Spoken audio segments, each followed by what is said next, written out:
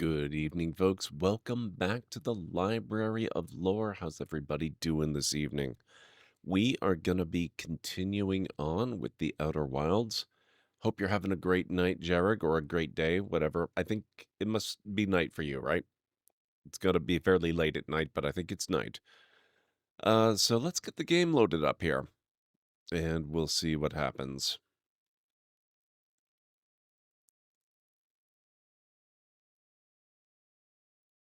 All right, here we go.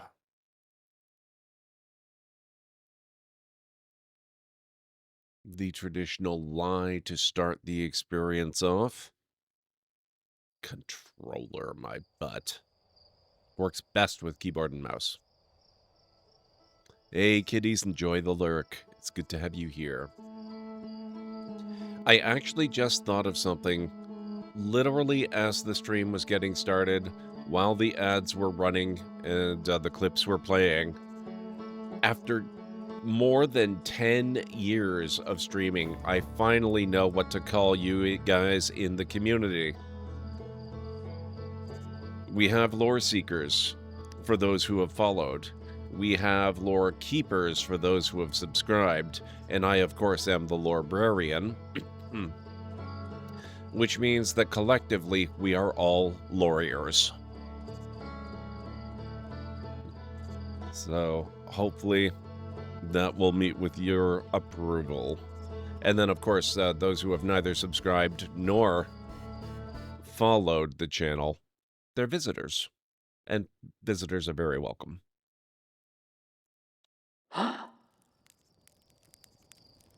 Okay.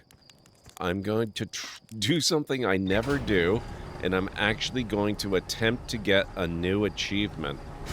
I did this yesterday, and good news, by the way, if you didn't see it in Discord, I was trying to get the harmonic convergence achievement, and I couldn't figure out why I wasn't getting it. Well... Oh. Okay. That's not going to quite do it. I did, in fact, get the harmonic convergence achievement, so I must have simply not noticed when that one popped.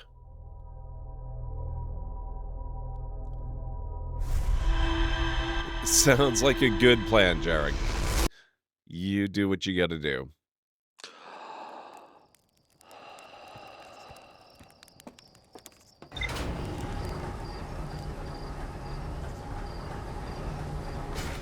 I'm gonna see if I can get this achievement.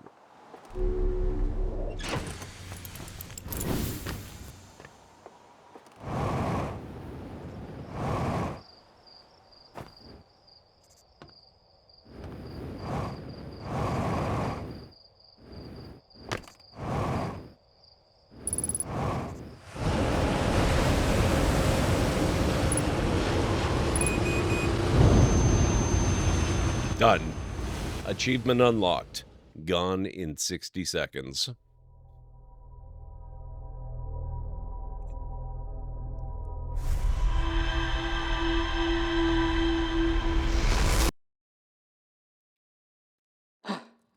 Okay, now we can actually play.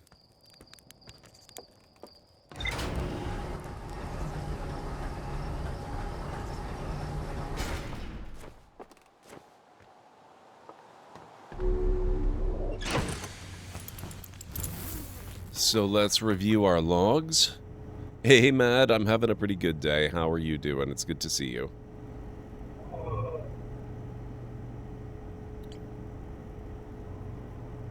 Okay, orbital probe cannon.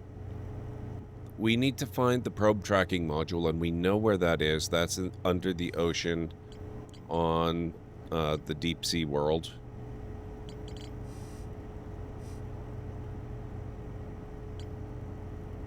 Have we not found Escape Pod 3 yet? One of the 3 Nomai escape pods never made it out of Dark Bramble. Oh, so I guess we're going back into Dark Bramble then at some point. We could maybe search around there a little bit. Glad to hear that just finished working, so it's a good day. Excellent. I am glad to hear that. We have not found the vessel. The Nomai warped to this solar system in a spaceship called the Vessel. They were attempting to follow a signal from the eye of the universe. The vessel crashed somewhere. Oh, yeah, so a lot of roads seem to be leading back into Dark Bramble again. The vessel's warp core broke when the ship crashed in Dark Bramble. Maybe we'll just head there. Honestly, as much as I don't love Dark Bramble, I also don't love banging my head against the ocean in the deeps. What is that?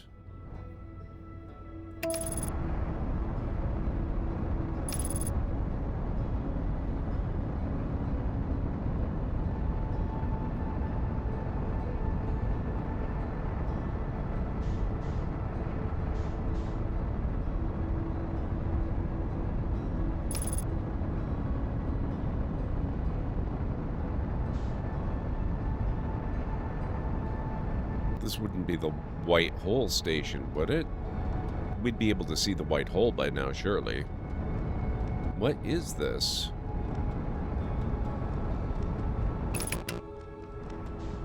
Oh, the...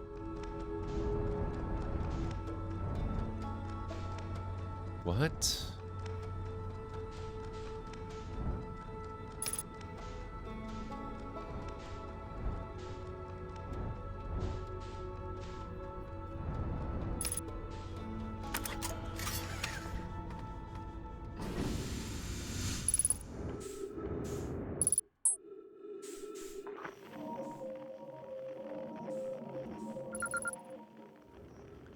Deep space satellite, deep space radio. Hey, there's a note. Gabbro here, checking in on the deep space satellite per ground control's request to check out a possible equipment problem. See, Hornfels, I do too work. You know, I wouldn't mind being a satellite. It's peaceful out here among the distant stars and the soft velvety darkness. Bet it's awfully nice for naps, too. Oh, right, the lens. Alright, little satellite, let's see what the trouble is. Huh. Everything looks A-OK, ground control. No dust or scratches on the lenses, and no evidence of sparking or violent explosions. Guess that rules out an equipment malfunction after all. Hear that, pal? You're in great shape. Keep up the good work out here.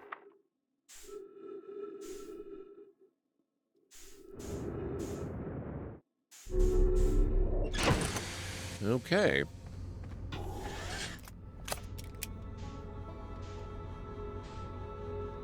We found the mysterious thing.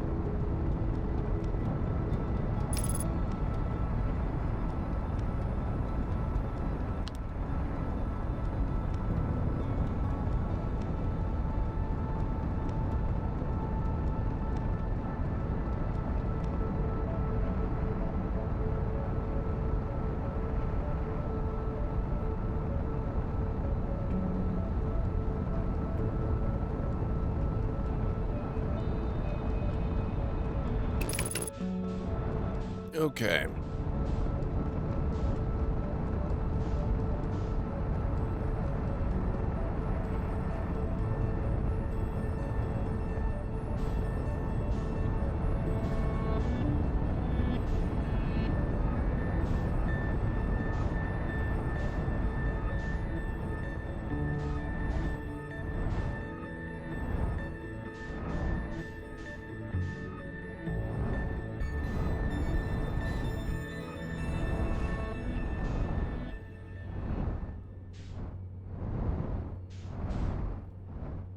Dark Bramble, here we come.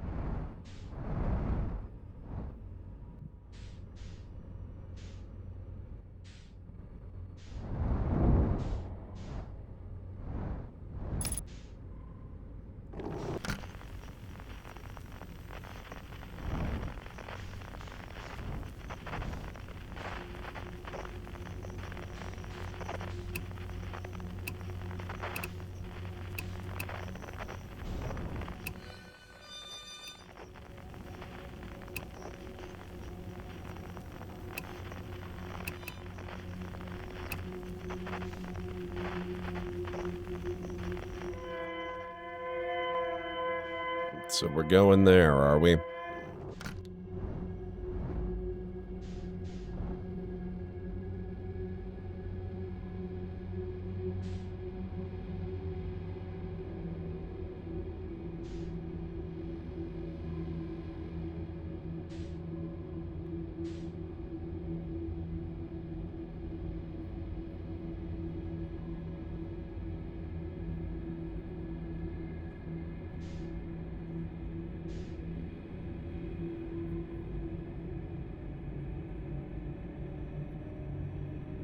Hey, Aaron Lord. No, I don't think I will.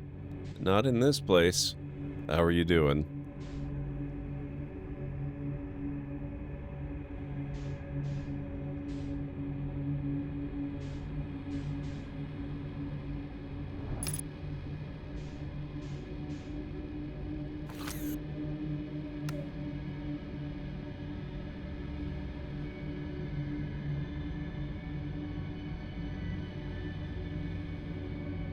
Interesting. Okay.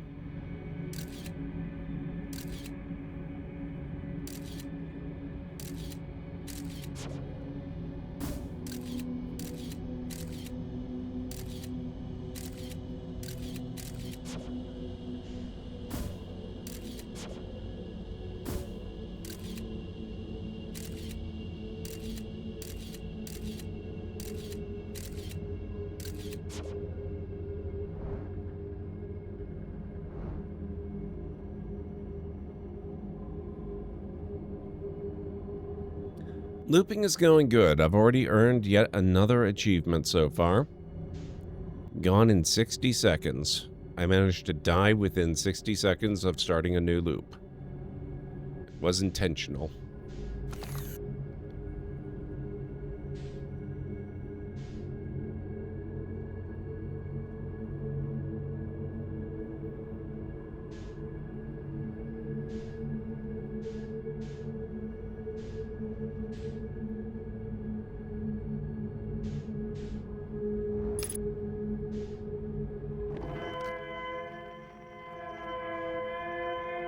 Right there, huh?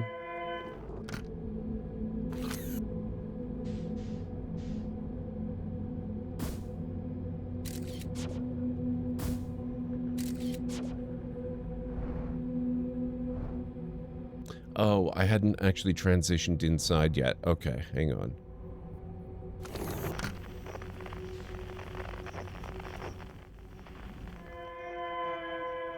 Up that way.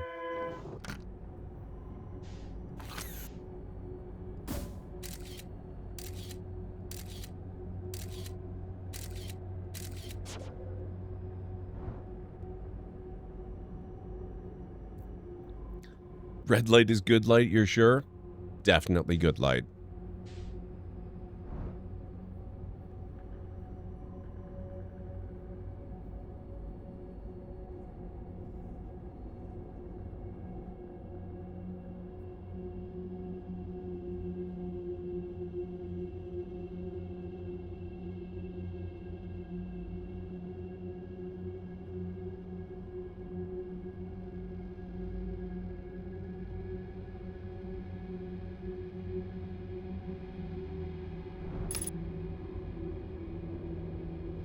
Mm.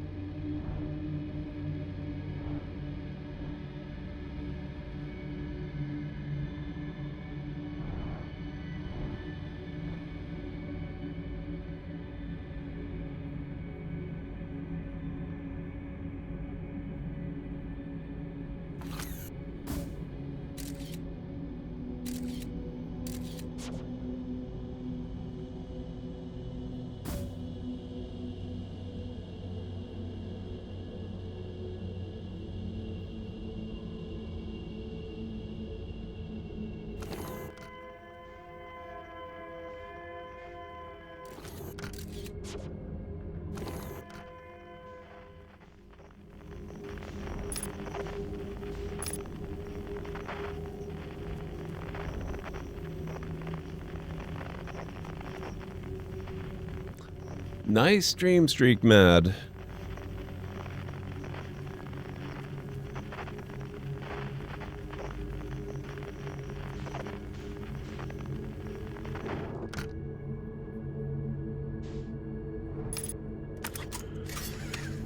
Oh, nope.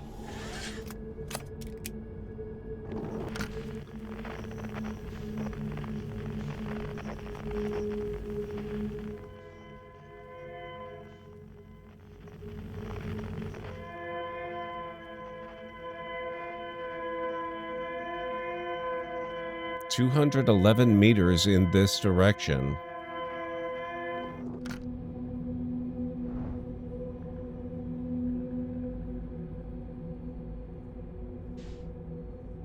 Oh, it's there.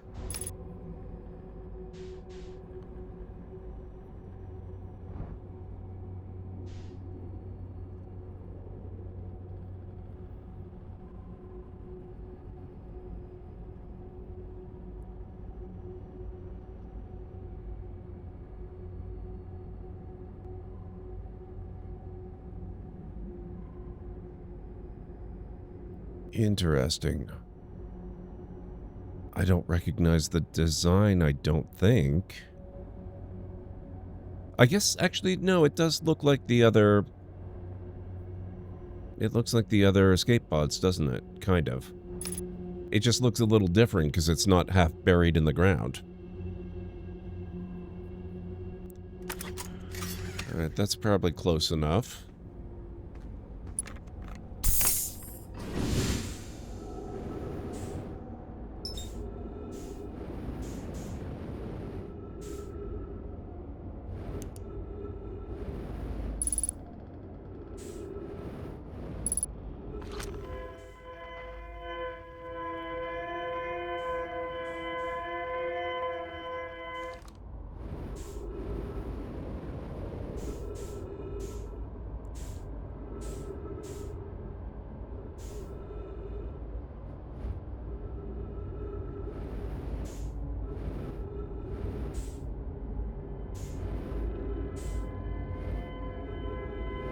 Welcome back, Jarg.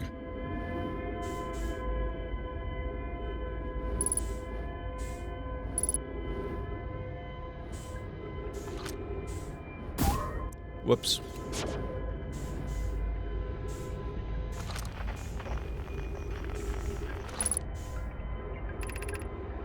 Sekka. Our escape pod crashed as we tried to flee this place, destroying our movement and communication capabilities in the process. We've held out as long as we could here, but this pod's supply of breathable air is nearly depleted and the anglerfish attack more and more frequently. Our best chance at survival is to return to the vessel to either repair the damage or, more probably, await rescue. Sekka, is the message finished? The vessel's beacon is already growing fainter. We will be gone in a matter of hours. We need to leave here quickly. You know what? I'm gonna put real good money on that red light being the vessel's beacon. Which means that's Anglerfish Central, and yeah, it's gonna mean good things, definitely.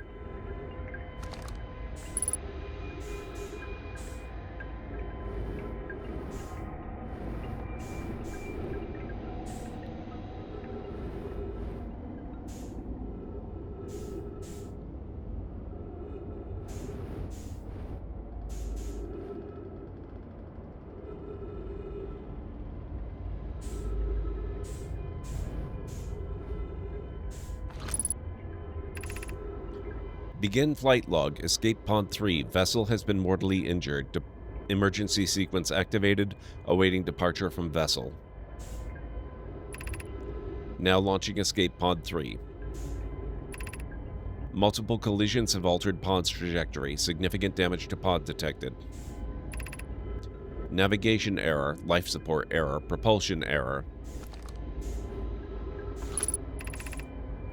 Scanning external environment. Scan complete. Gravity not detected. Breathable air not detected. Multiple life forms detected. Potentially hostile. Verdict: do not exit pod.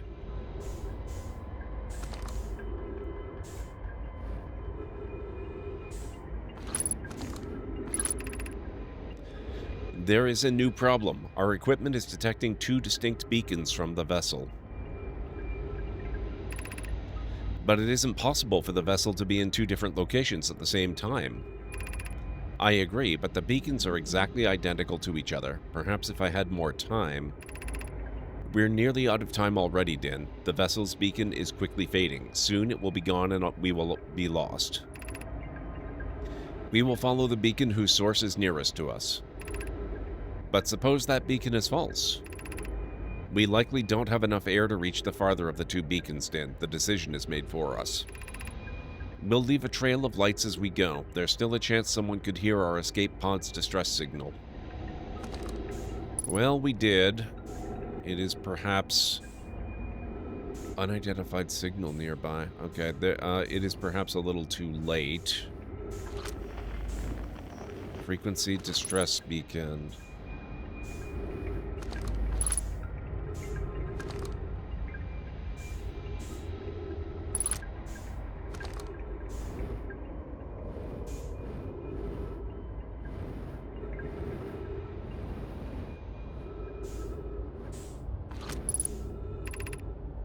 Emergency escape hatch.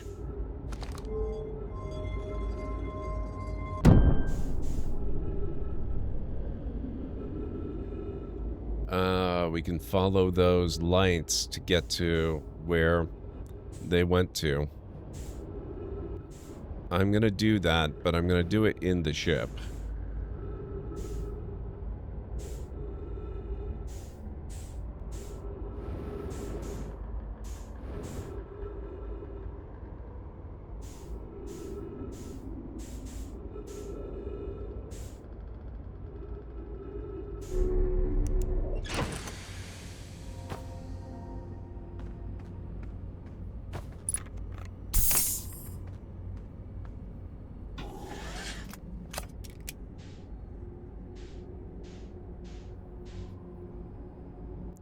Okay, so there's one of the lights, two of the lights.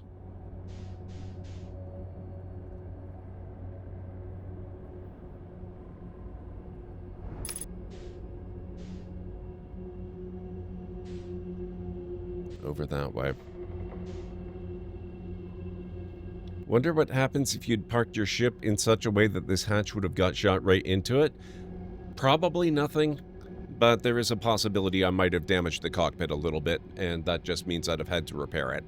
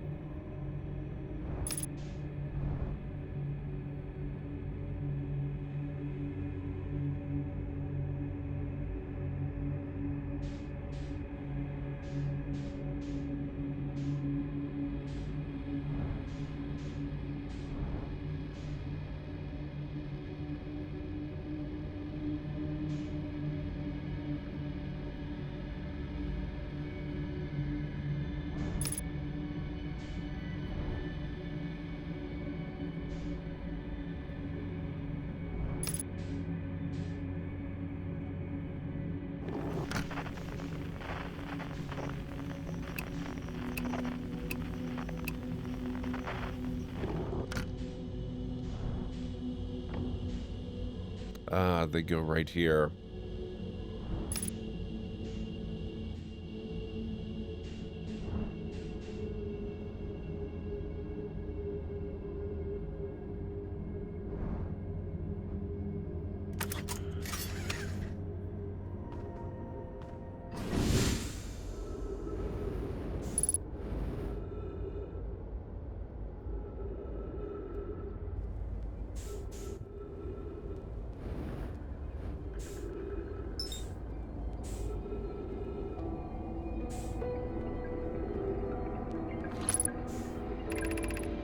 To any who come here searching for us, we followed one of the two beacons from the vessel to this place, but now can go no further.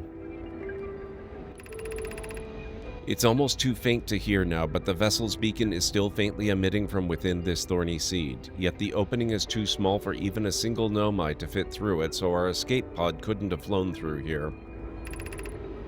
I don't understand how this could be possible, but this gruesome place seems able to manipulate space itself.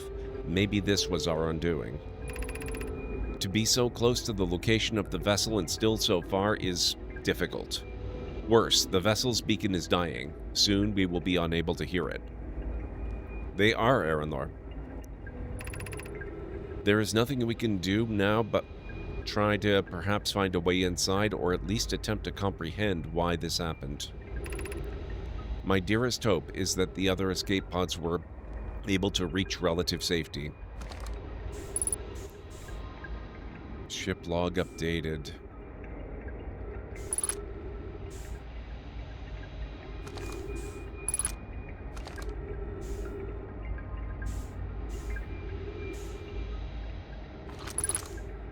Stop that.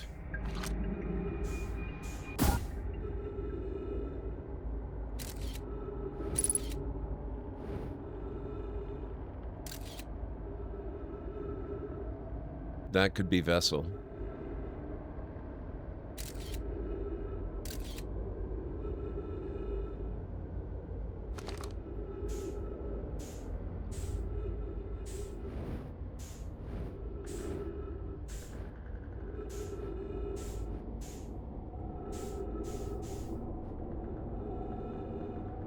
Yeah, it seems to be related, but not the same as the duplicate scout when we did that paradox.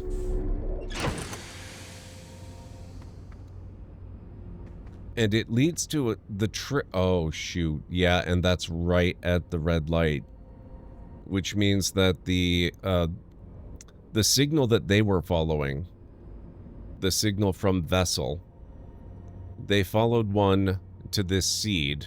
The other one would have been out there 2.3 kilometers away where the red light is now.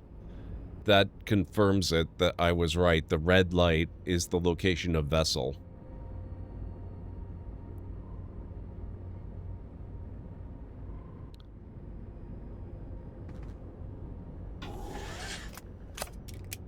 Oh boy. Okay. So they were having the same problem with duplicates as we were. Well, we're gonna go check it out and maybe get eaten by anglerfish. We'll see what happens if we're slow and quiet enough.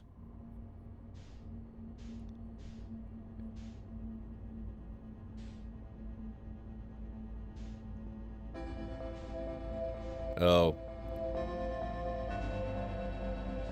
Might have to be a little faster than that. That is the music that indicates that the loop is coming to an end.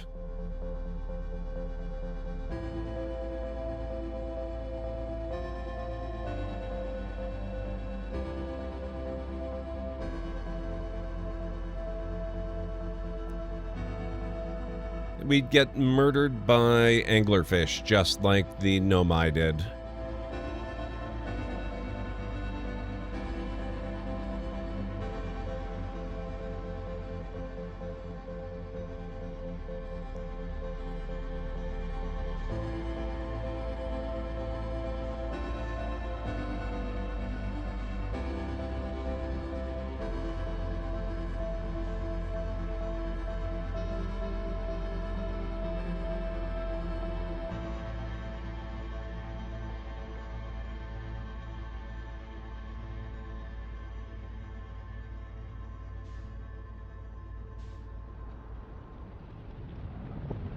Nope, too late.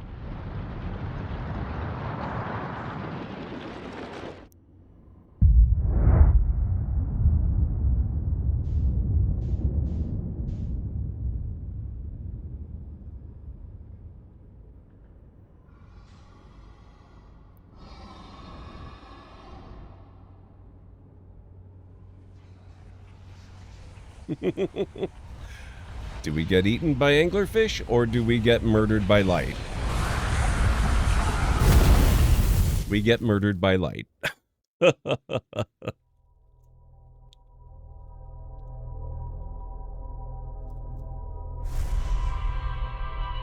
Yep, exactly, Aaron. Exactly.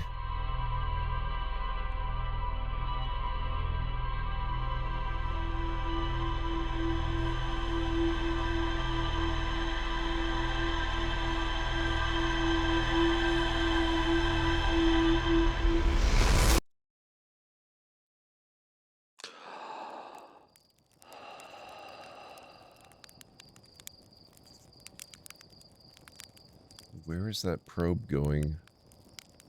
Oh, did it go right into the planet? It may have gone right into the planet. What's that one, Aaron?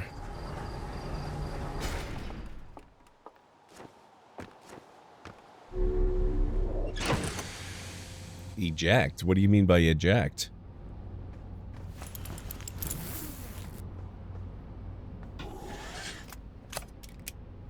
Oh, actually, we need to review. There's an eject button?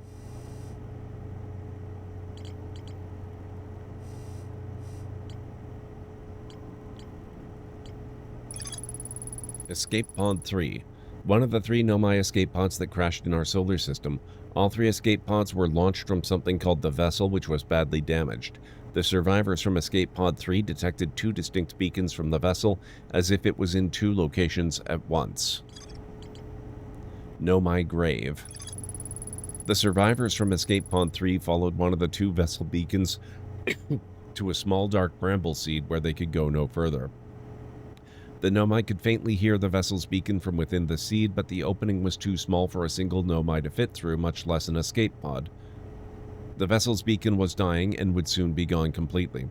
If I launch my scout into the seed, I can take photos of an enormous derelict Nomai ship.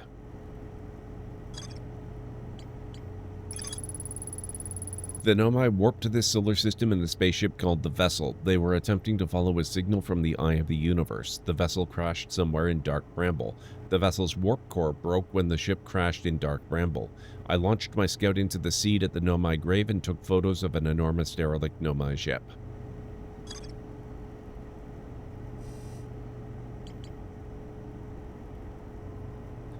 To the right of the computer when you sit in the chair.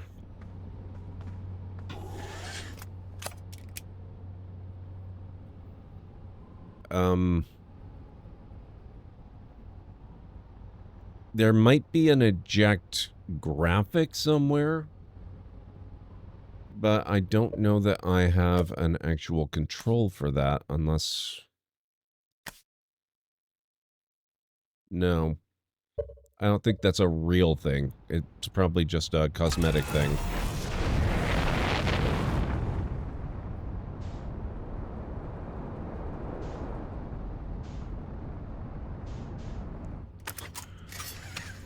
It's an actual...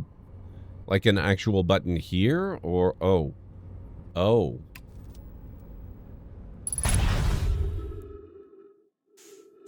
Hey, what's this button do?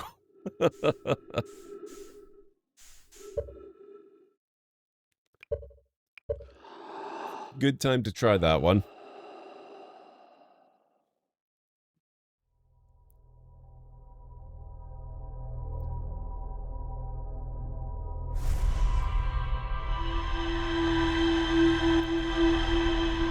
I would never have noticed that.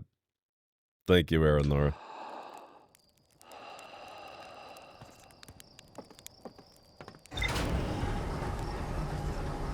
It is possible to get the ship stuck. I wonder if it's so that you have a way to get out, if that's the case.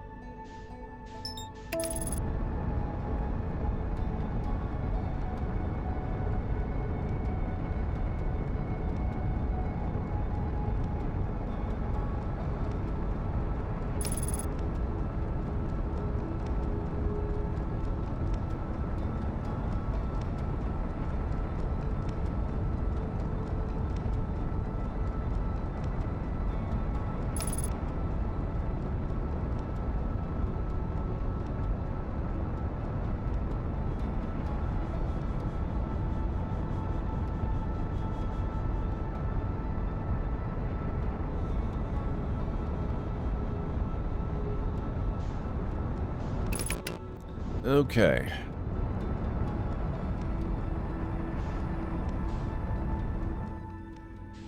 Let's find our preferred way in.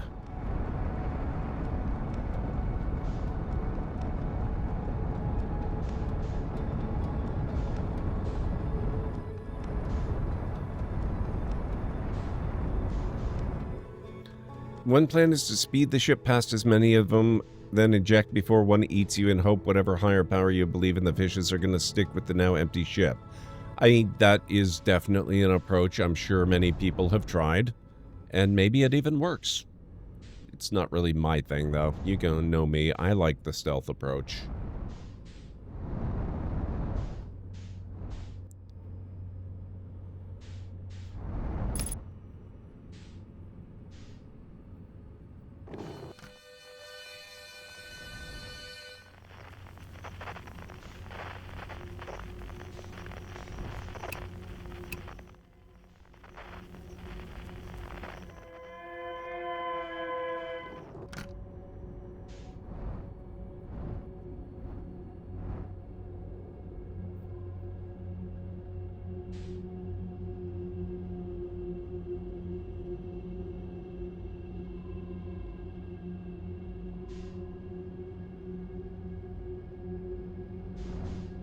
I try.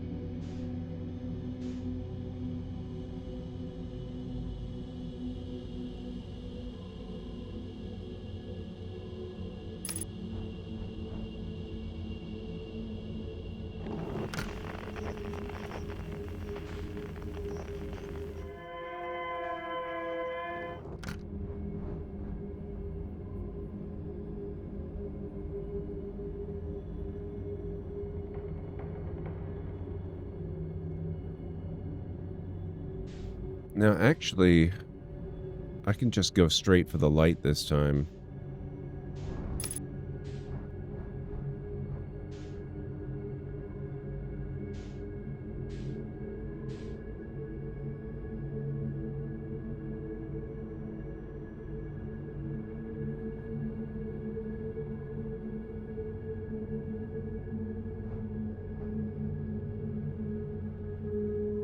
Because I'm sure that's not going to prove to be a terrible idea.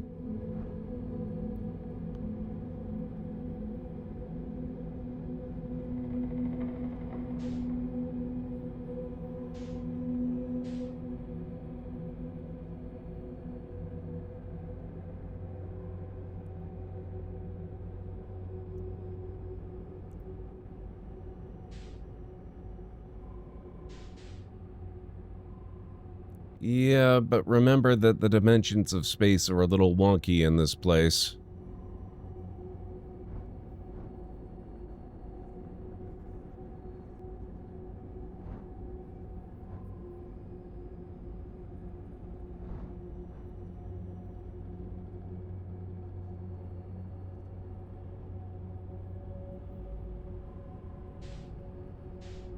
And part of it's because this is another seed.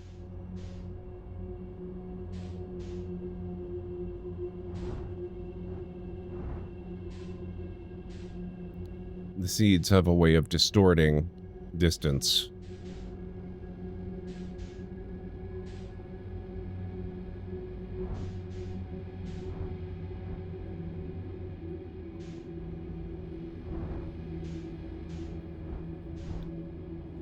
They're kind of TARDIS seeds. Bigger on the inside.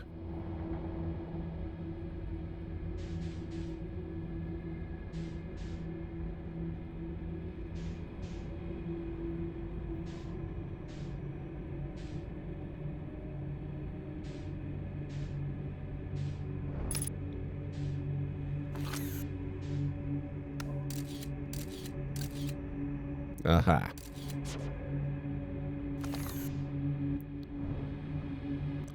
I'm going to try using a different door. There may be anglerfish all over the place in there. I don't know. But that's one of the things I want to see. Is if different doorways go to different regions inside.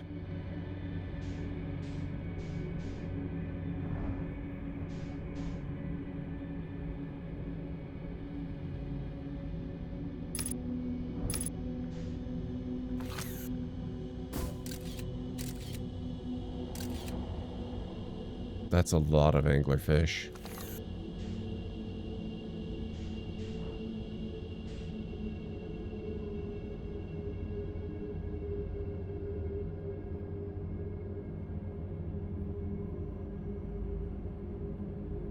I don't think the scout makes any noise, so they shouldn't.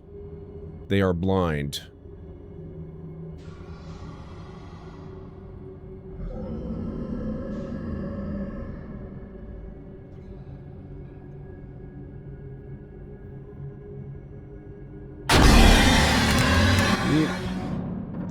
Okay.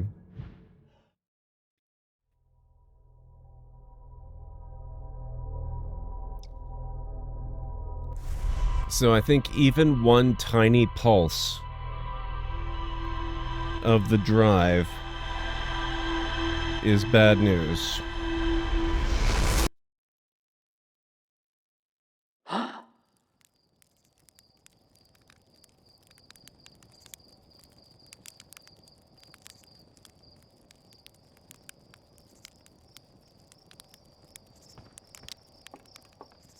That means I may have to go in without the ship.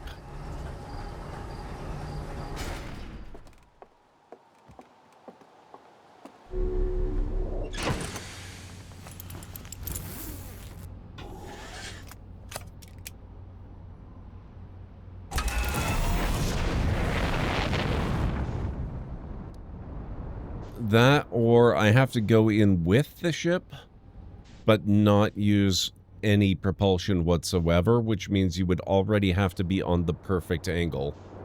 Oh. Right, you have to actually escape.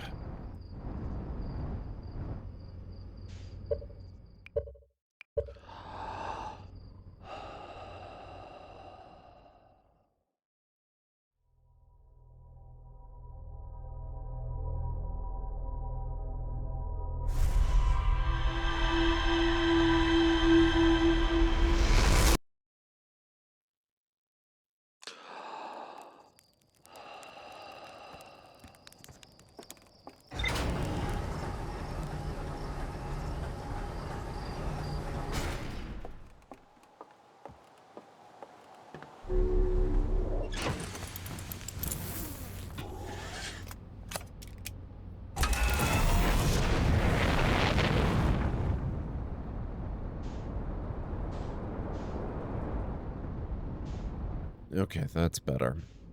I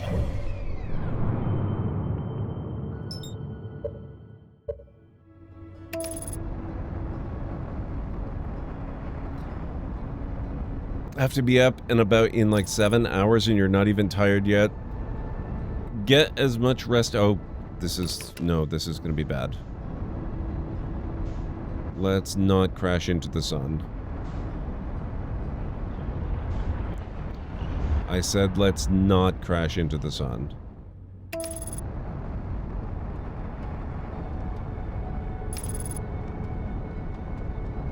What I should have said is let's not crash into the sun again.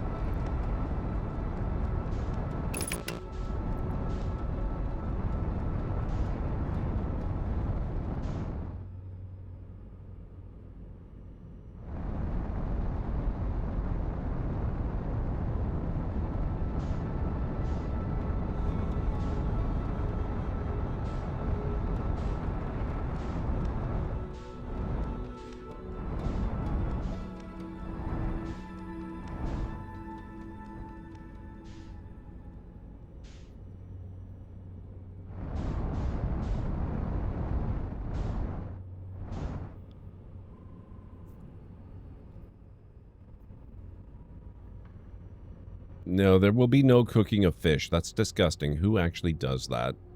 Gross. I wonder, if we're heading towards the red one, do we even have to go through that first other seed? Let's try going straight there in this one. This will be a little series of experiments.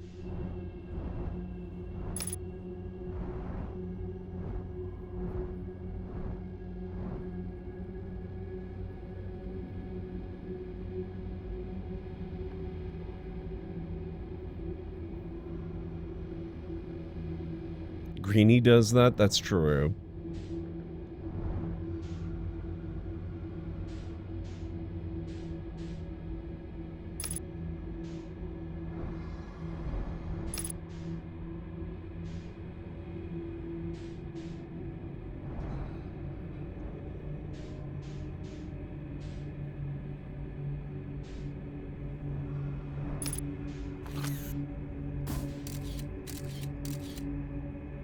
Okay, so yeah, they're there.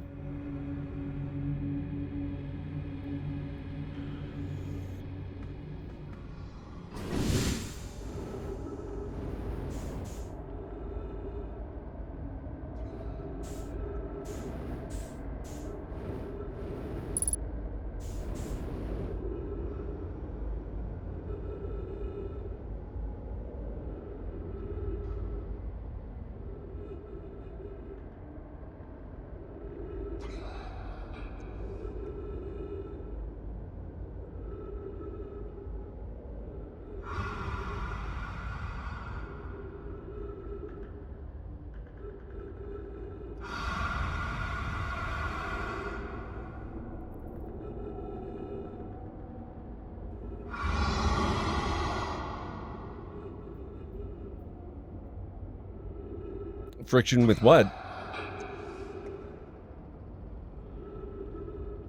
3-minute warning, guys. I'll be taking my first break in about 3 minutes.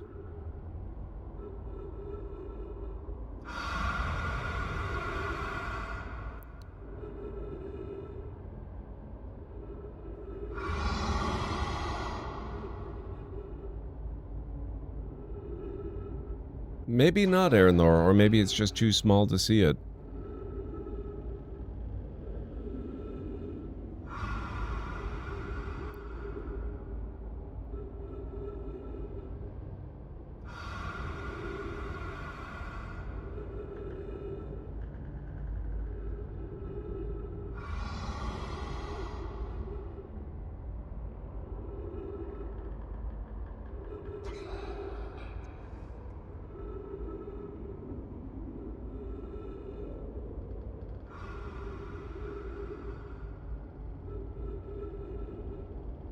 What do we have here?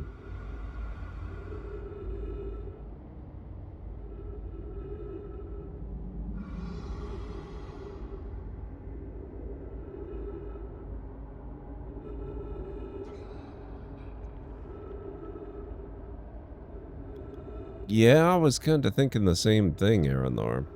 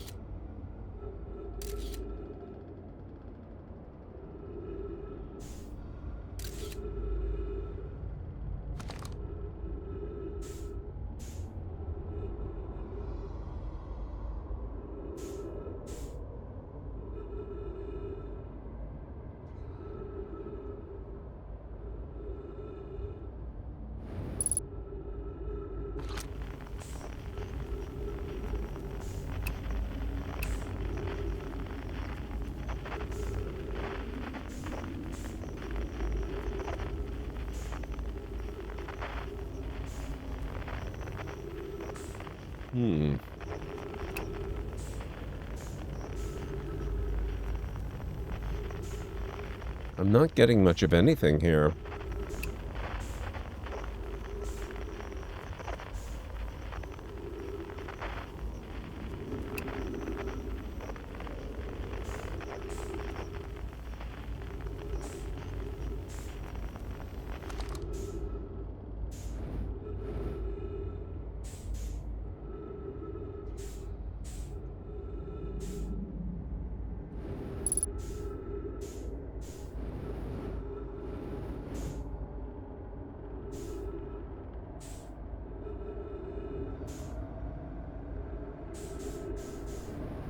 One would think so, Aaron Lore.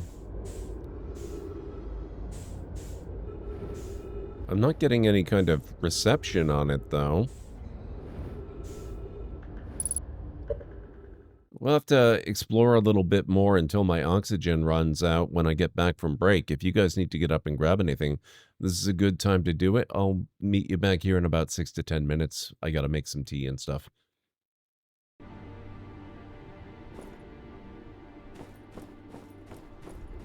Game, am I delivering to a ghost? Thank you. I'm unsure if he's actually there. Okay, how are we doing time-wise here? Oh no! 66!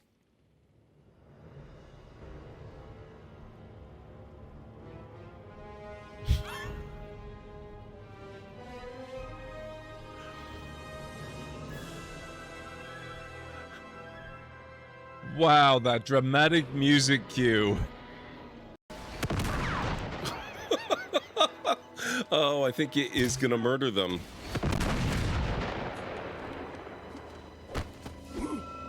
Down you go.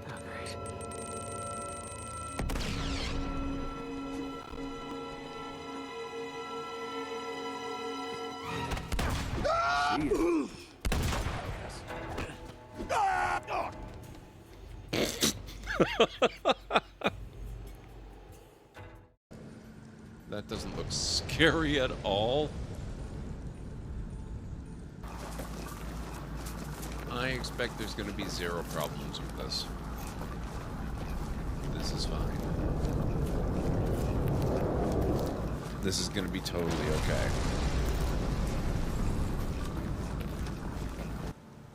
Surely this can't be a good idea.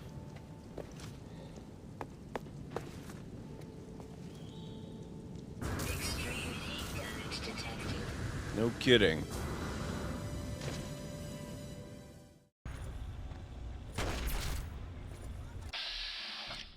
Defender Sibley, yeah.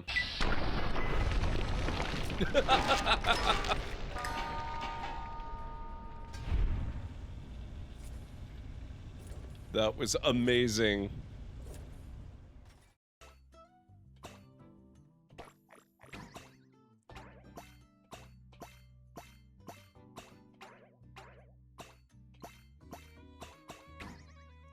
Ah.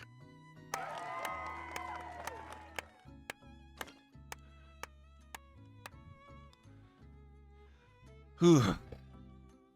7 misses. More misses than anyone else, but fewer bads.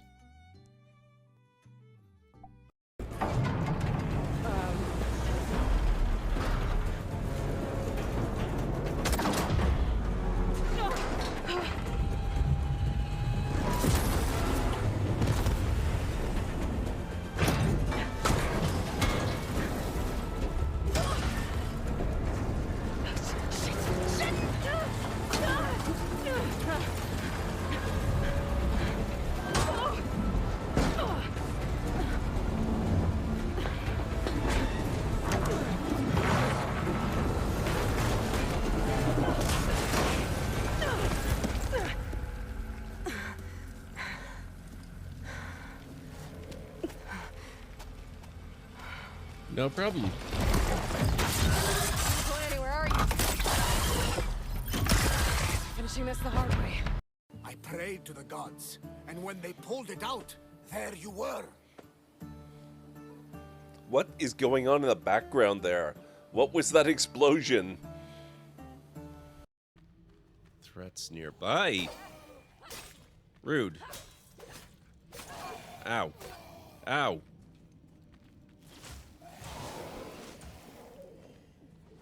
Oh, shoot. How did you not notice me? Why, you bastards. Get ready. Here comes another one. Let's get them. Take him down. Our ammo's replenished. Go on, dump it into the enemy.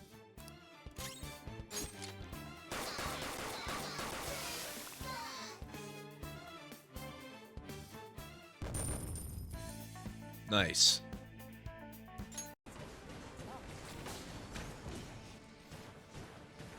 I believe these are skeletons. I don't think they're breathing their first or their last.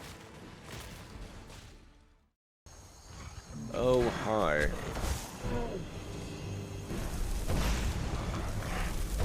Sorry, Edgar.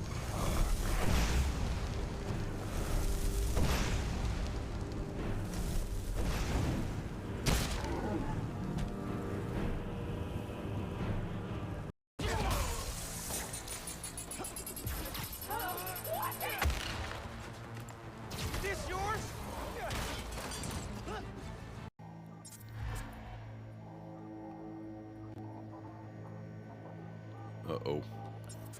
Oh!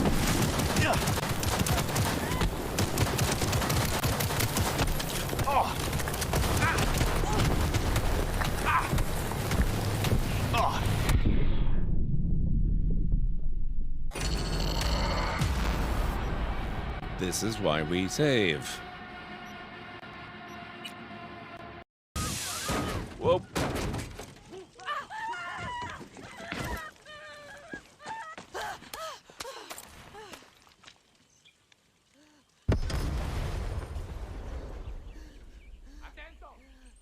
Well, that happened.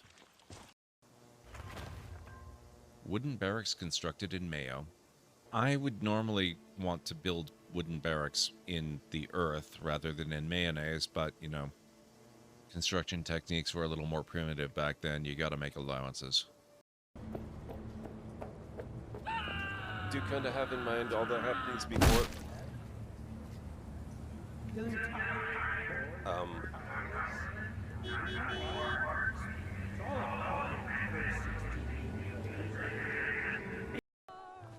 We're gonna be taking our first look. Oh my gosh, that's amazing.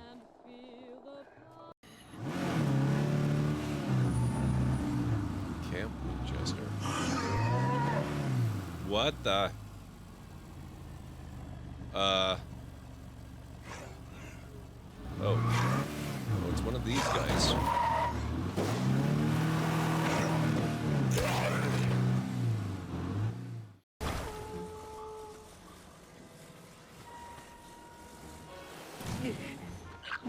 Oh, what?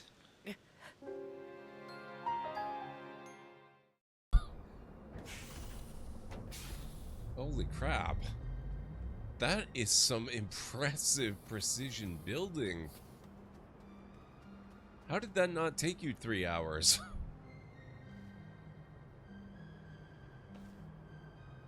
That is awesome. Thank you so much. I don't know how it didn't take me 3 hours. Wow. Oh.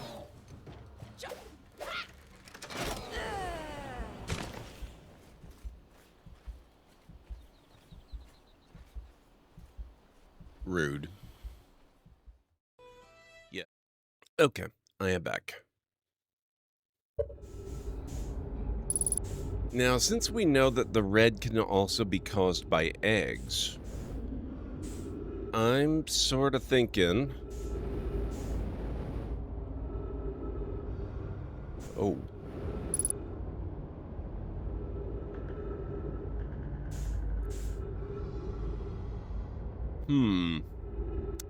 I am sort of thinking... Maybe...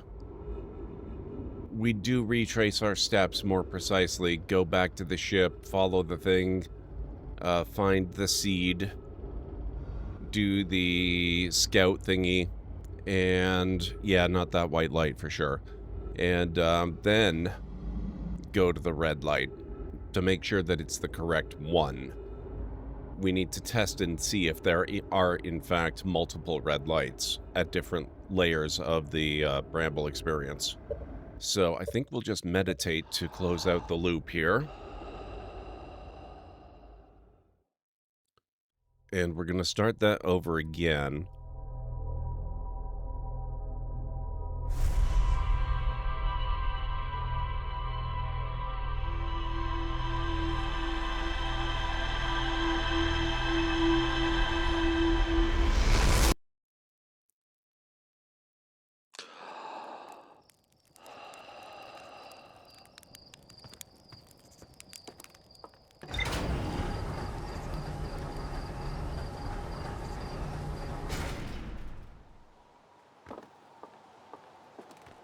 Oh, I should have left it at 42. Oh, well.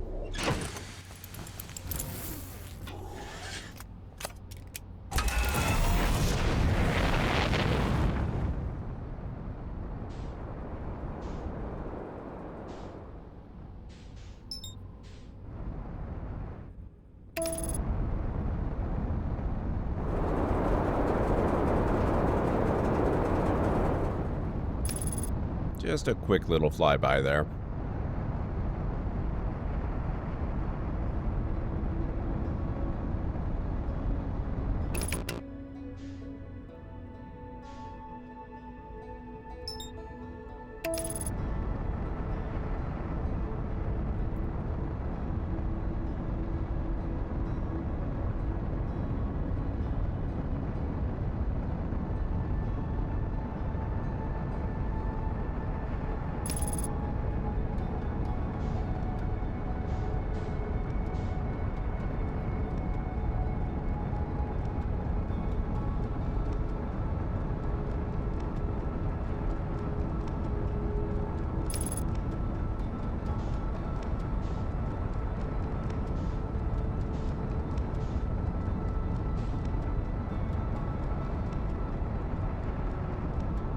Now, I'm wondering if that is the deep space satellite again.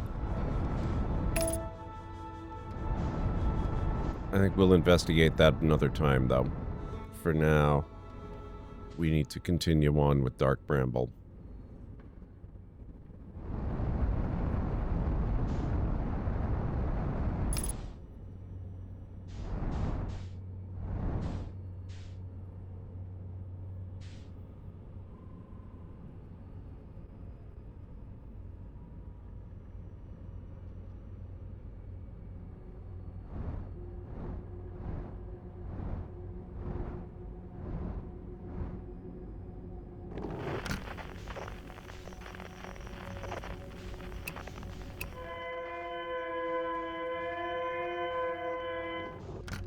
Okay, so we're going to go for that one.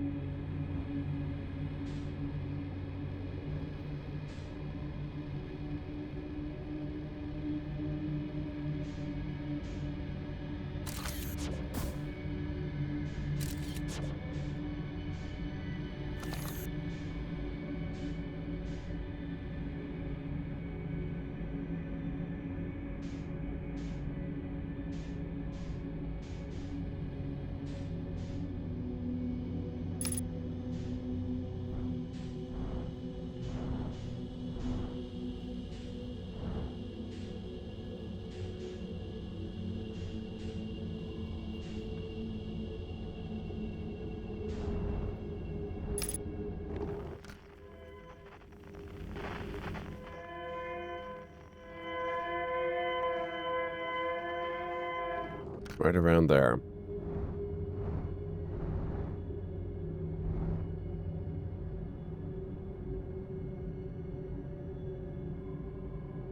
Hopefully we won't get clobbered by space crap.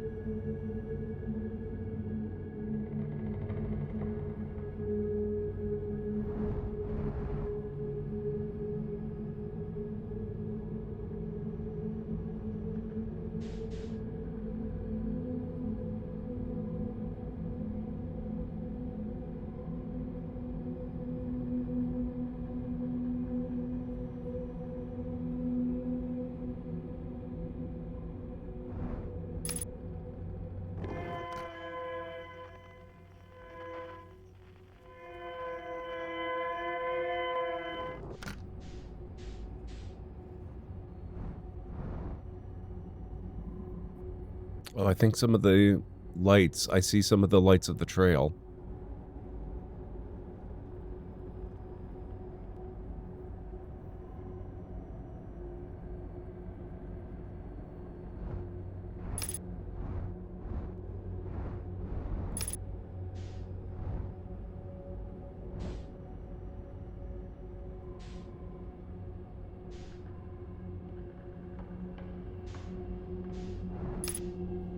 Where? Ah, okay.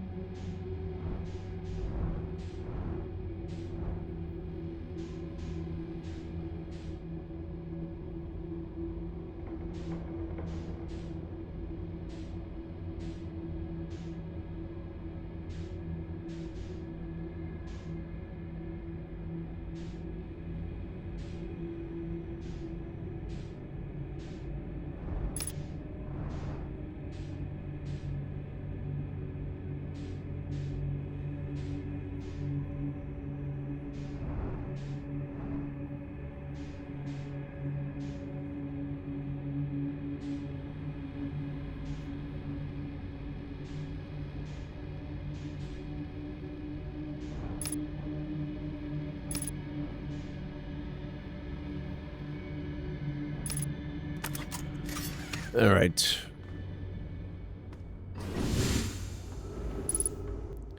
I also want to look around just a little bit.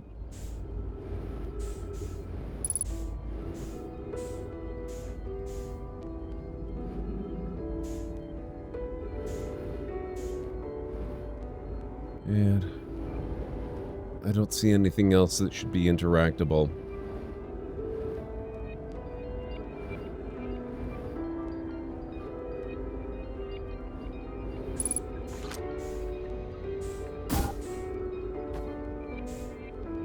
Yeah, so it's out there.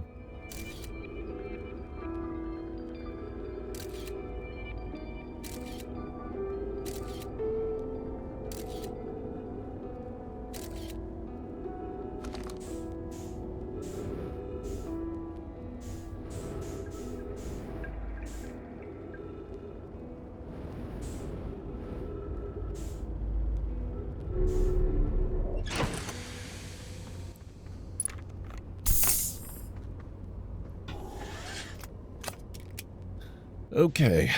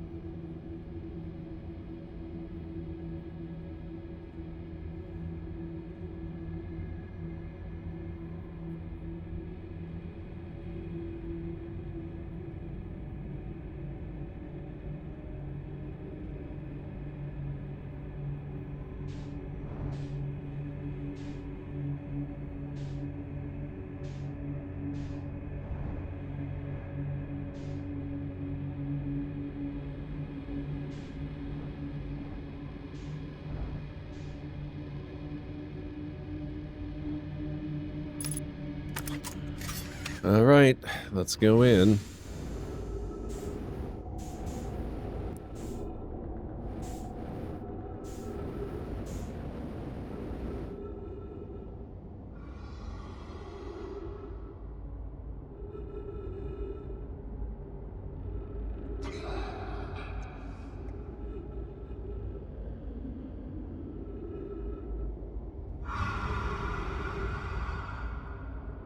Okay, so it's not actually directly at the red light.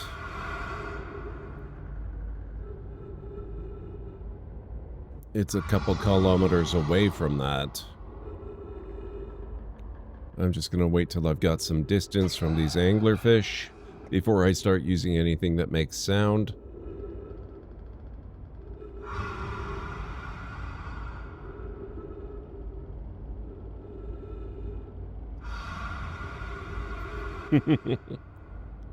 We're completely safe, kitty. It's fine. As long as I don't make any noise, we should be fine.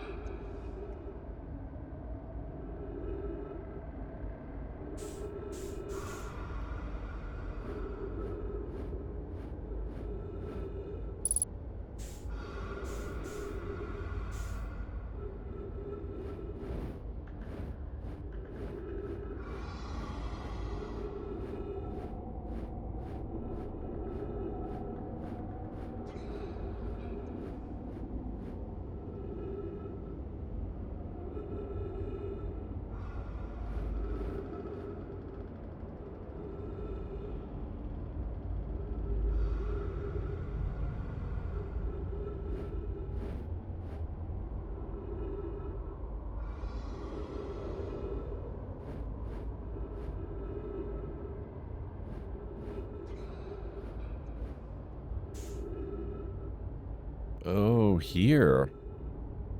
Ooh. Do I have to go through this too? You know what? I think I probably do.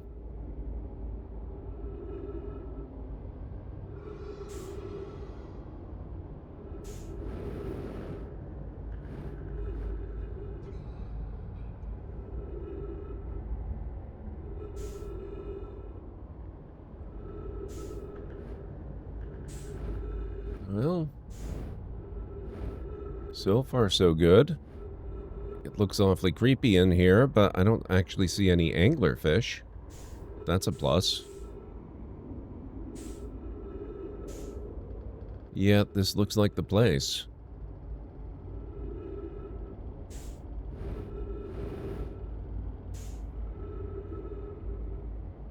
Unfortunately, I don't think I'm going to get to look around and get out of here, so we're going to probably end up ending the loop here as well.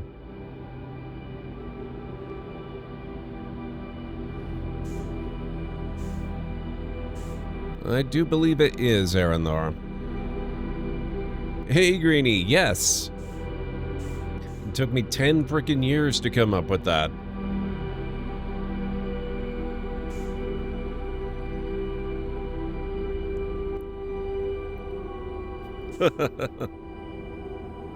How are you doing, Greenie? It's good to see you.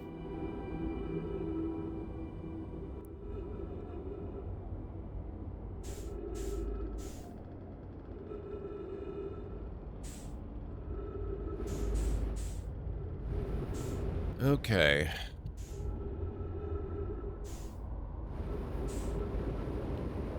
Let's see what the vessel has to show us.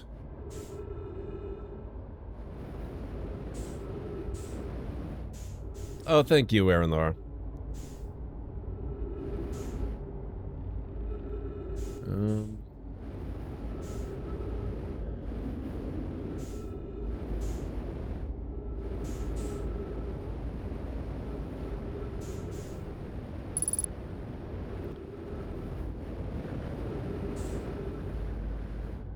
I hope it has something to show me.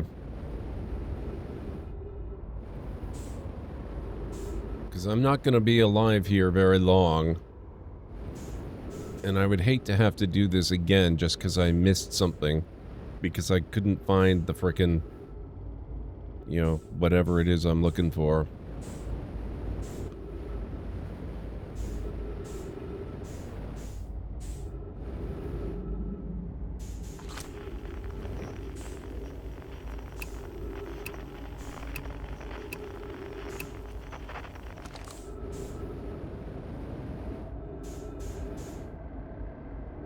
I'd bet you could drift the ship in here in the future.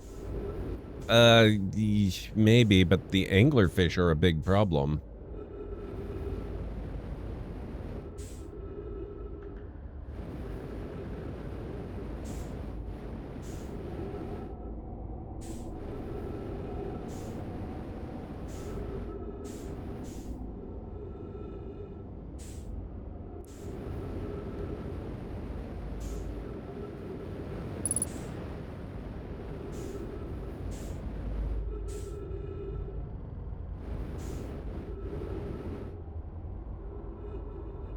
They left...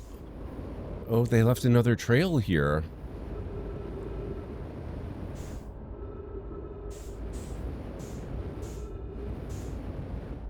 Except this one doesn't go... Oh, that's probably just explosive debris.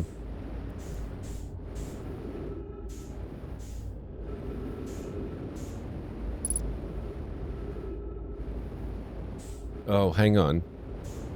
Oh, I wasted so much time.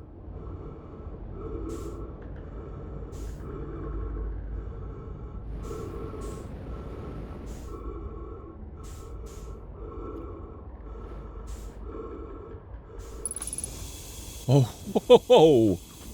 Holy crap. Thank you, trees. You're well, hot but well. That's not such a bad thing.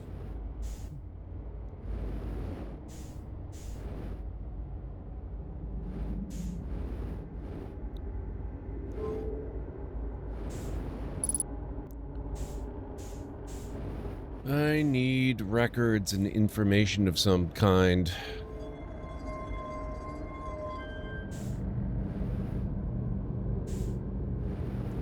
What's this?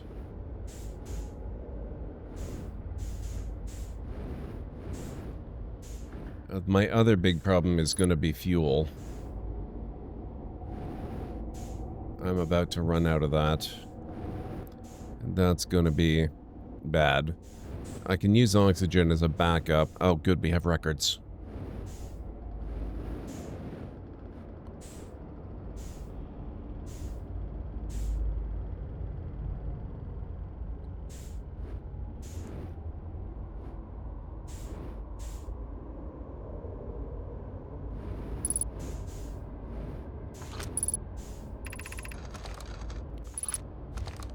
Oh, come on. This is Eskel's vessel. Something went badly wrong during our warp and our vessel is mortally wounded. We need help as quickly as possible. Our vessel appears to have... Has it fused with the local environment somehow? There are vines that are now part of the vessel. It's been torn apart from inside itself. We are abandoning our vessel. Any Nomai clans or space-like capable species receiving this message, I implore you, we need your help. Is this broken? Can anyone hear me? Our vessel is dying. We need immediate assistance.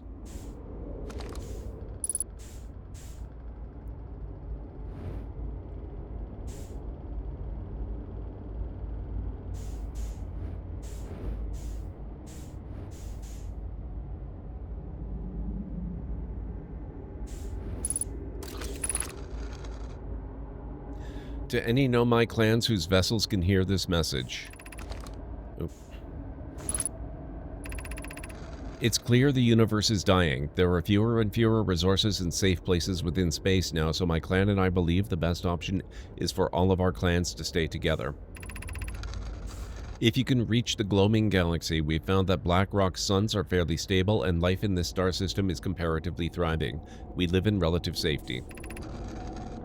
If you prefer to continue exploring alone, you will be on your own. Canna, we're making our way to you.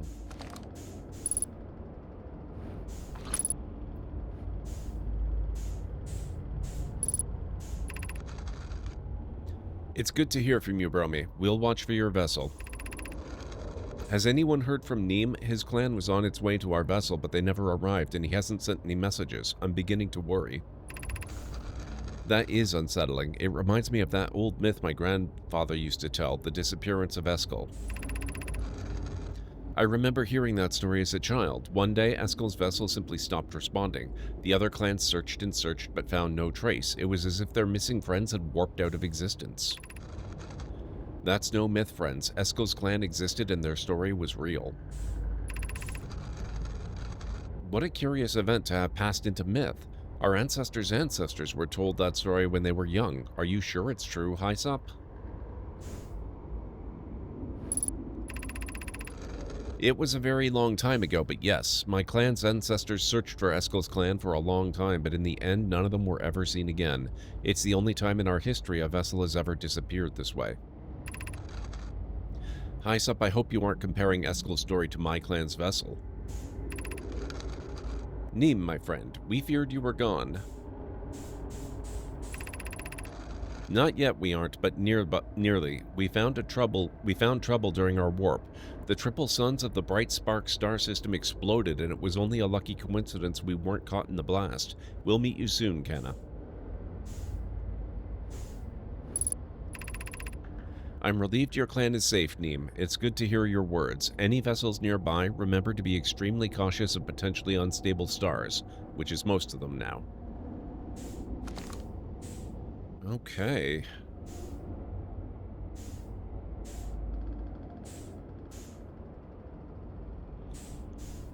You're welcome. This game is such tree propaganda, almost as bad as the Lorax.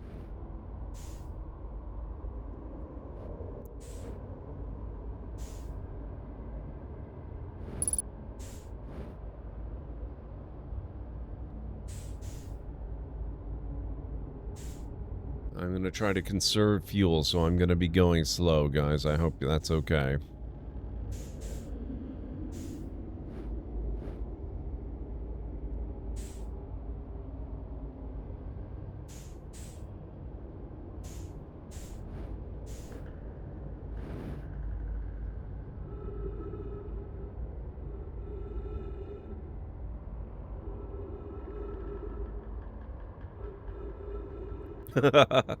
That's fair. True, Aranor.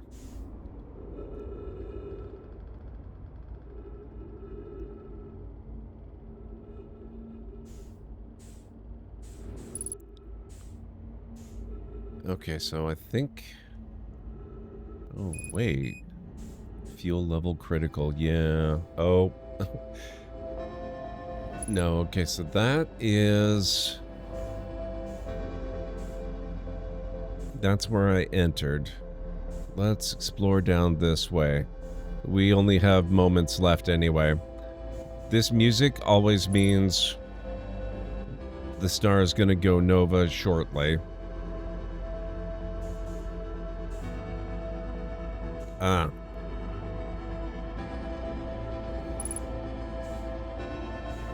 We may have found just about everything there is to find anyway. I already got that one though, Aranor. I should have 5 or 6 achievements now, I believe.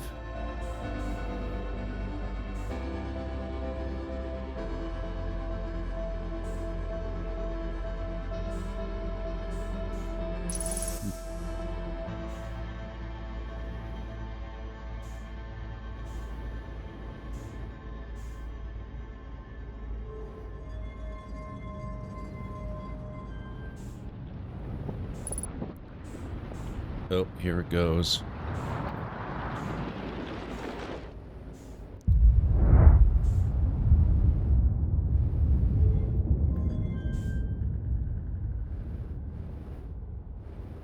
Ooh, what's down here?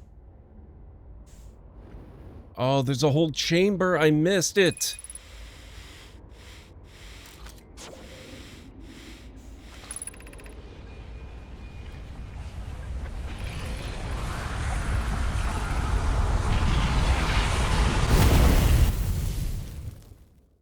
I have no idea what any of that said, but if there was data for the ship on it, we should have it in our notes.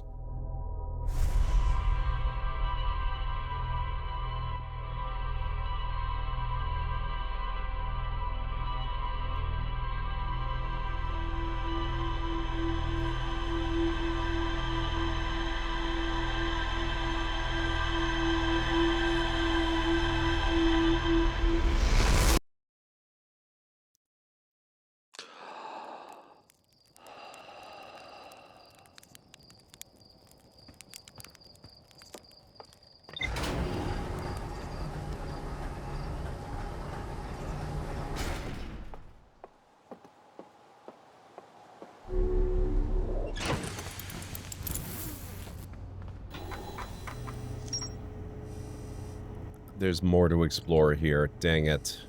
We have to go back at some point. We don't have to go back right away, but we do have to go back. I found the derelict Nomai vessel deep within Dark Bramble. The Nomai tried to call for help, but the vessel's outgoing message system broke during the crash. The vessel can still hear incoming messages from other Nomai vessels. The remaining Nomai clans are regrouping in response to the impending death of the universe. I found a recording of the original signal the Nomai encountered from the Eye of the Universe. The Nomai were worried the signal might disappear, so they warped before they could tell another clan where they were going. There's more to explore here. Can you wait just a moment, Supernova? I'm reading this. I am recording the stream, and there is the stream VOD. We could always slow it down and see what was said. It should all be in the video. Might have to pause it pretty quickly. Should we try to... Oh, should we go explore that now? I'm not sure where else to go, honestly.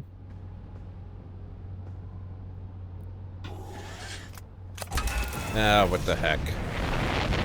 We'll try to speedrun it just a little bit.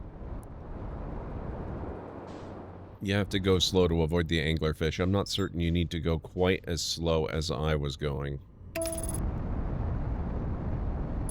Yep. Oh. Thanks, ship. I have been to the Pretty Comet. I have not been inside it yet, so that's another thing we could do, actually, is try to do that.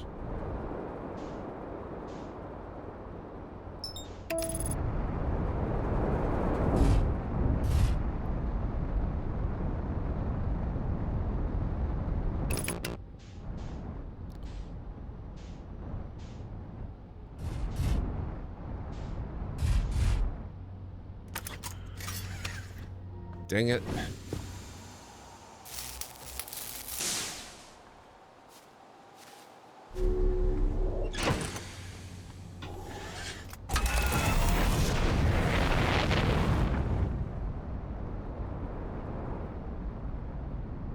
There is an inside it, yes.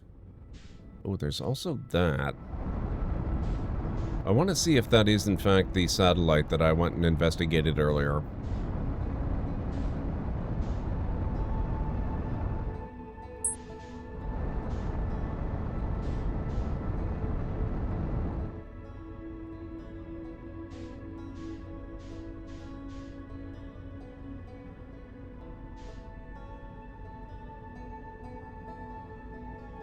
That's...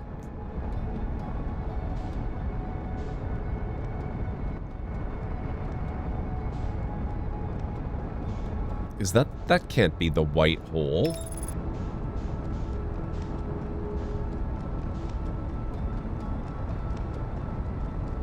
And what do you mean returning to the solar system? I've been way further out than this.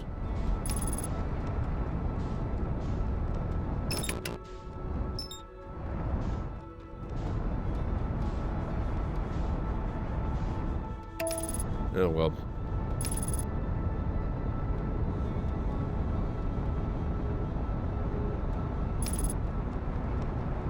I guess that could be the white hole.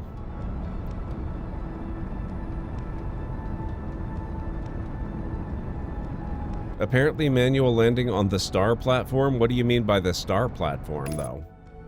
Oh, you mean the sun platform? The sun station platform? I have no desire to do that again. I mean, or attempt to do that again, I should say. Because, yes, I've attempted it. And, no, I don't feel like doing it. Okay.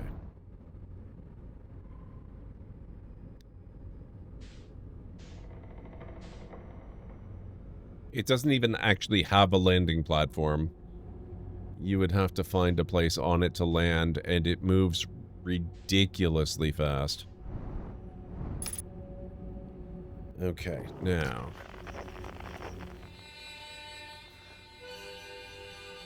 No, we don't want Feldspar. No offense to Feldspar, he's a good guy. But that's not what we're looking for.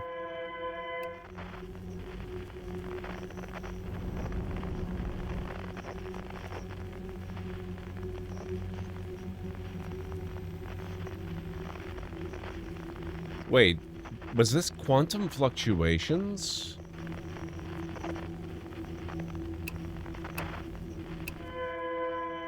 Okay, it's the same one anyway. That's fine.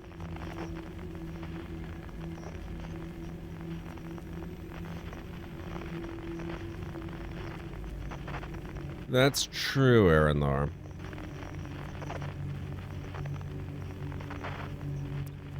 Oh, that is actually a really good point.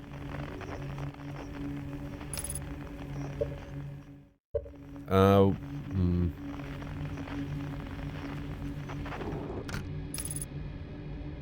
Ah.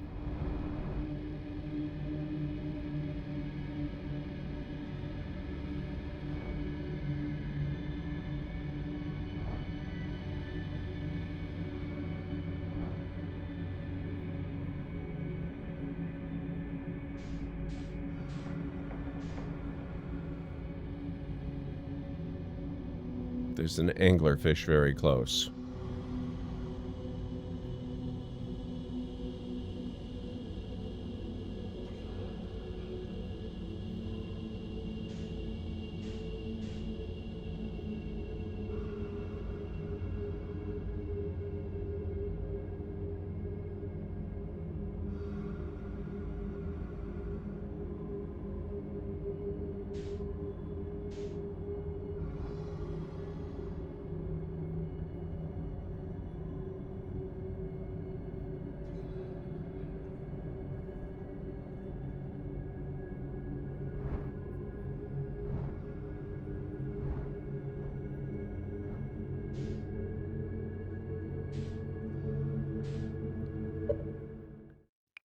Where do you find this option?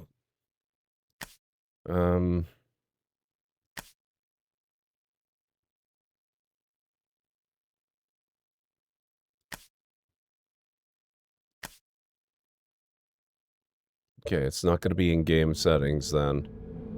It's probably something I should have enabled while we were outside.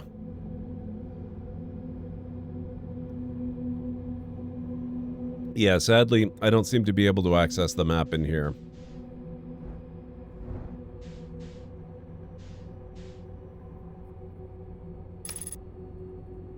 That's all that happens when I try.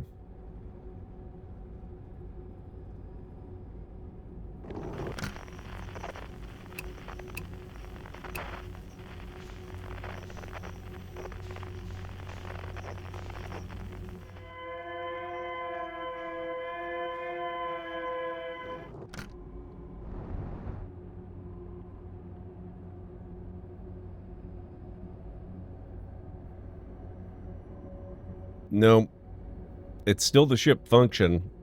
The ship is unable to determine location.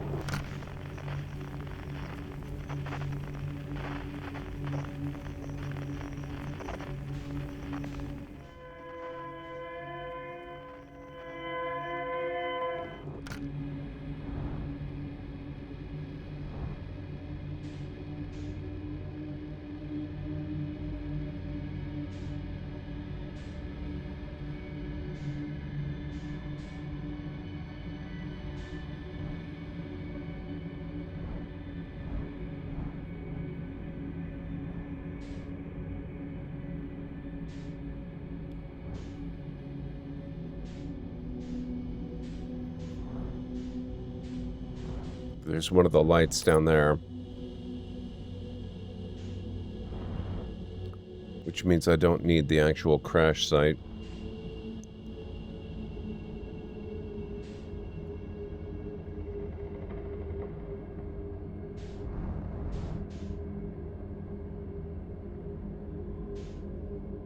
But there it is anyway for reference.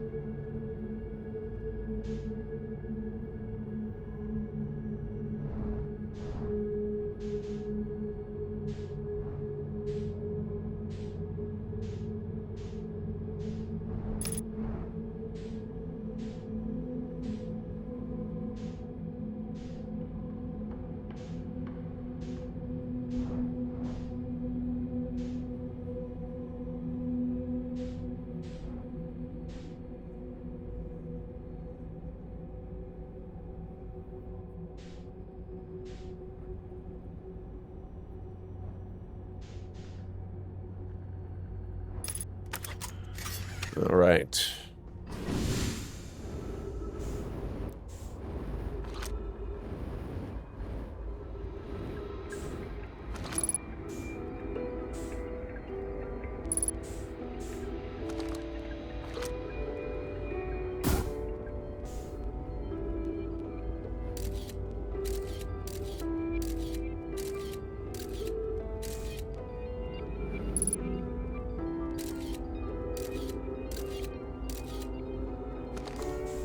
Okay, so it always seems to arrive from the same trajectory.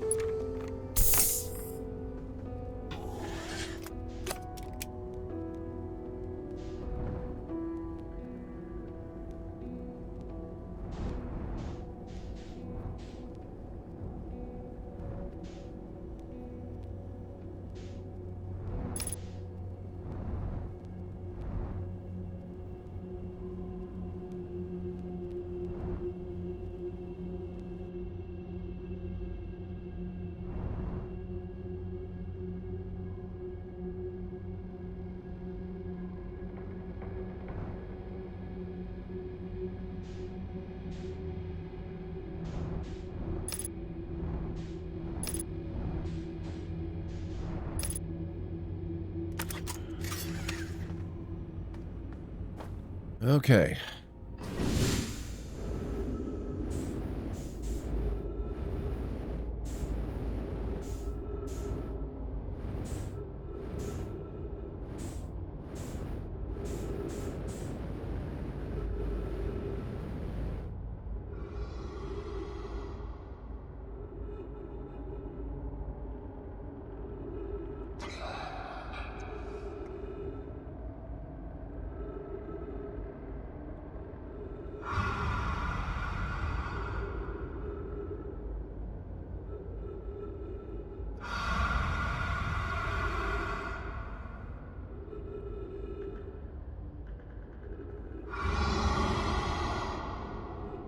This is fine.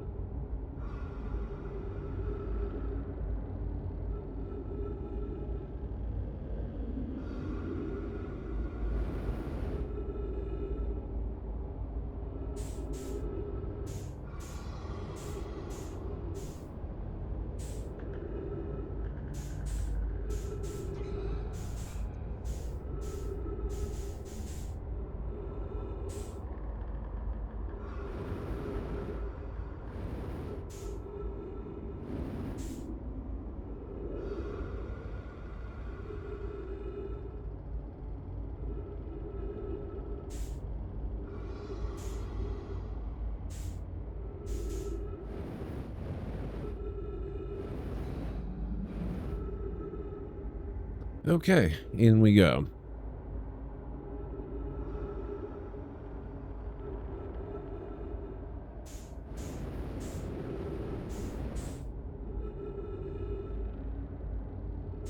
Maybe I can avoid using all my fuel this time.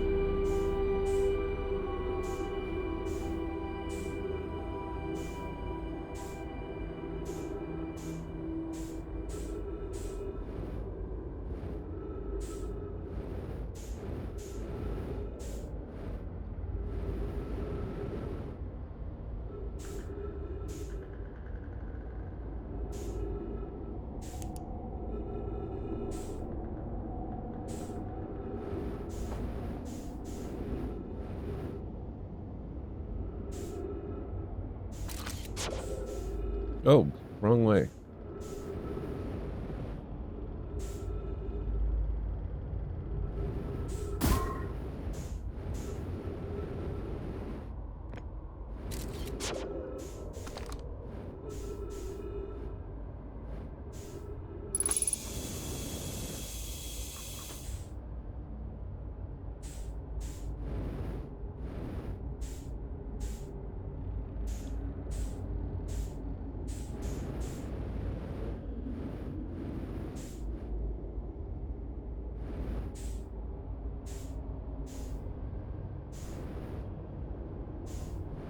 Okay, now let's see what this is all about.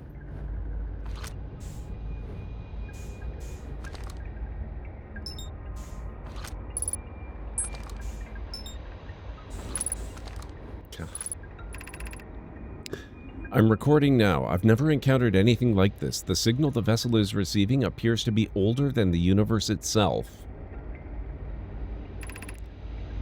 This is our first contact with anything of this nature. Everyone prepare to warp immediately. Eskel, wait, I need more time to send an outgoing message. Shouldn't we tell another clan where we're going?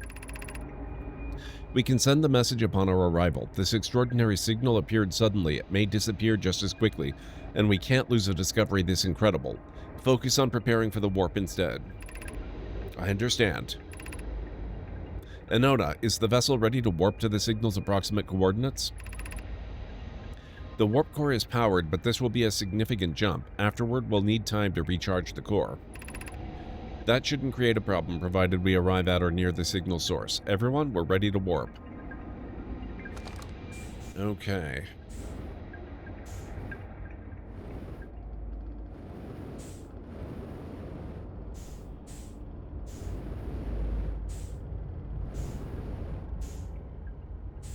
There's nothing else in this room, just that message and this hologram, which doesn't seem to be interactable at all.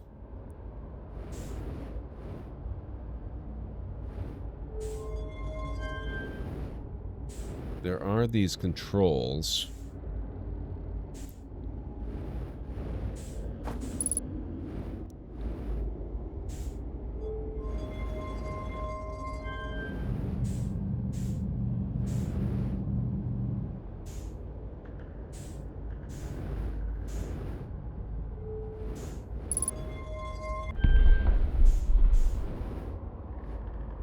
Okay, that was something. Ah.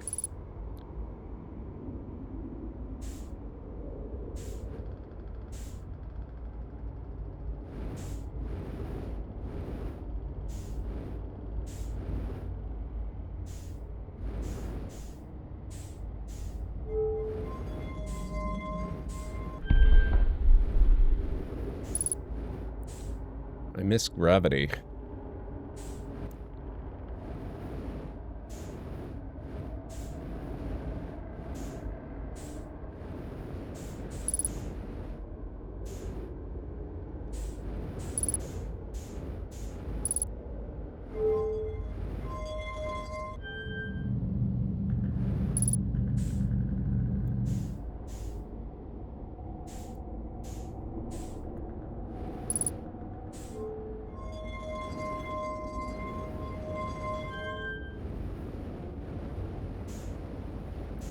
Maybe that does something down in the lower chamber. Also, 3-minute warning, guys. Somehow, it seems that... Nope, nothing here. Hologram is a little different, though. Somehow it seems that it's just about time for another break.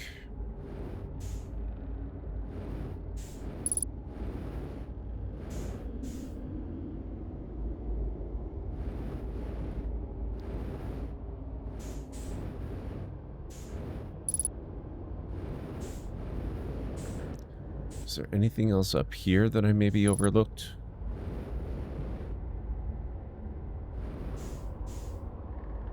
Other side of the message walls, perhaps? No? Enjoy your lurk, Aranlar.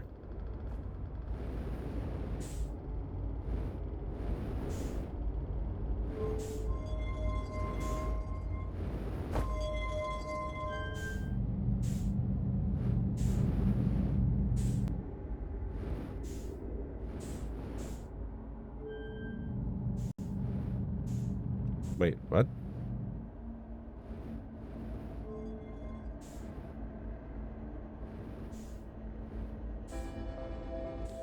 Oh. Is it that time again? Man, it takes so long to get here. I hope this is everything that we need.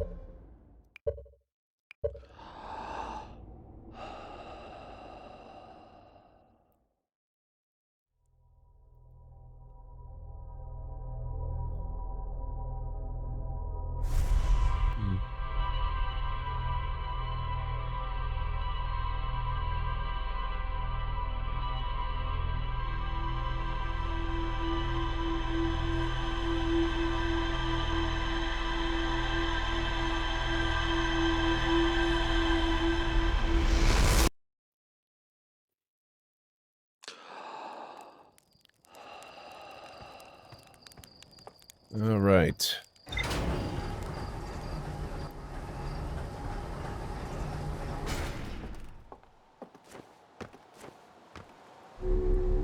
Going good, Pragma. We're just about to take a break. How are you doing? There's still more? I activated a 3-sided pillar on the vessel's bridge that appears to be some sort of input device. There's more to explore here. Okay, but I think we're going to give the vessel a break. I'm glad to hear that.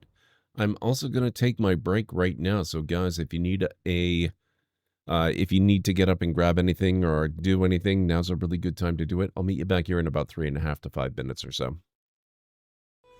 Yes, I am Lokias, your wolf god, and now you may take my oath. Abandon your humanity, my boy, and be blessed as wolfkind. It feels like coming home. Transformation?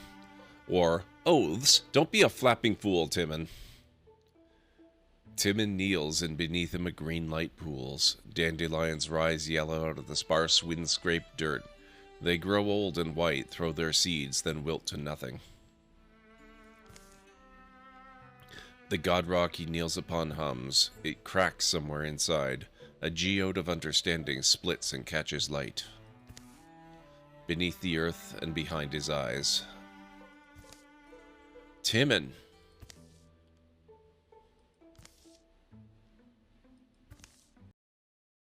Something terrible has happened. I finally proposed to Elaine. Congratulations. That doesn't sound so And when I placed the engagement ring on her hand, she was placed under a horrible pirate curse and trapped for eternity as a solid gold statue. Oh, that explains it. I was struck with a wave of overwhelming hatred and anger. Yeah, that LeChuck was a pretty mean guy. I was talking about Elaine. Well, there's no time to worry about that now. We have to hurry. Do not panic, Guybrush. She will be safe until we can break the curse. You only have to worry about her being stolen. Where did you hide her? Hide her? Hide her? You didn't hide her? She's a solid gold statue on an island full of pirates. What were you thinking? Go, Guybrush, hurry, before you're too late. Harold is beating me for Suzerain of La Venta. Irritating. Yeah, I'll work on Stockholm. He can have La Venta. It is done. Get it.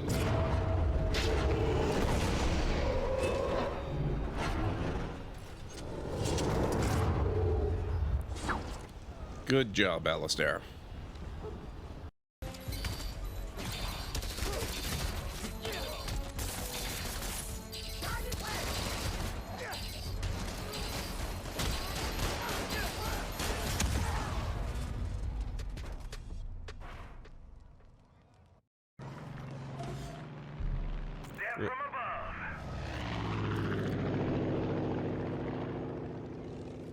What the hell?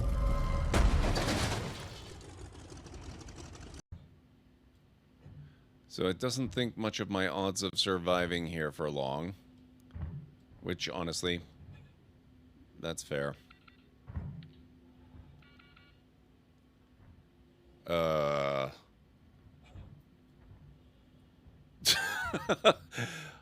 Suddenly, I'm in agreement with it. I don't think this is how this is supposed to go down.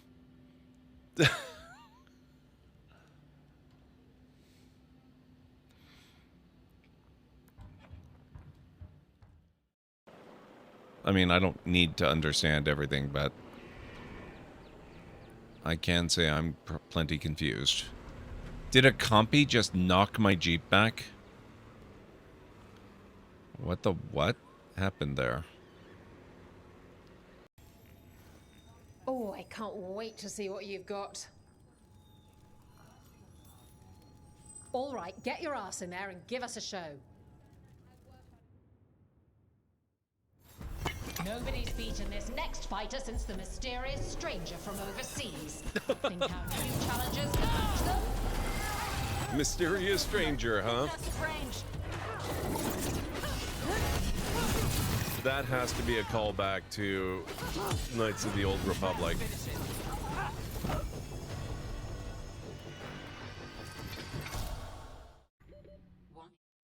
Okay, I am back.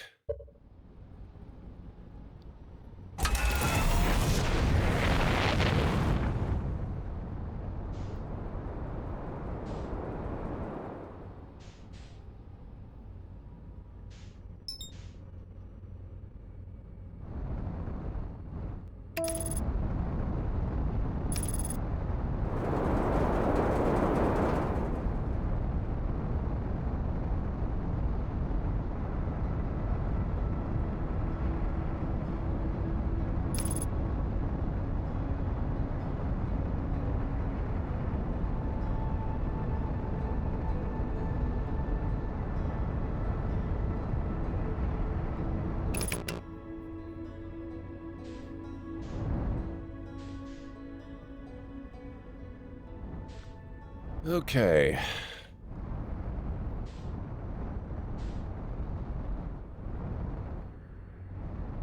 We have the escape pod here.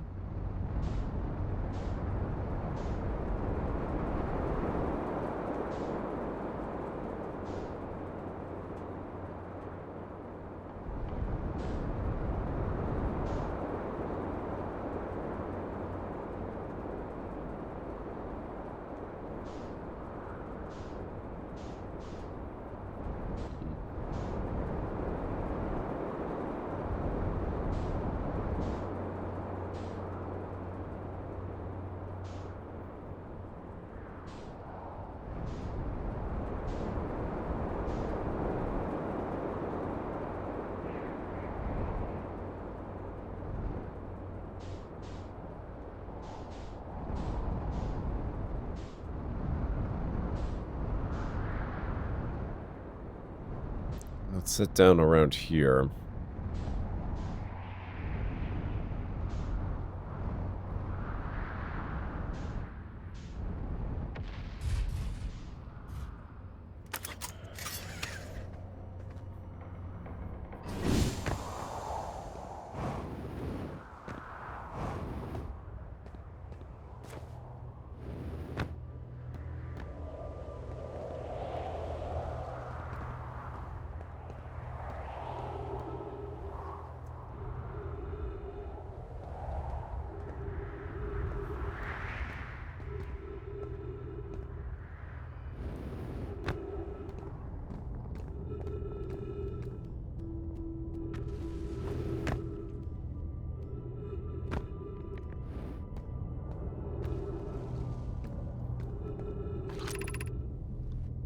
crossroads.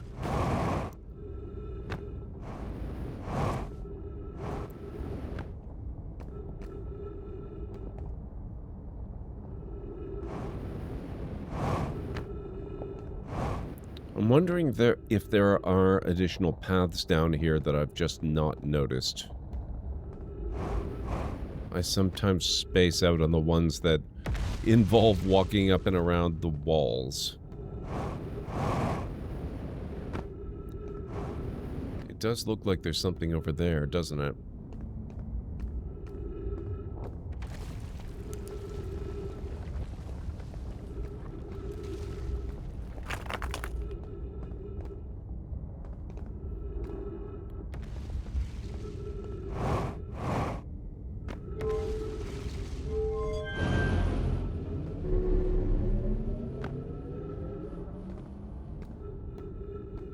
I don't think that's what that was intended.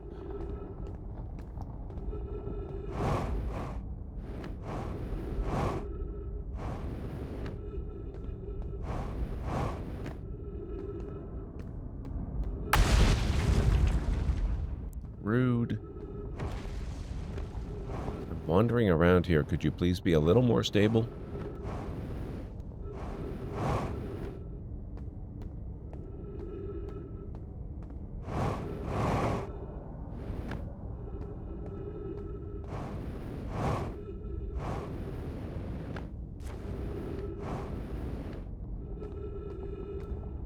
And suddenly we're back here again.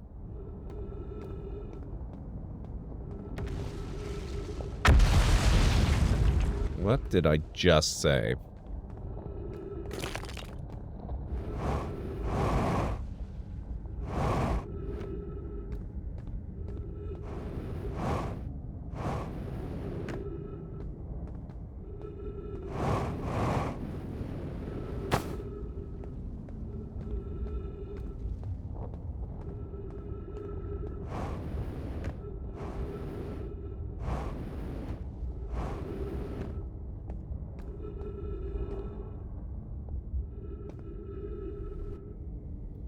Yeah, and that's where we just were.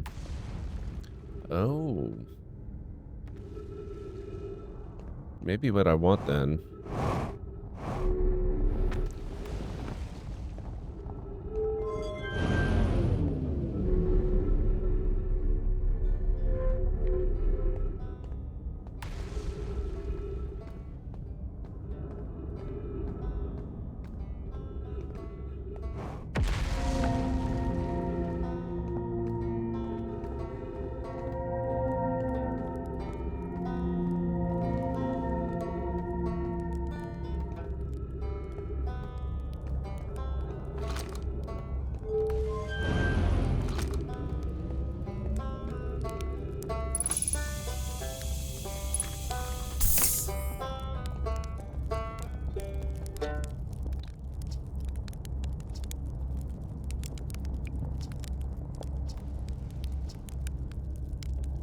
I found the vessel.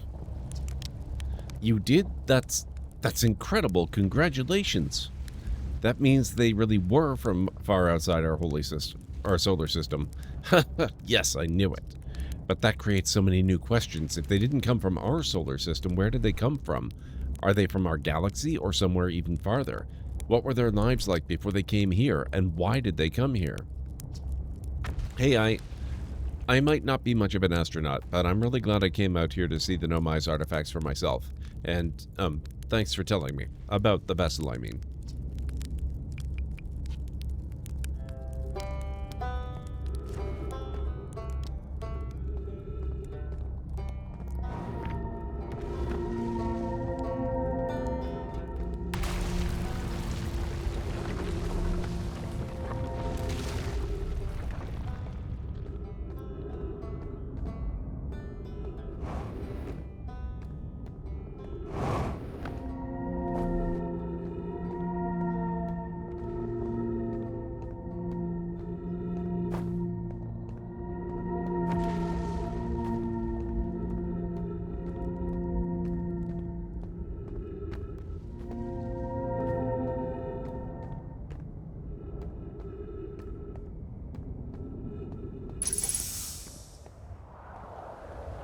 I don't think this is where I want to go. No, that's back up to the surface. I wanted to go...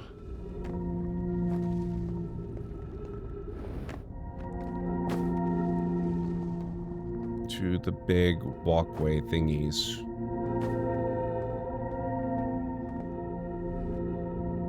Although that looks interesting too.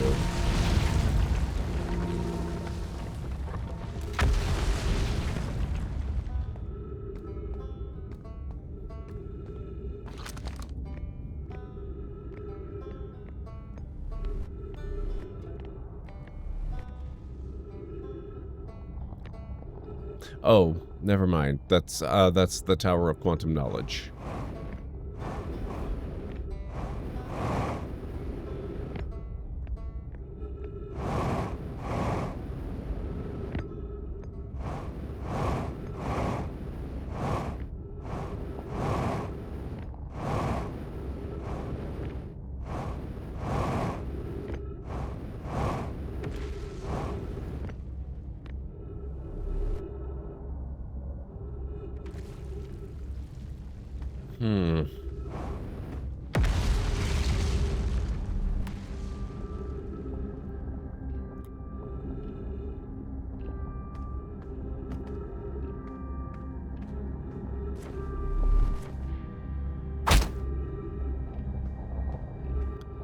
I didn't need that ankle. It's totally fine.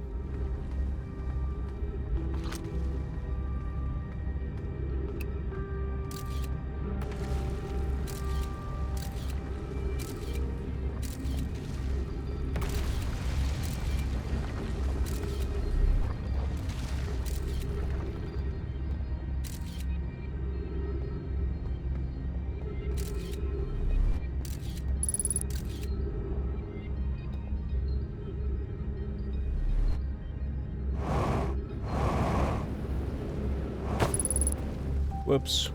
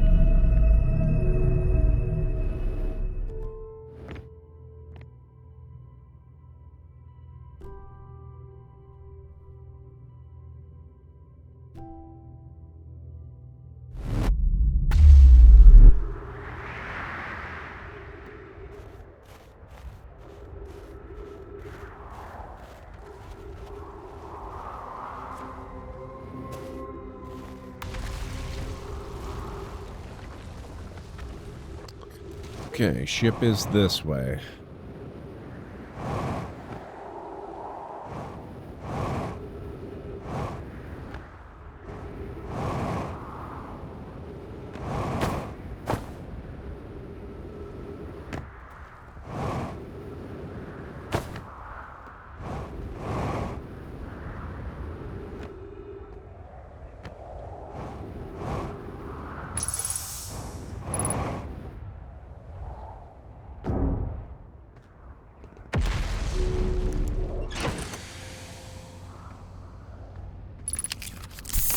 There we are. I think we need to use the log here.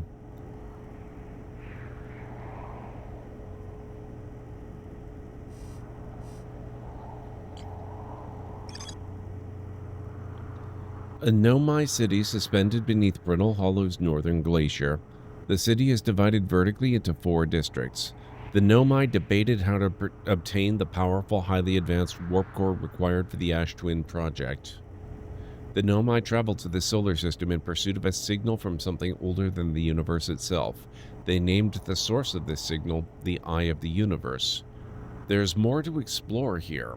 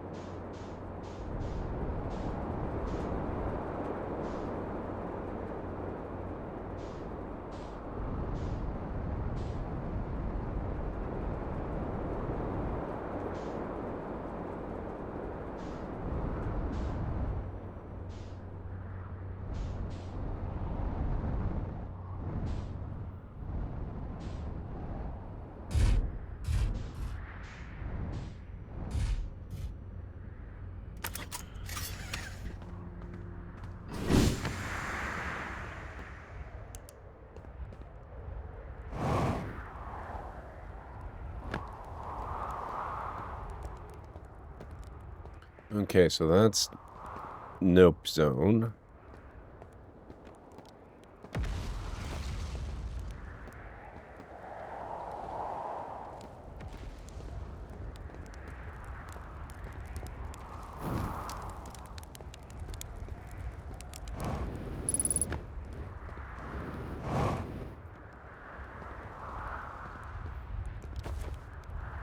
What the heck? Where's the house that lets you go downstairs?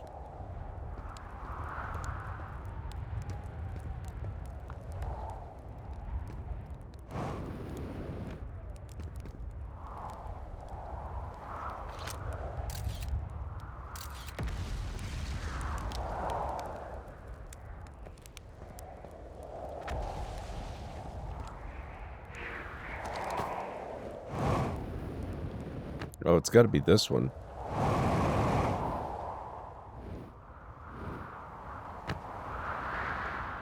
Yep, okay. Found it. Never mind.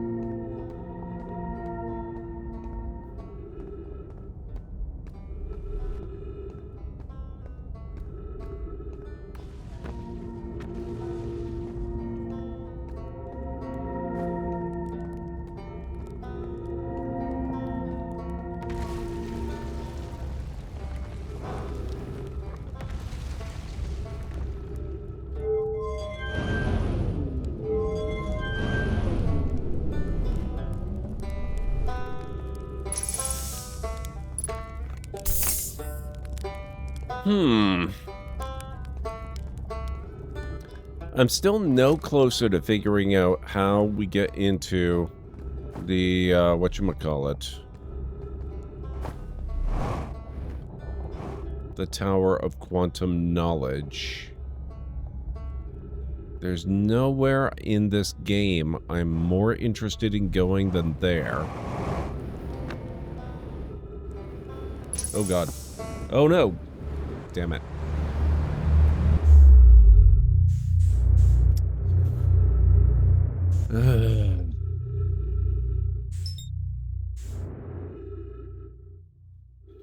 Oops.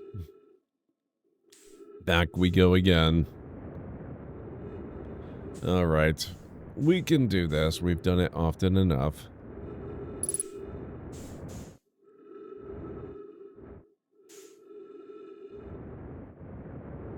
Nope. Get back here.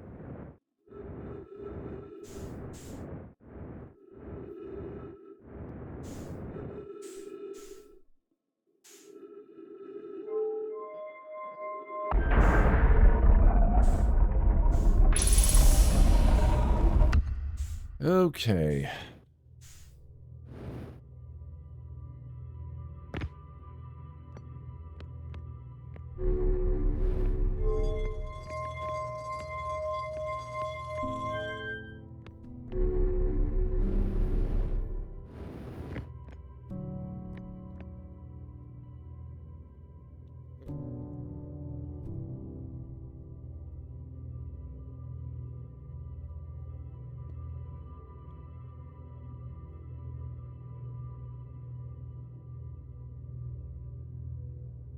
Boom.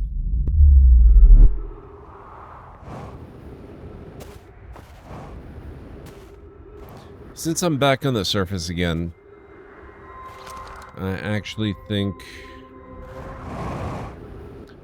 I might go back into the ship, and I'm going to have to review the notes on pretty much everything that has to do with getting into the Tower of Quantum Knowledge. I don't know if it's possible for us to get in there yet, but I really would like to get in there.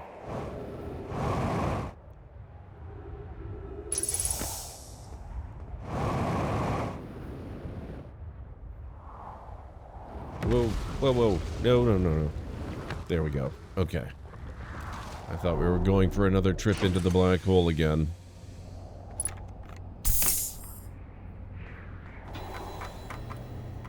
Alright, Tower of Quantum Knowledge. Old settlement. The Nomai constructed a temporary settlement beneath their crashed escape pod. The Nomai worked together to recall an eye-shaped signal they encountered while aboard the vessel. The signal was somehow older than the universe itself. The Nomai decided to call it the Eye of the Universe.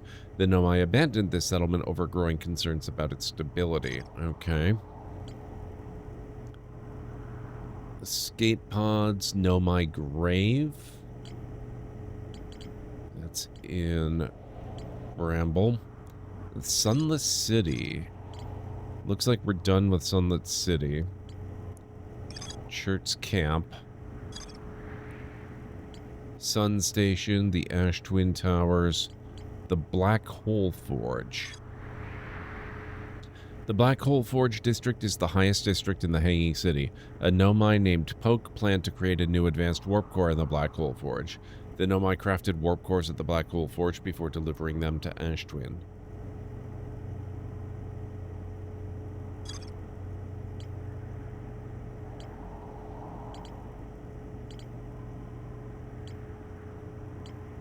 Here we are.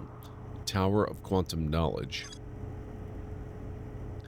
This tower, located on Brittle Hollow's equator, held useful knowledge for Nomai embarking on their first pilgrimage to the Quantum Moon. A Nomai named Solanum was told to visit the Tower of Quantum Knowledge on Brittle Hollow's equator to learn one final rule before embarking on her pilgrimage to the Quantum Moon.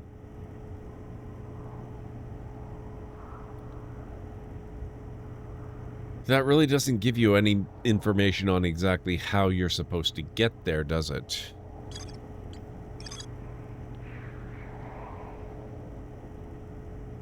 A huge cylindrical structure that generates a strong upward gravity field.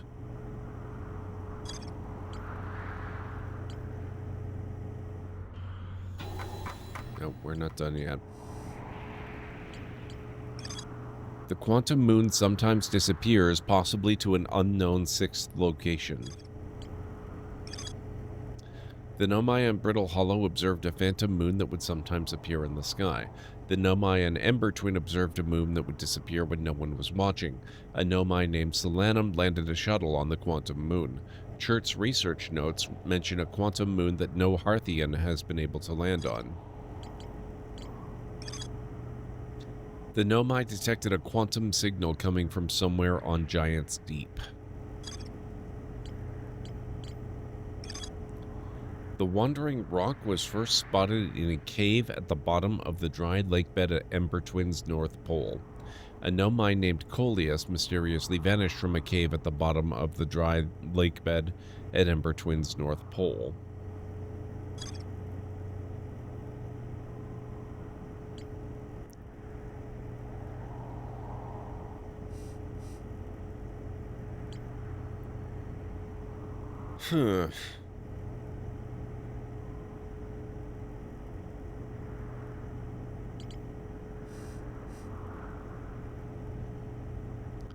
Subsurface energy readings. The shuttle's equipment heard strange energy readings coming from somewhere beneath the surface. Two of the Nomai located a fissure in the ice on the interloper's sunward side. You know what? That's, I think, what we'll do.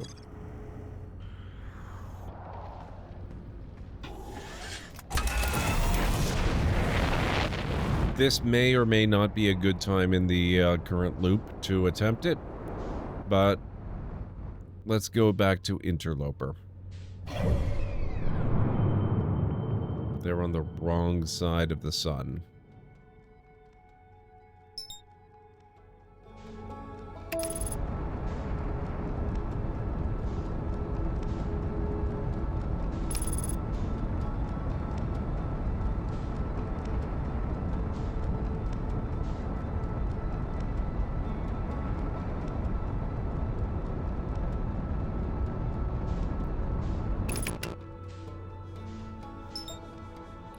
Oh, that's Timberhearth.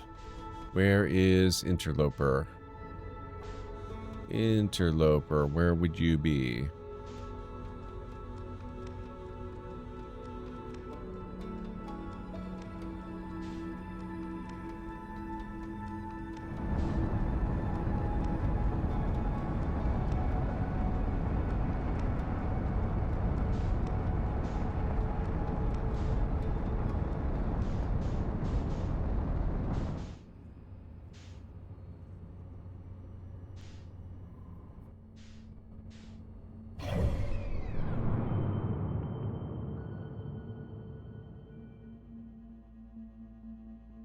What is... Oh, is that the deep space satellite? Oh. Okay. Looks like we're just about done anyway.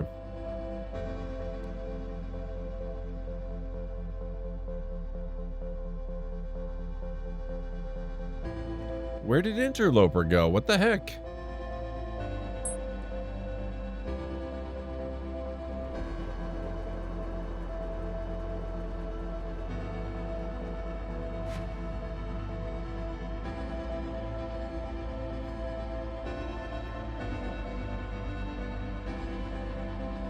Did something happen to Interloper so that it's actually destroyed before the end of the loop? Why am I...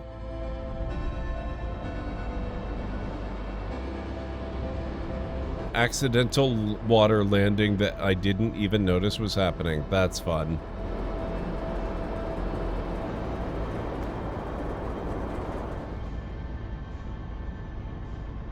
Whoops.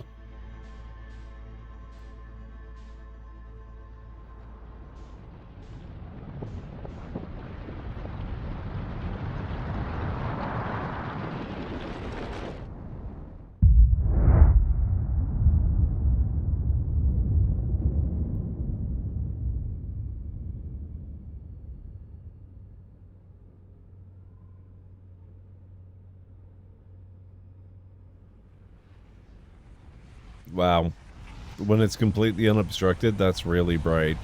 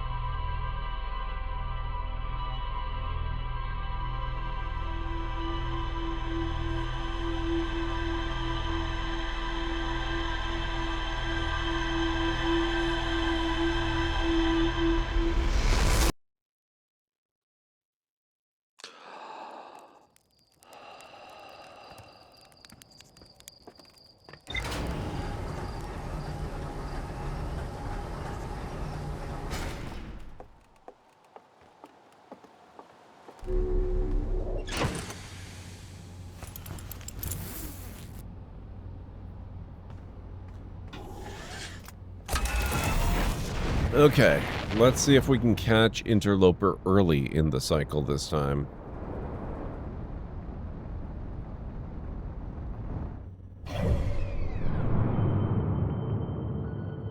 It's on the wrong side of the sun. Let's go this way first.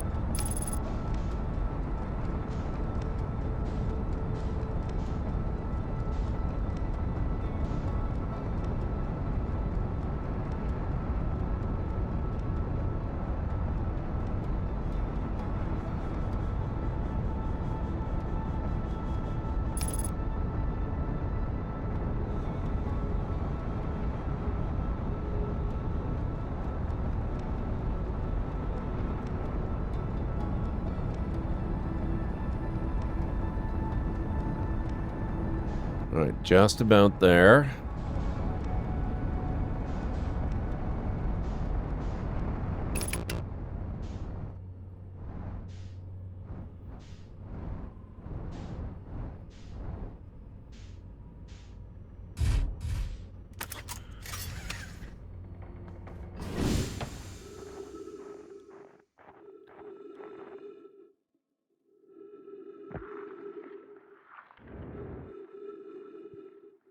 Okay, now this time, we've done this before.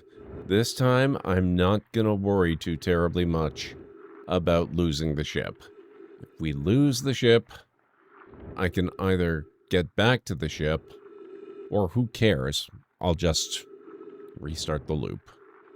It's not a problem. It's not a big deal.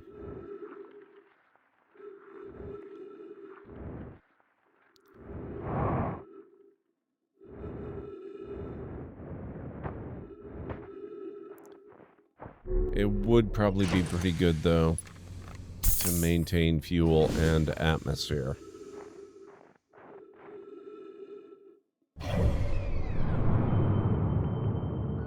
Now, we are approaching the sun.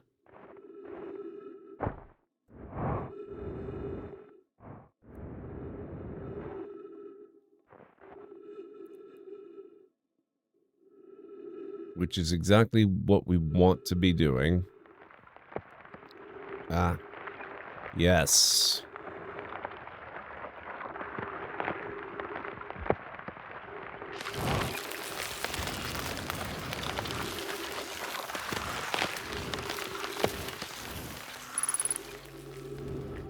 Oh.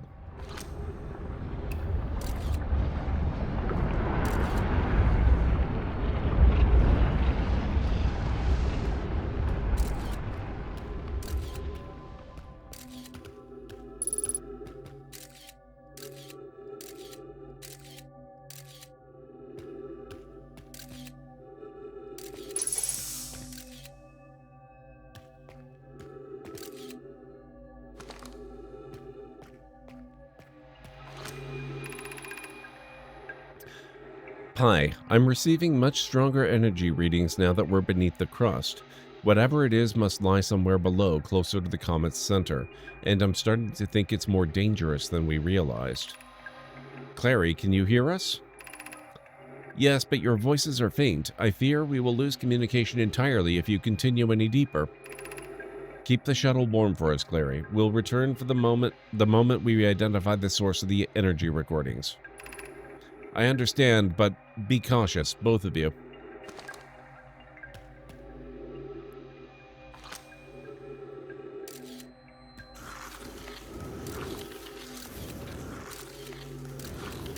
Uh-oh.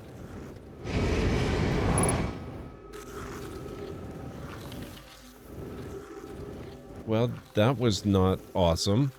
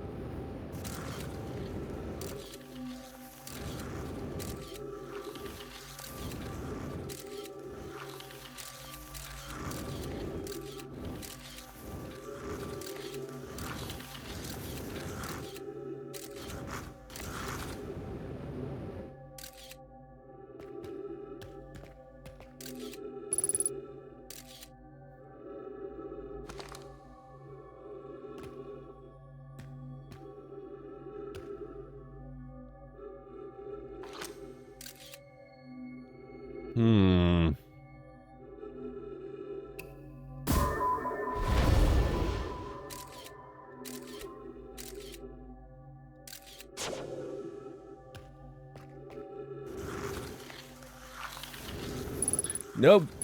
Nope. Damn it.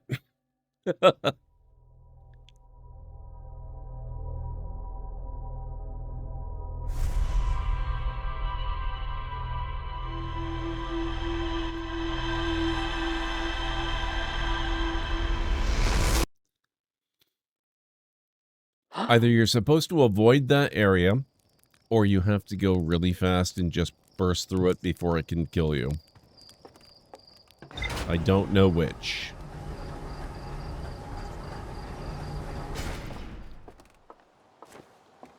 So how's everyone doing today? I hope everyone has had a good day.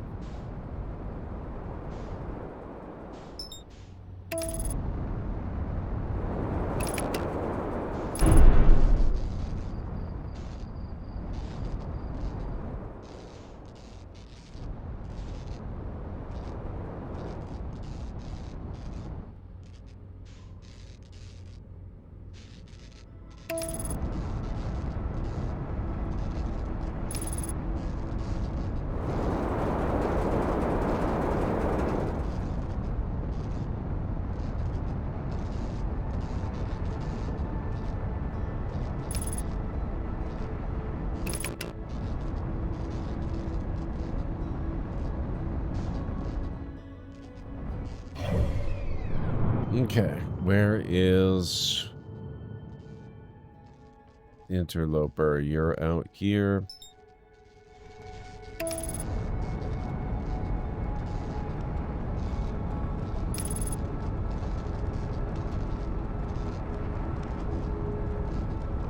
Pragma, as for your question, what is it with me and arriving when you get a break?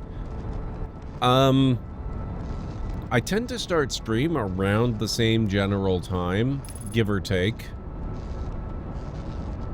So you probably just tend to arrive at stream or have your available time to watch stream around that same general time. I find the pattern tends to be similar with raids. Streamers tend to, more often than not, end their streams at the top or half of the hour. So, 9 o'clock or 9:30. Not so often 9:15 or 9:45. And that tends to mean that if you also take your break on the hour, people tend to raid you before, during, or after a break. That's just how it seems to go.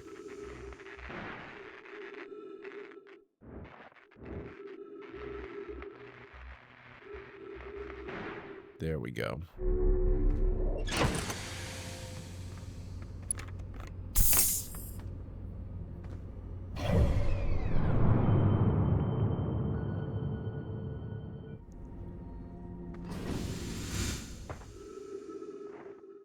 Oh, you know what we can do while we wait? I did not check the ship log yet.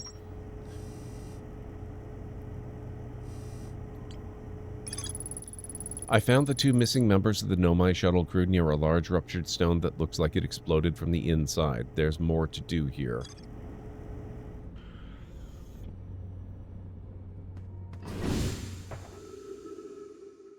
Hey, Anstara, how are you doing? Oh no, where is it? Oh, it's over there. Okay.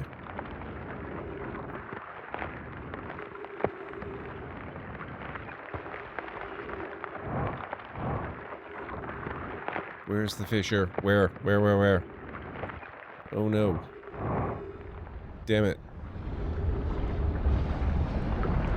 How do I get inside?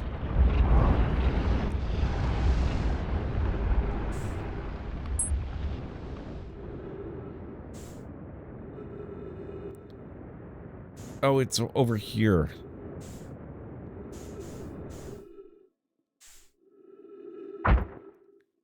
That's okay. That's fine. No, it's... Damn it.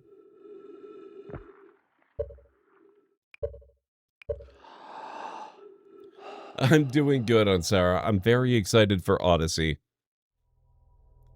How are you doing today? What's going on?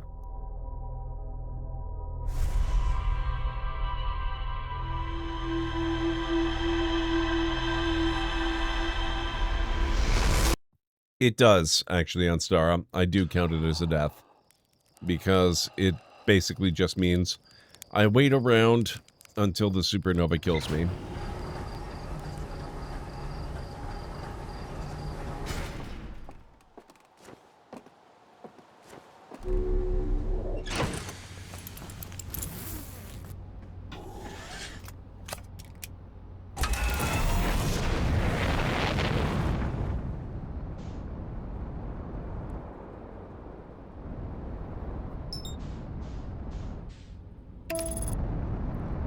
Doing all right movie night tonight. Rewatching, oh, The League of... Uh-oh.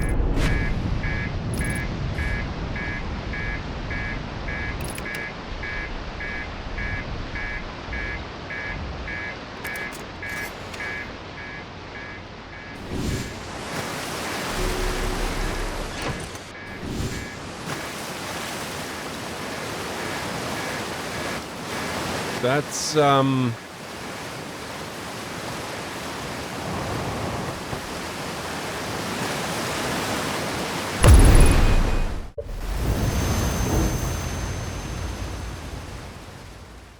wow. That escalated quickly.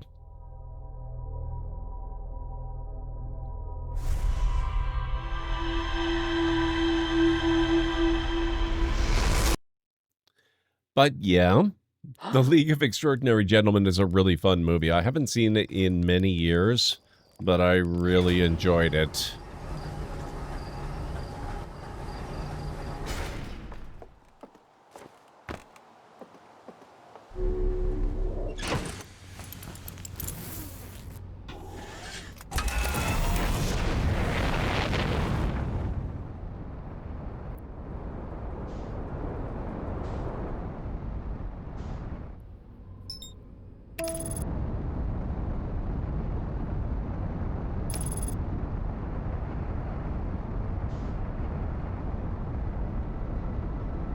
Yep, exactly.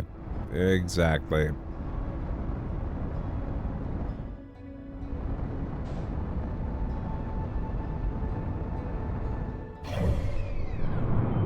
Okay, interloper.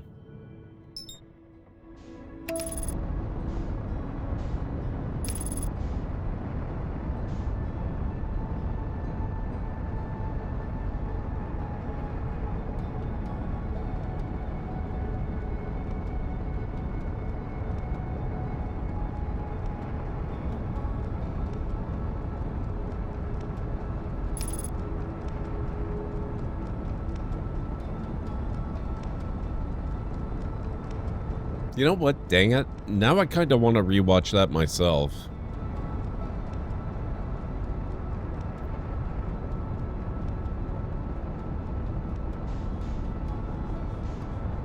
Whoa! Hey! Where are you going?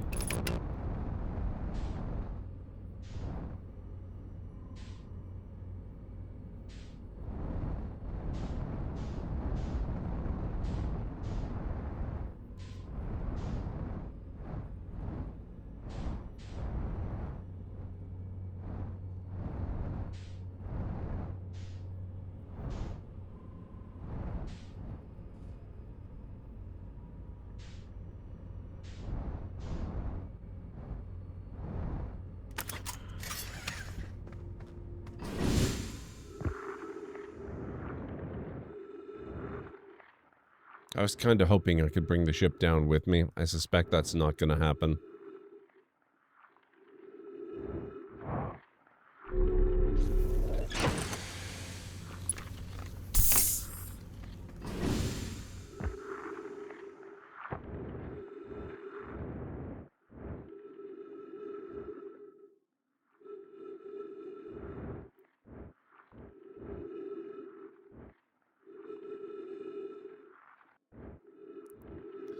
Who was in that movie? I remember Sean Connery was... Who the hell was Sean Connery? Which role did he play? But he wasn't... No, he wasn't Captain Nemo. He was... He wasn't Alan Quartermain, was he? Oh, he was Alan Quartermain. Okay.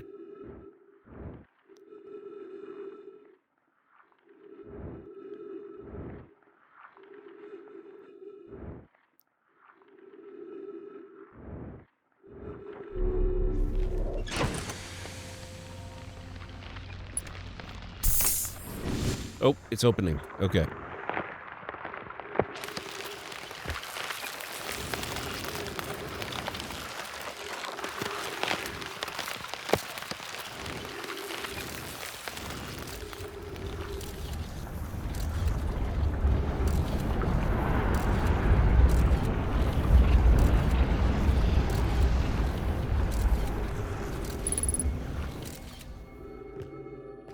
So we don't want to go that way.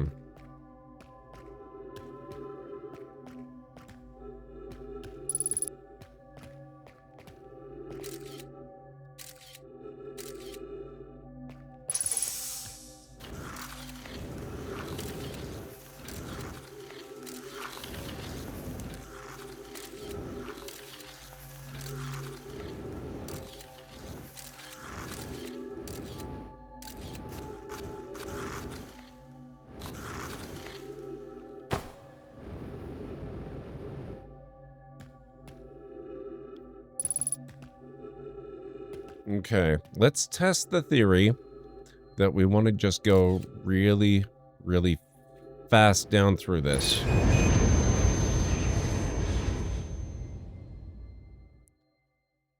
I'm not sure that was the answer.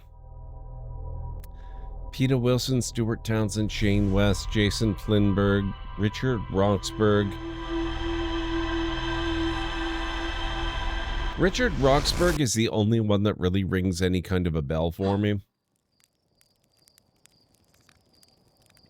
Even him, I'm not entirely certain why.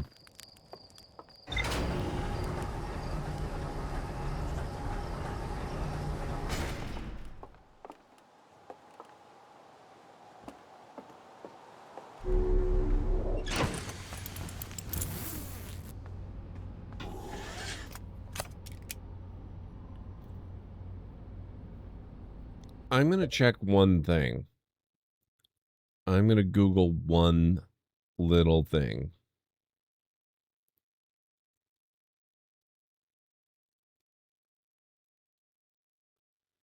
You know what? No, I'm not. I was going to Google how do you deal with ghost matter, but then the answer is probably a spoiler, not just for how to do it, but it might tell you what it is and why it is, and that might spoil something critical down the line. Van Helsing, Mission Impossible 2. Oh, yeah, there's a few things in there that I've seen. Moulin Rouge is one of the rare examples of a musical that I actually quite enjoy, mostly because, in my mind, Moulin Rouge is actually Star Wars Episode 1.5. Young Obi-Wan Kenobi is distraught over the loss of his master Qui-Gon Jinn, takes off, quits the Jedi Order, goes to live his life, drown his sorrows on a really bizarre planet in the backwaters that nobody's ever heard of before, falls in love, loses the girl, and has an epiphany where he realizes that the Jedi Code is the correct way, that you really need to avoid entanglements because it causes nothing but trouble, and so he returns, and he's in a much better position mentally to resume his duties as a Jedi Knight and train Anakin.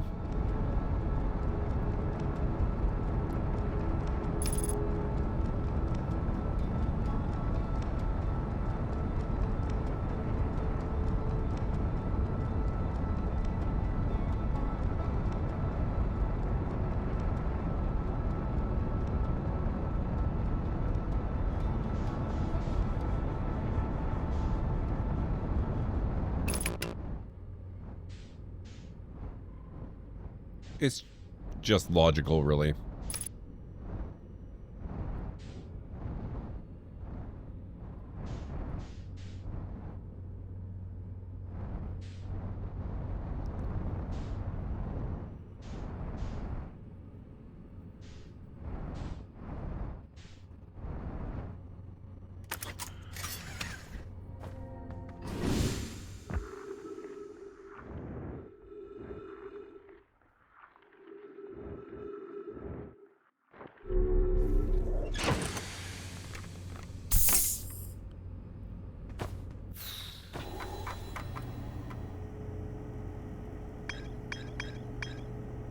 Sun Station.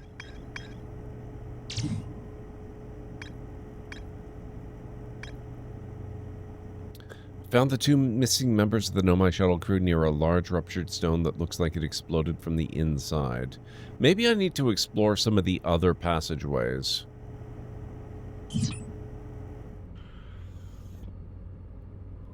I've not seen Moulin Rouge, but I'm going to have to watch it under those auspices.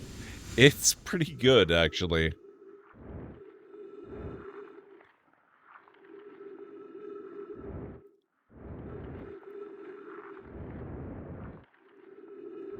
I really liked that one.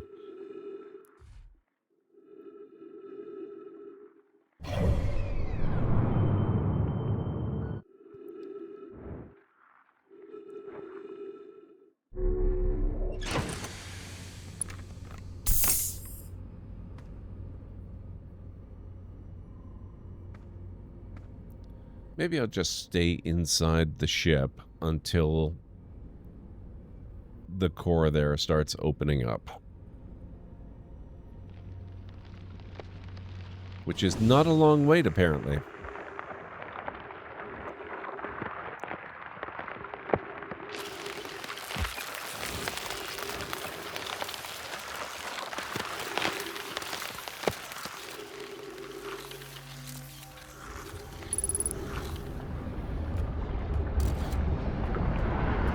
Well, holy crap. Apparently we've got about 3 minutes until another break, guys.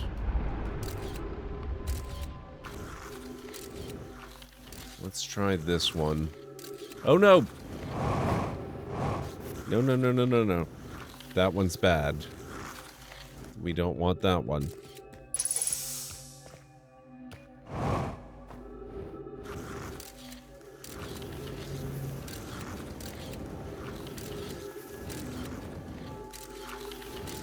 That one's also bad.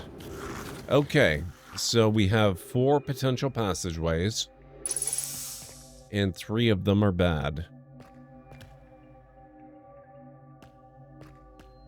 I guess we're going to this one.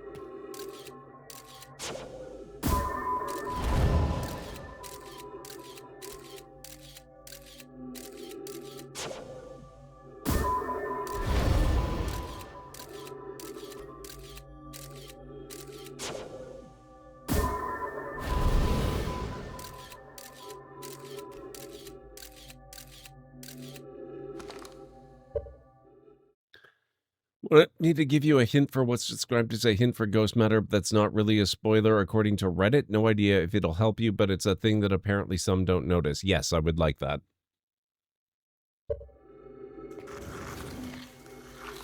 I, of course, am well known for my ability to notice details at all times. Not all crystal shards emit ghost matter. No, unfortunately, that does not actually help. That I did notice.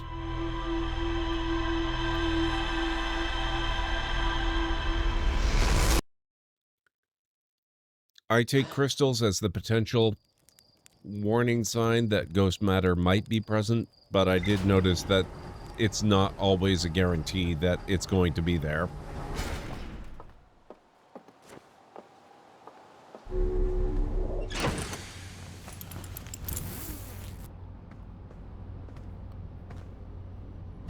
Okay. Maybe we'll go back to Ember Twin again.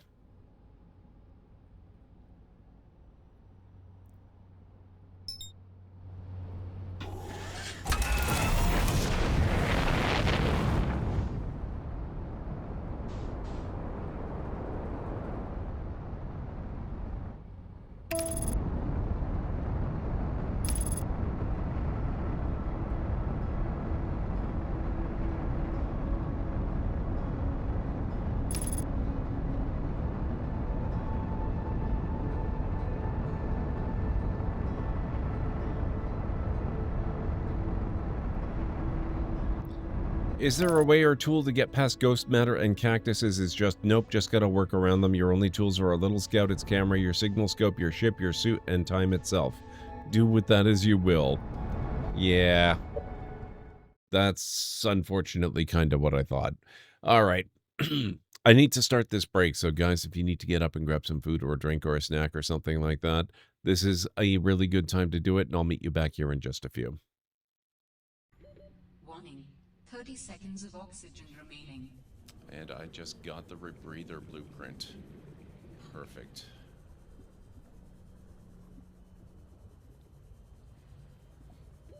Oxygen. Yeah. We might just barely make this, but it's close. Ha! In your face, game. While it is customary to say, welcome home, that is not dimensionally accurate in this case. Wow, Vasco. It was all right to let your parents in here. They're kind of my parents. They shouldn't stay for long. Everyone.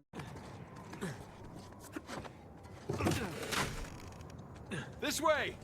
Hey, nice move! Nathan! Well, almost a nice move.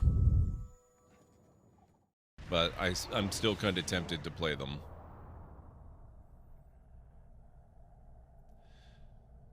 Okay.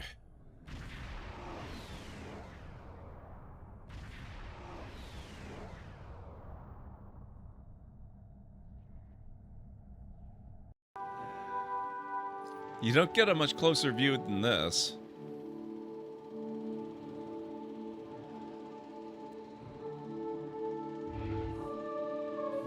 For added protection, each vehicle is surrounded by aluminum oxynitride glass. So tough, it can stop a 50 caliber bullet. That's a pretty good tidbit to share right at this moment. What are you doing up there? Oh, you're trying to... Let's see what happens when he tries to light it.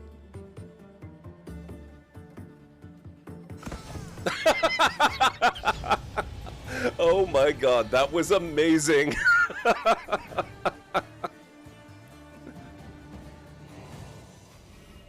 I didn't know that was what they trapped it with. Try to run through the steam.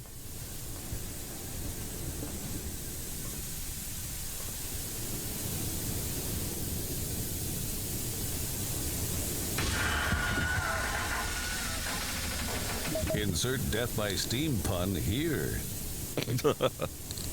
Revive Ace.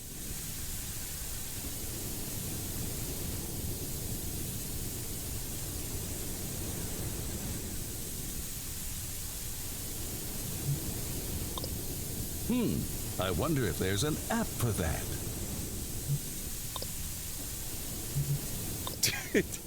Defib. There's a puzzle to bring yourself back to life. I love it.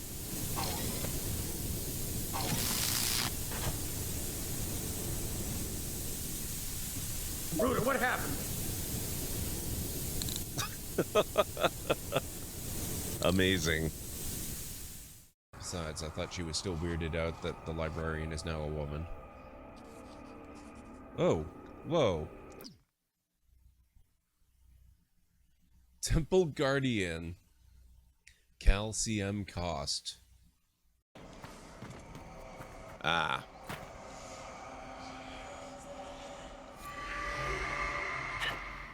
Whoops. Was not what I had in mind, but okay. Okay, I am back.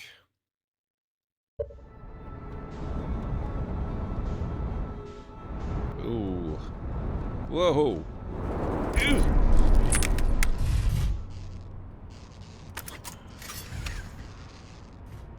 That's okay. That'll buff out. See, no problem.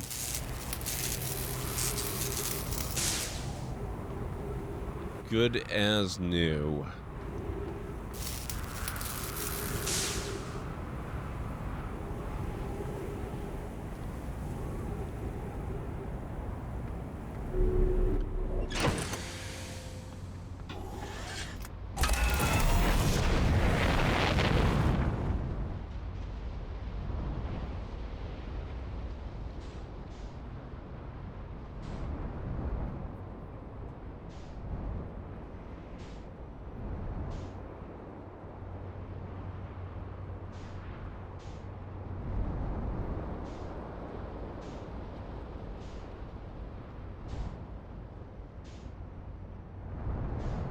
Oh.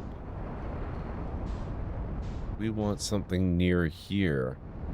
Where is...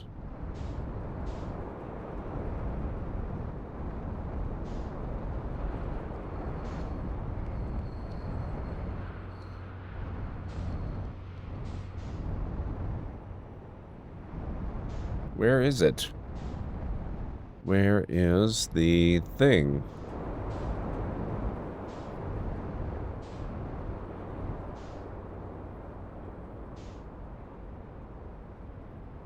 That's the escape pod. That's not what I want.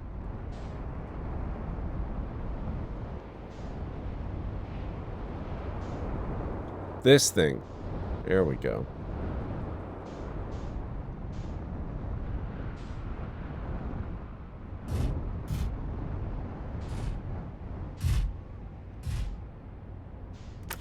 Now, before I go out and go explore down there again, let me just see.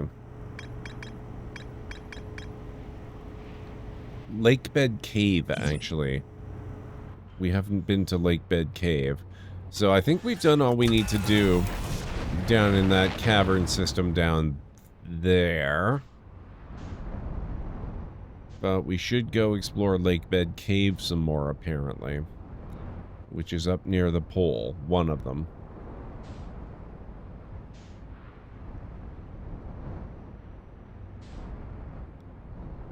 Exactly which one, I have no idea which one is north and which one is south.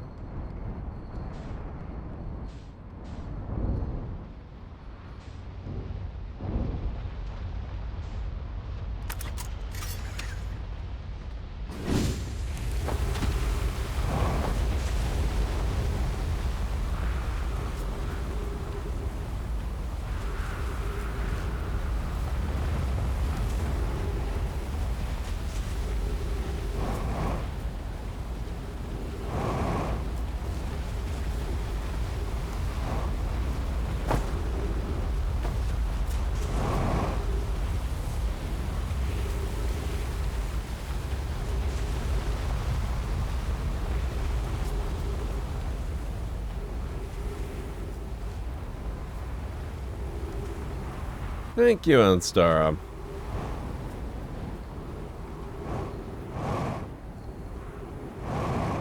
So how's your week going so far? I hope all is going well with you.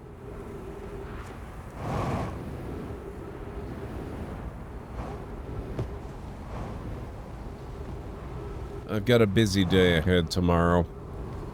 My aunt has found herself in the hospital for a few days, and so I've got to go pick some stuff up for her tomorrow from her place and bring it in. Same hospital my dad was in for quite some time. So that's fun.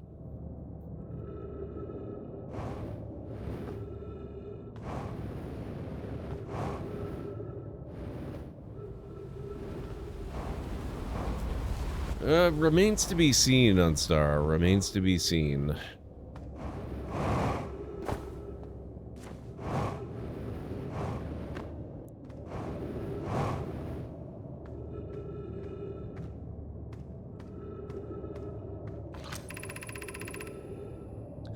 Coleus is missing. He vanished from the lake bed cave, the one at the bottom of the dry lake bed at the North Pole several days ago, and we're unable to find any trace of him. I don't know how much air he had when he disappeared. I beg any friend reading this help us recover Coleus. Melore, this rock is very familiar. Did you travel here, my sedimentary friend? Because your unique color and texture appears identical to a rock I met earlier. Wasn't this the same rock fragment in the cave we found at the bottom of the dry lake bed at the North Pole? We plan to re-examine the northern lake bed cave. Maybe our friendly rock will meet us down there. An update. Mallory and I went back to the lake bed cave and observed this rock again. Sometimes it's there and sometimes it isn't. That means this rock wanders like the quantum moon does. How curious.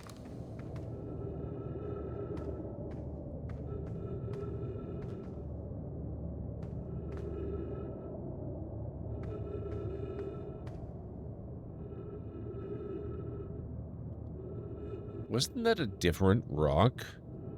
Are there two of them?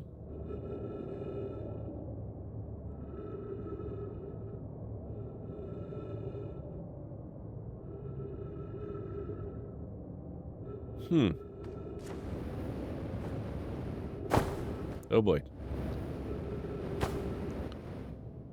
Oh. Ah.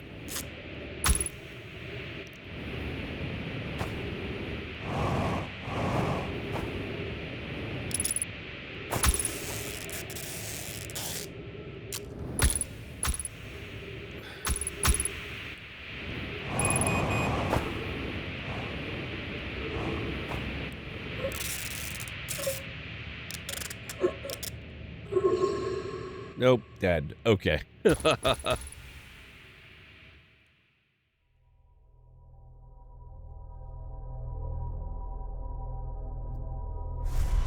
So I don't think that was the pole we wanted to be at.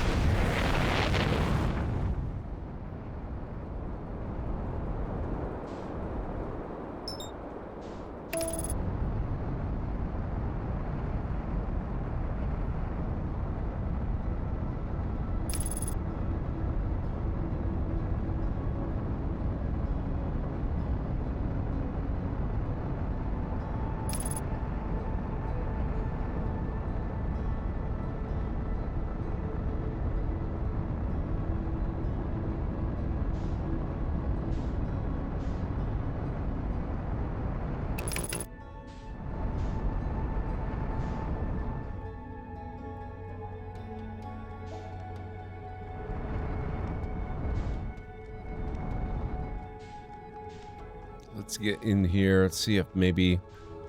I would like to figure out which of these is actually the North Pole. Ow.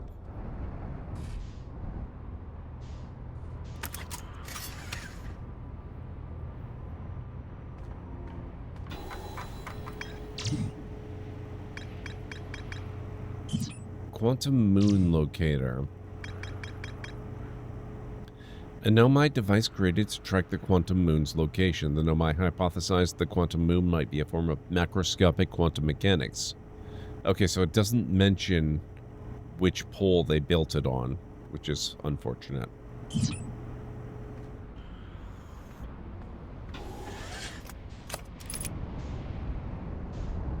Let's look around at the other pole.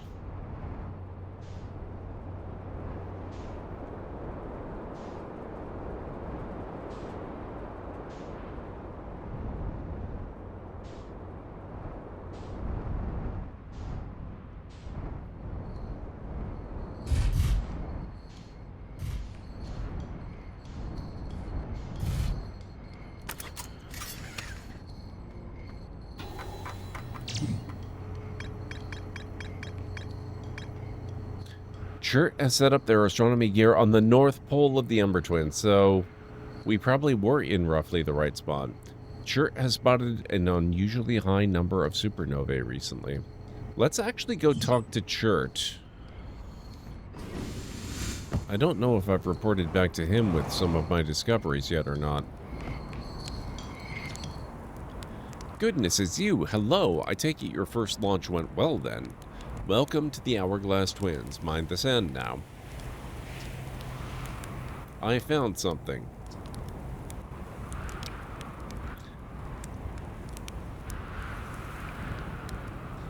I found Nomai writing about the quantum moon. Oh yes, everyone loves a good mystery, don't they? Who wouldn't wonder about a moon that's sometimes there and sometimes not? I've observed the quantum moon orbiting each of the 5 planets, but sometimes it quite simply disappears from the sky altogether. Maybe there's another place it travels to. Unfortunately, if there is, I've never seen it. Perhaps if I take a closer look at these star charts.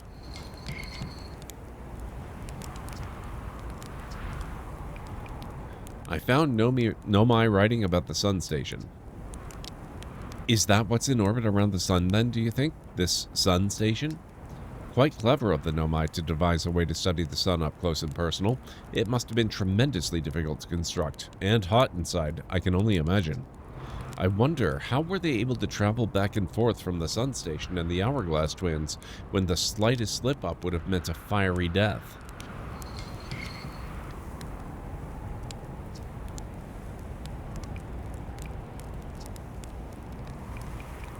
I found modern Nomai transmissions saying the universe is dying. You... what? I don't... what?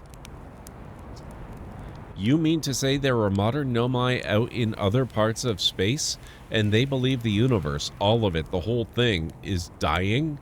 Currently? Right now? If that's true... how could I have missed so many signs? The supernovae were there, but I've been studying the stars for... well, what does it matter if... oh, I'm very sorry, but I have to look over my charts. I hope you don't mind. But surely I would have seen some kind of other sign than the supernovae, so perhaps... okay, I think we broke him.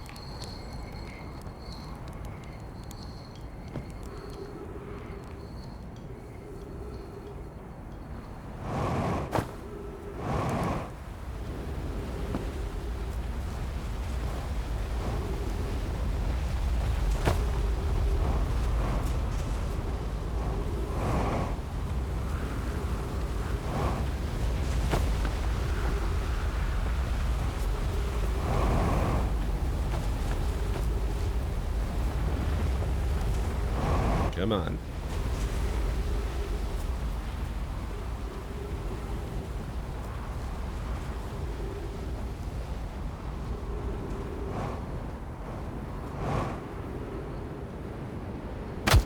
Ah!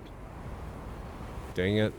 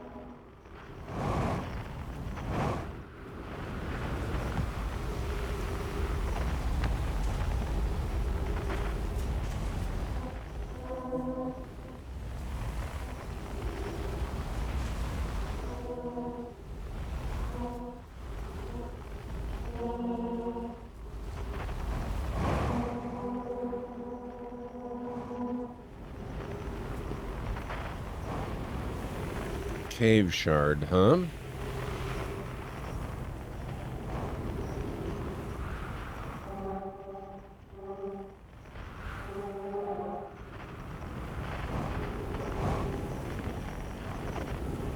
Where was the entrance to this cave?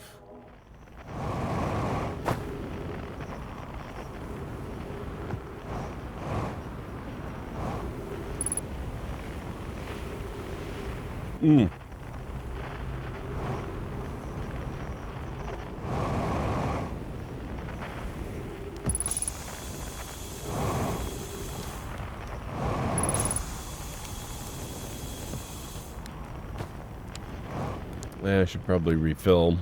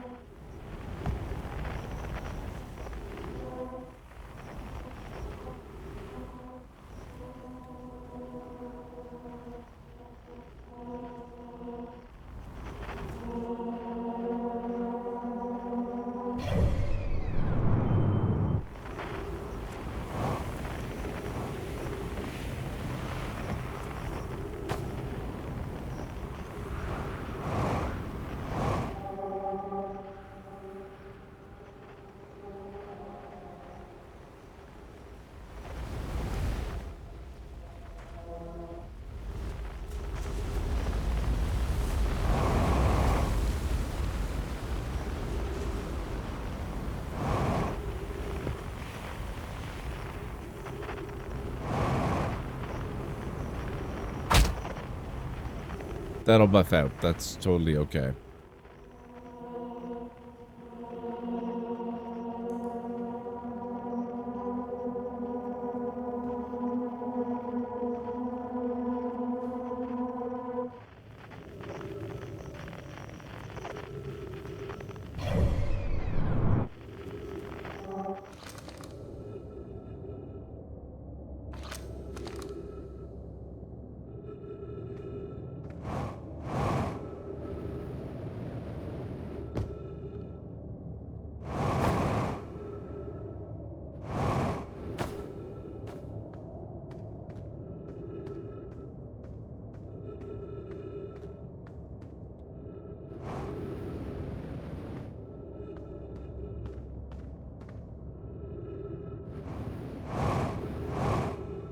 Not sure what more there is to do here.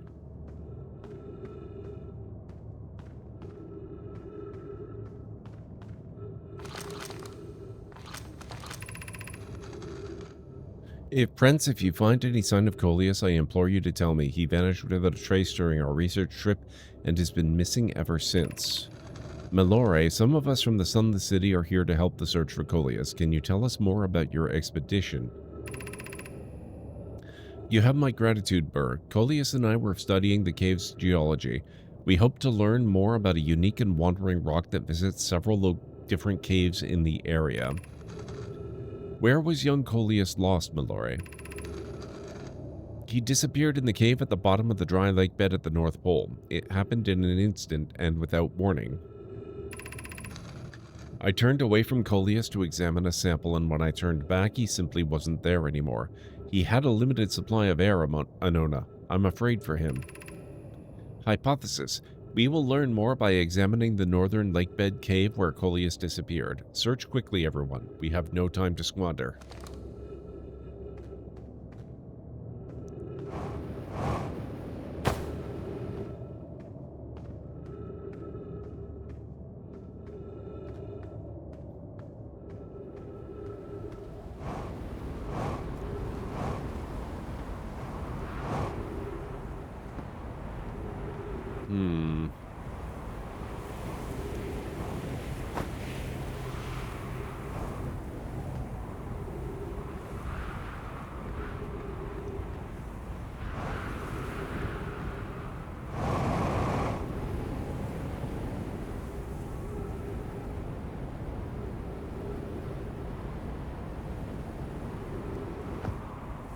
I need to check my ship's records.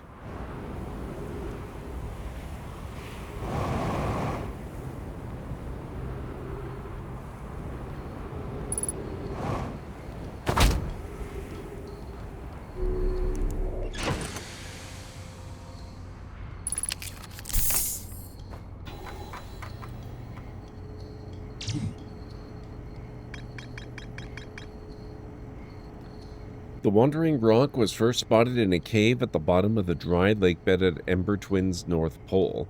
A Nomai named Coleus mysteriously vanished from a cave at the bottom of the dry lake bed at Ember Twin's North Pole. Okay, so now we know which one the North Pole is.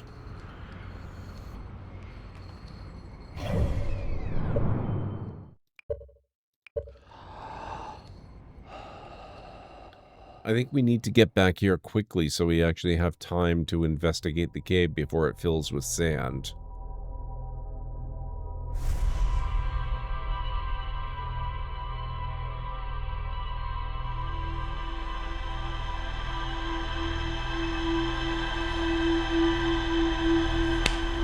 Ow, my funny bone. What the heck? Hubba Bubba Gaming coming in with a raid? It's so good to see you. How are you doing tonight? What were you up to? How was your stream? Ah! The Library of Lore! A chaotic tapestry of cosmic wonder and existential madness. By bringing one brave raider to support GordMcLeod's channel, Hubba Bubba Gaming 1 has initiated a ripple in the space-time continuum. It's like opening a portal to an interdimensional bazaar where knowledge is currency and raiders are the spelunkers of digital realms.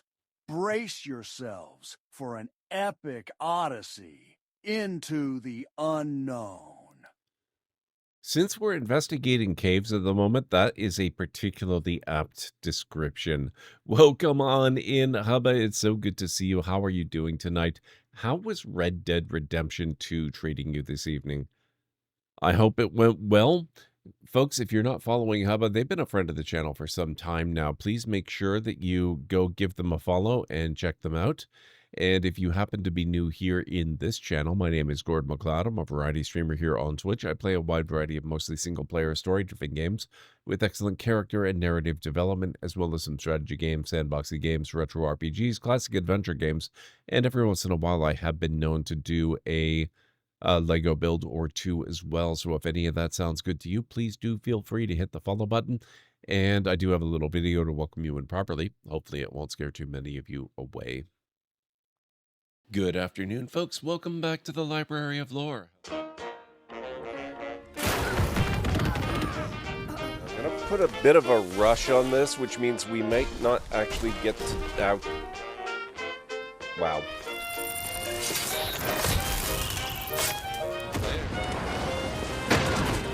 Gotcha.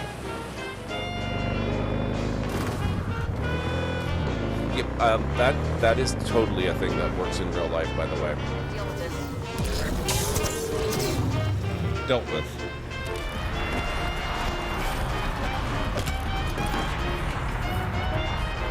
Who'd have thunk? Great, let's go. Whoops. Sorry. Boom. How did I do that? What the heck? In all the worst places, there are mushrooms. Coincidence. Oh, good.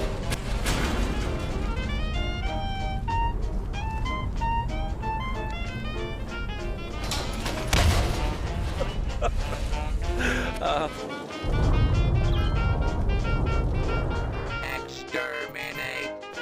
Exterminate! Oh my god. And cut that out! Oh, that. Oh my. Ow.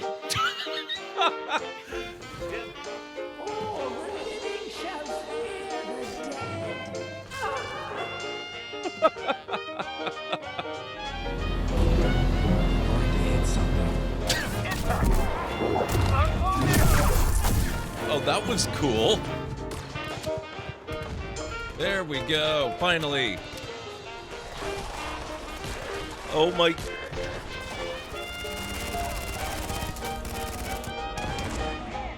Wow.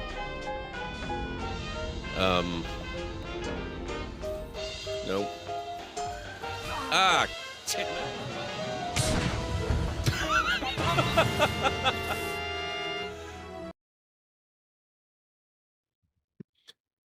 There you go. That's a little bit of a preview of what you can expect around here. Thank you so much for coming in with your folks. I really appreciate it, Abba. I hope your stream went well. Tell me all about your adventures in Red Dead Redemption 2. I have never played that series, but I would love to hear all about how things are going for you in it. We are playing a little bit of Outer Wilds tonight. Oh, also, this is probably a pretty good time for me to mention to everyone.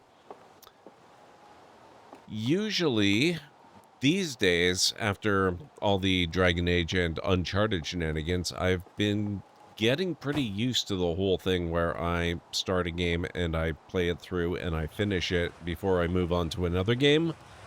And I plan to make that my default setting going forward on stream. But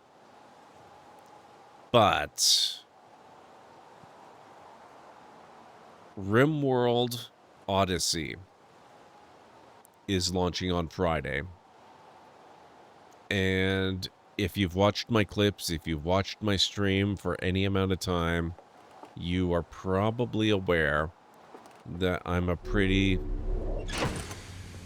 reasonably big fan of RimWorld. So we are not stopping this playthrough. We're going to keep going. But we're going to hit the pause button a little bit.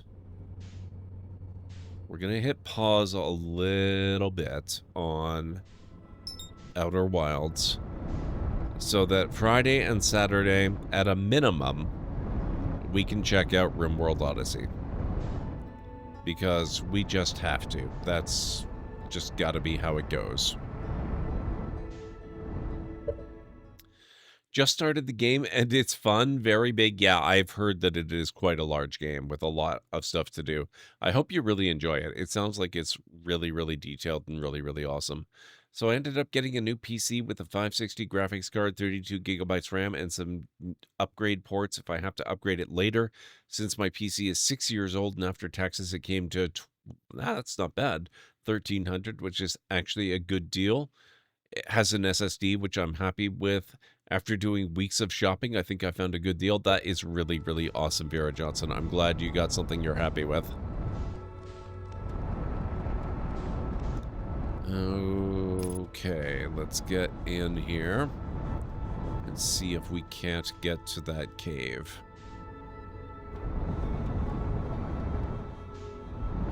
Oh, wrong pole. We want the other pole.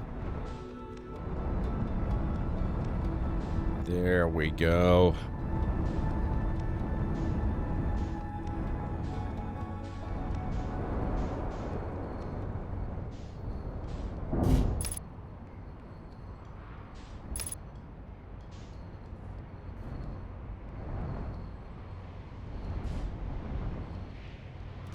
That'll do.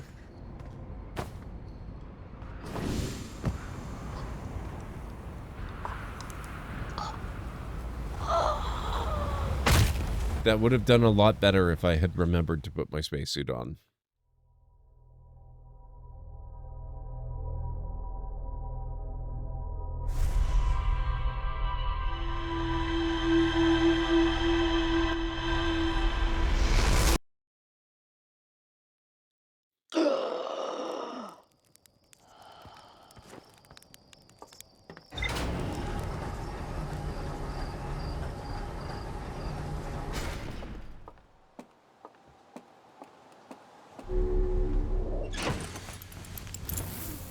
Spacesuit accomplished. Well, I mean, we are not actually human. But we don't seem to fare any better in space than humans actually do, so...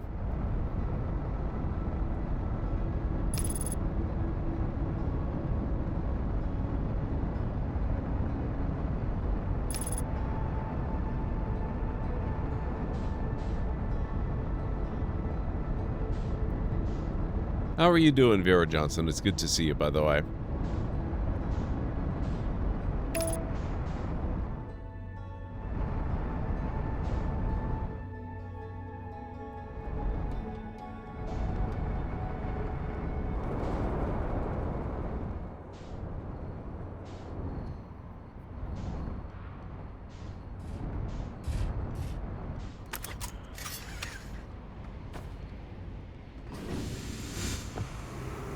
Doing good so far. Excellent.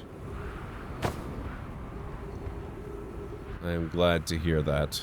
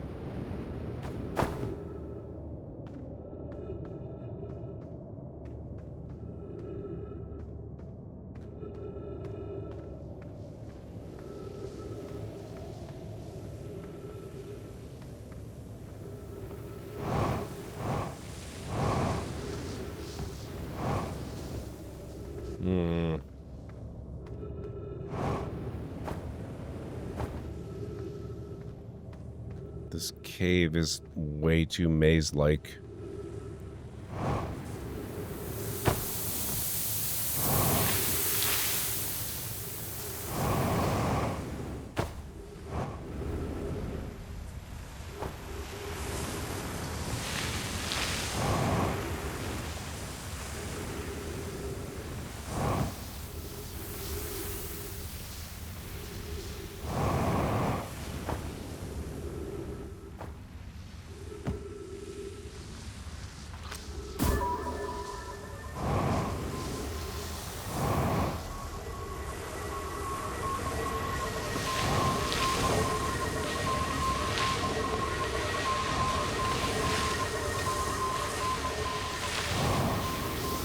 Holy crap, what is with this?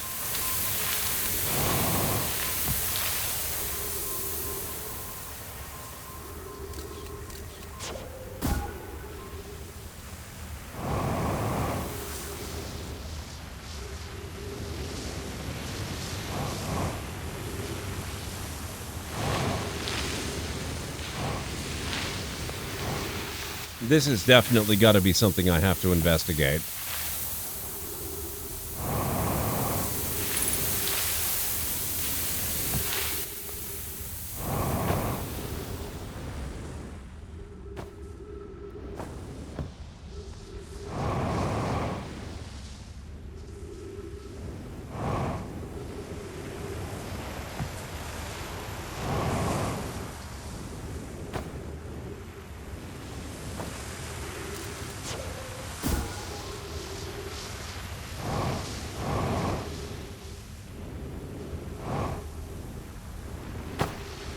Ah, shoot.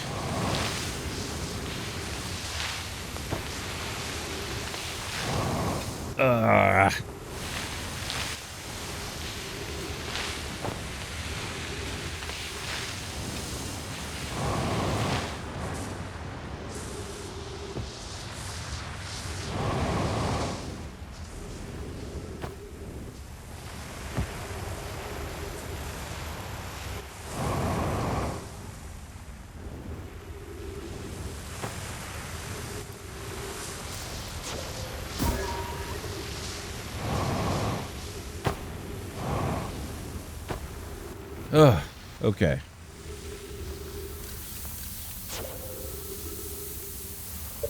Happy with getting a new PC. Also happy I won't receive the bill till next month because it's a custom build, so it gives you time to save. That's a good thing.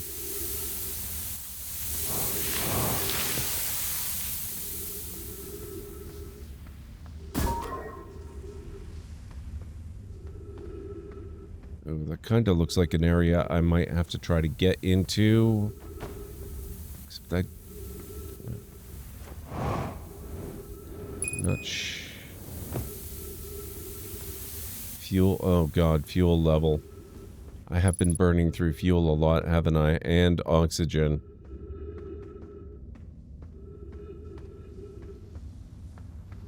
It's a little weird, now that I think about it, that the cacti don't seem to give off any kind of oxygen.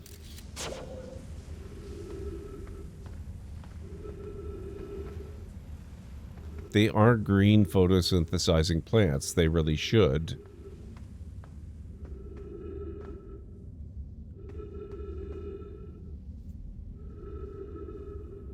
There is no way to remove the cacti, Aranlar. However, there is a way to deal with them. But it basically involves... You mostly find them here on this planet.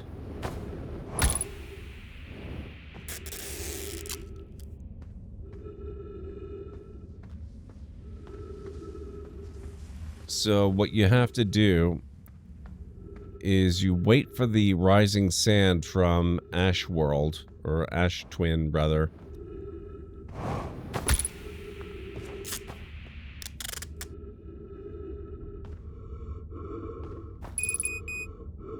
To rise up enough to cover the cacti.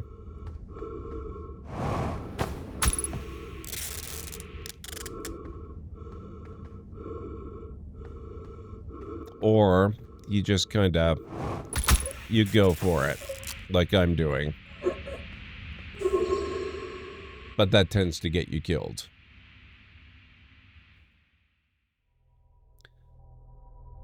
Slow activity, okay, that's fair, but even so.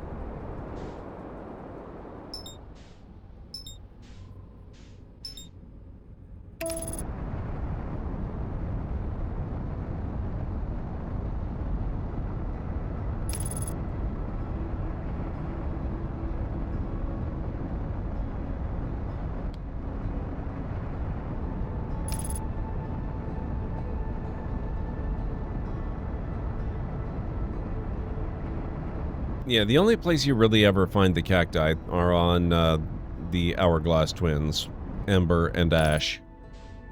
And so getting past them tends to avoid waiting for sand to allow you passage. But that also means because the sand moves shockingly quickly, you tend to have pretty limited time.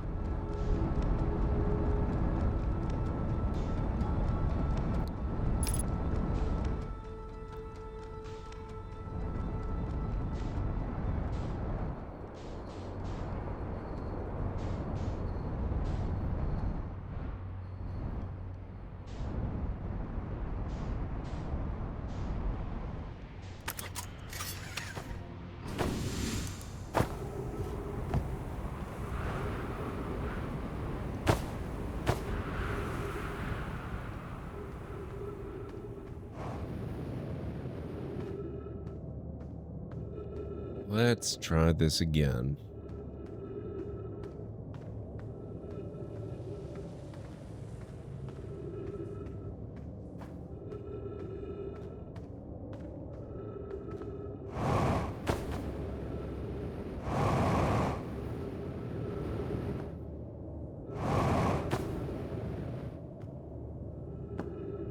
I don't think I can get through that one.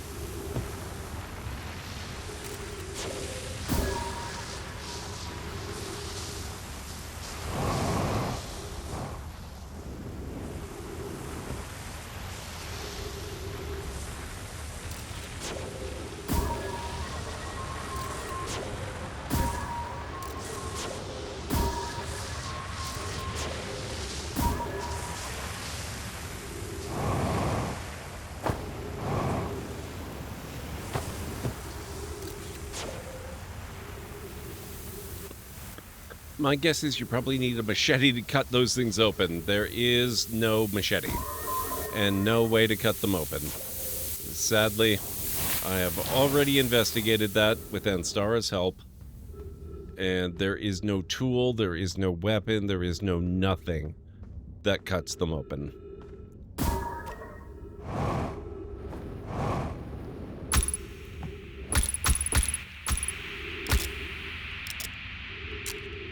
And now I'm pretty much just dead.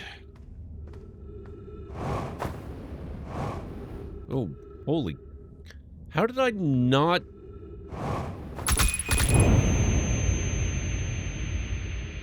And dead. Okay.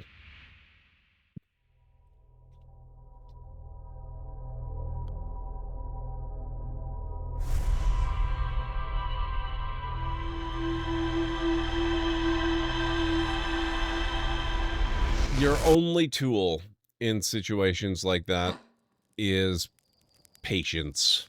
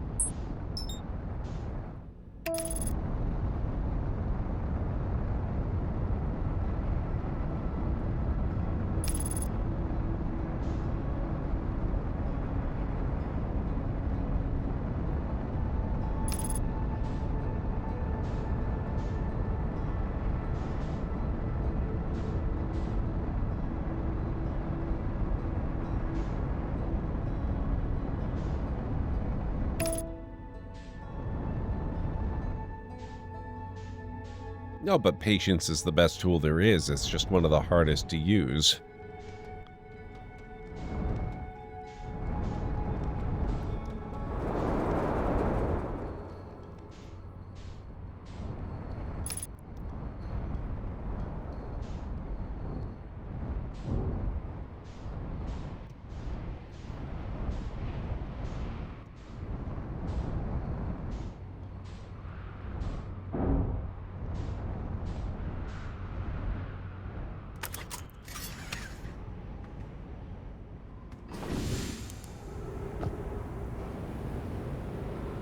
Okay.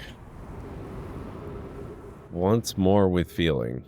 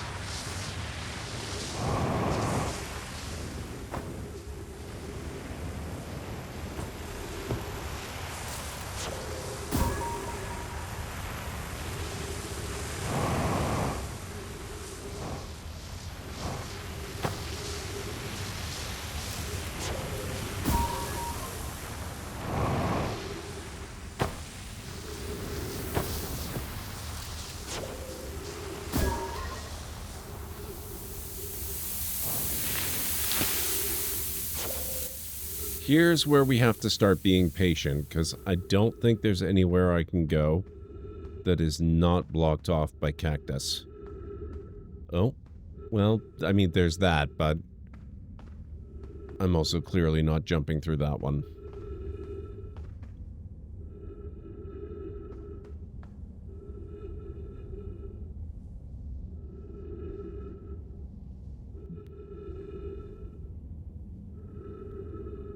What the hell?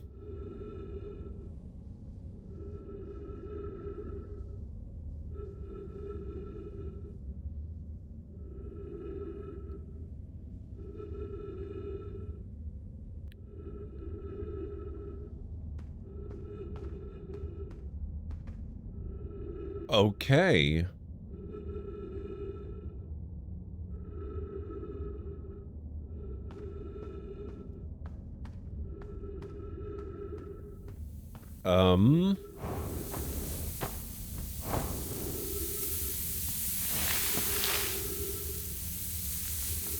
Yeah, I kind of thought one of these rocks was going to be here. Yeah, well, there's precedent for this elsewhere in the game, Aaron Lore. There's another place on another planet with one of these quantum rocks that does cause plant life in the area and other rocks and things to behave in a similar manner. If you've come here to look for Coleus, this is where we were when he vanished. He's been missing for 2 days now. But what happened before Coleus disappeared? We were examining the different rocks. I recall Coleus standing on the largest one, the Wandering Rock. I was taking notes, and then my lantern died. When I lit it again, Coleus and the rock were both gone. Your strange wandering rock friend is here, though Coleus isn't. Coleus and I observed this unusual-looking rock shard and several smaller rocks in at least 2 other caverns. I'm unsure if this is relevant.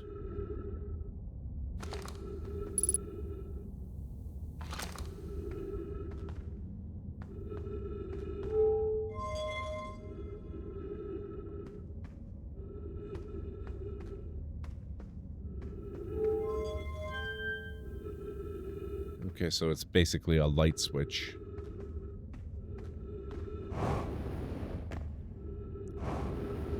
I wonder if that's telling me turn the lights on, have the rock here.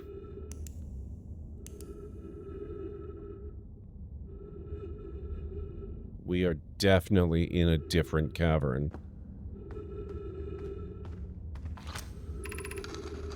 Coleus. How curious. This rock took me with it to a new location. I wonder why this happened. Curious, but also alarming. This new cave appears to lack an entrance or exit. Also, the rock that brought me here disappeared while I wasn't watching. The wandering rock is returned. Never before have I been so delighted to see a sedimentary specimen. I wonder if I myself became quantum briefly when the rock carried me here. This seems the clearest explanation. Hypothesis. If the rock can bring me here, it can also carry me out.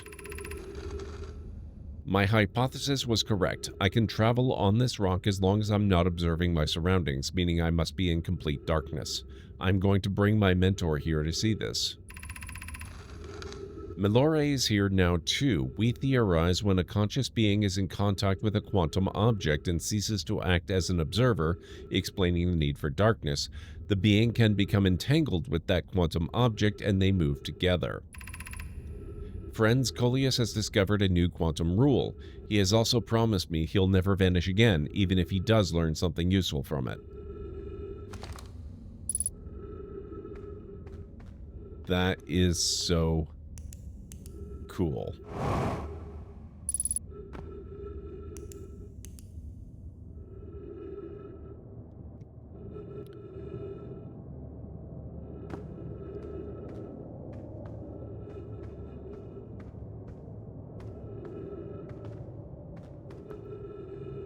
Oh, I think I know which cave this is.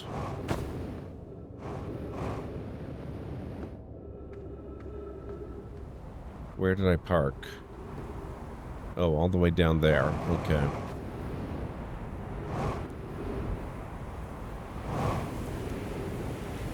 Oh, that's okay.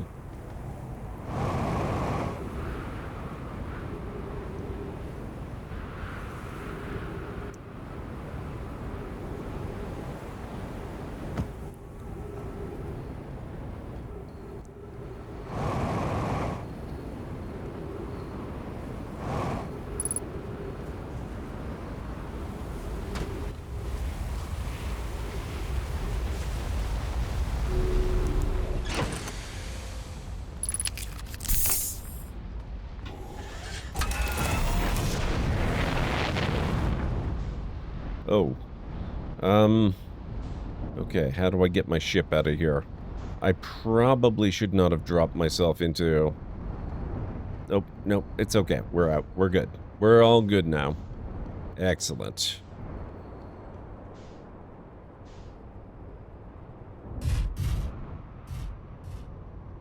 Also, 2.5-minute warnings. Guys, we're going to be taking our final break of the evening in about 2.5 minutes. Now, this is not concerning. This is fascinating.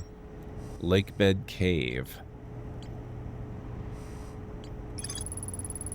A Nomai named Coleus was standing on the watering rock when another Nomai's lantern died. When they relit the lantern, Coleus and the rock were both gone. To travel with a quantum object, I must stand on the object and cease to observe my surroundings, meaning I must be in complete darkness. Coleus used this quantum rule to escape the cave he was trapped in. Coleus and Malore returned to examine the rock.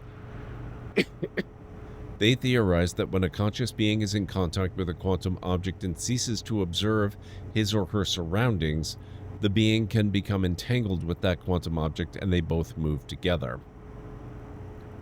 Okay, that is another new method of locomotion that has to have bearing on other parts of the game somewhere. There's no way they would do all this unless it was important somewhere else. I wonder if maybe that could be the key to getting inside the Tower of Quantum Knowledge.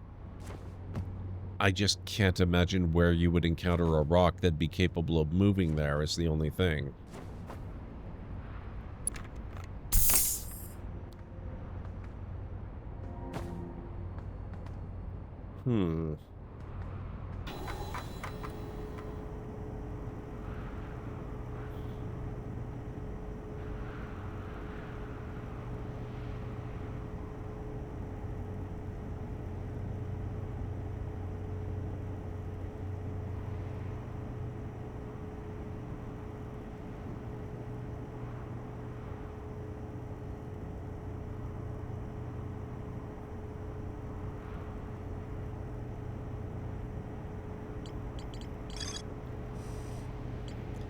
Tower of Quantum Knowledge. I really want to make my way there.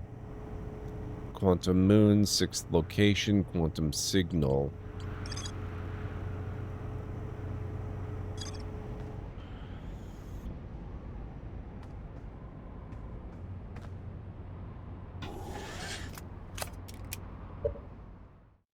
We'll have to figure out our next steps when I get back from break, guys. So if you need to get up and grab some food or a drink or a snack, I need to start the break now. So I'll be back in about 3.5 to 5 minutes or so.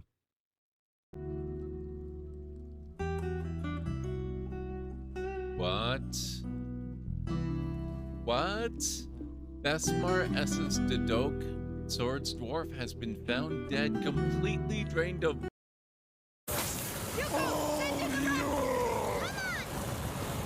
I hope this is the last.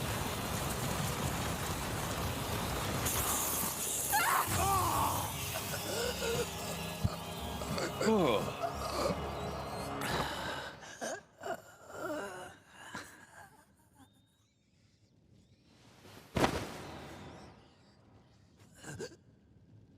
Thank you.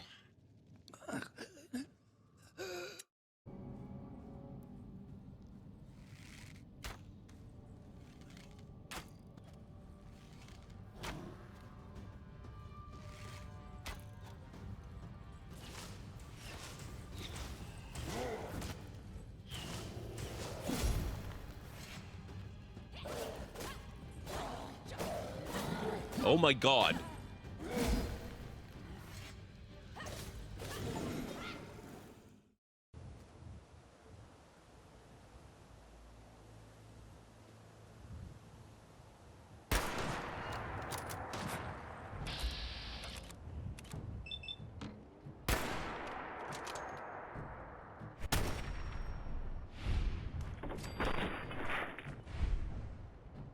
Nice.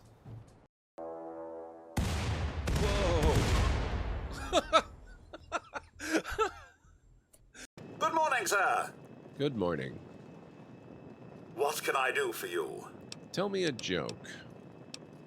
The two cannibals are eating a clown. One cannibal turns to the other and asks, "Does this taste funny to you?"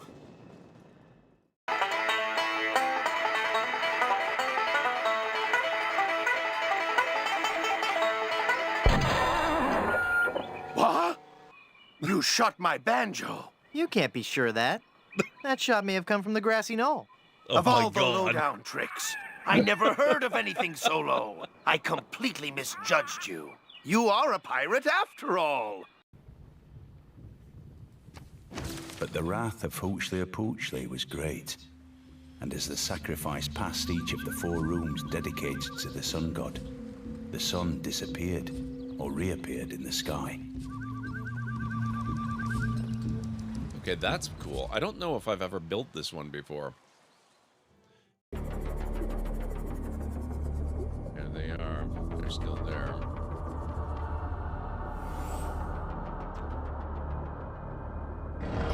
Oh, crap. Why the hell did I...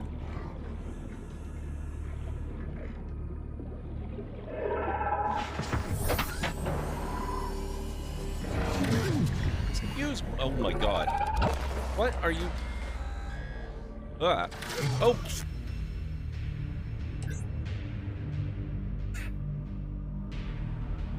Well, that sucks.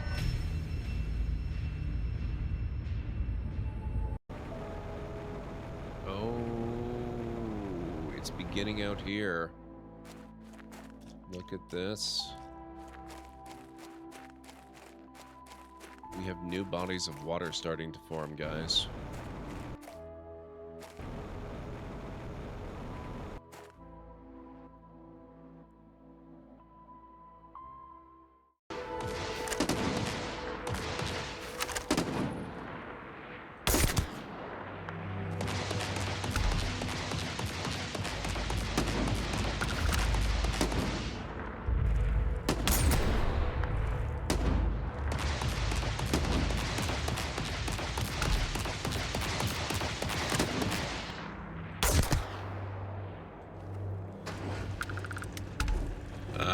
Damn it! No!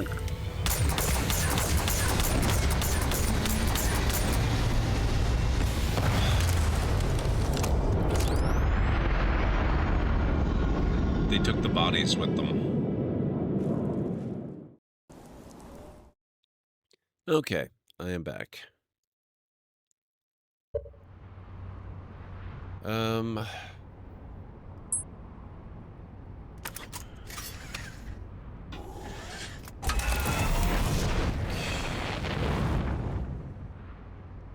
Right, where to then? We could always try going back to the ocean planet, though I haven't really had much success figuring out anything there. Thank you, Aranor. Thank you, Mad.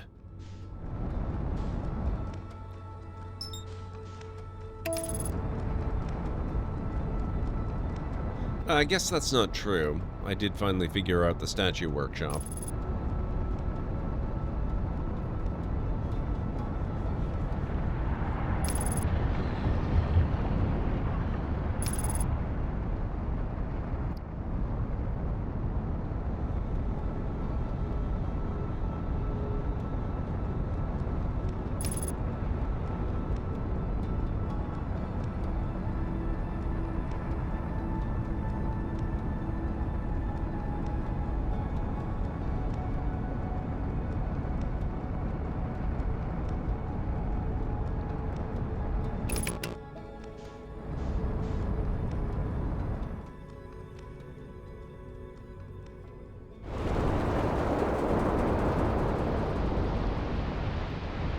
Okay, let's see if we can get down below the current.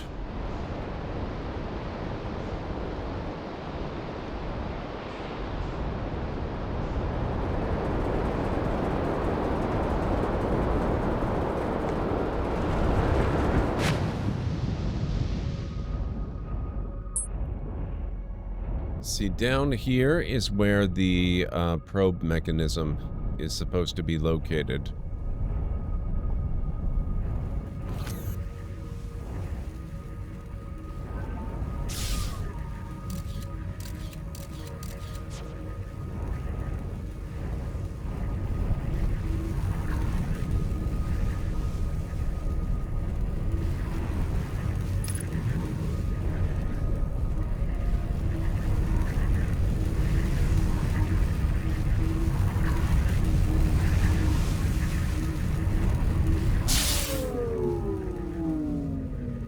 Yeah.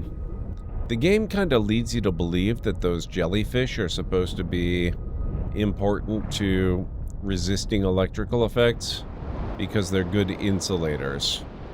And maybe they are, but I have no idea how to make actual use of them.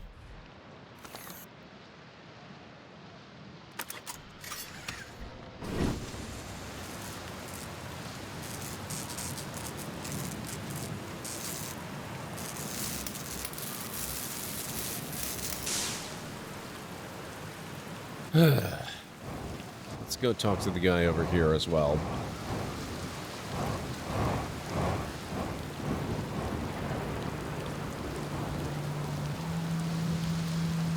I read what the supposed answer is, and yet I couldn't tell you how it's supposed to work.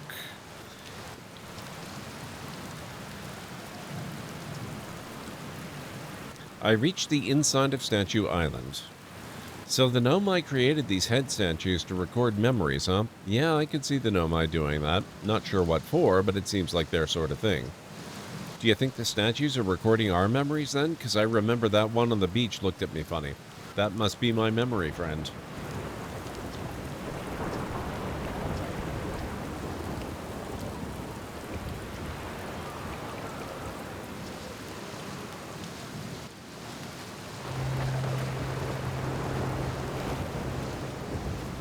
So that confirms it. He is number 2. He's one of the other statue guys that gets his memories restored on every loop. But there's a third one.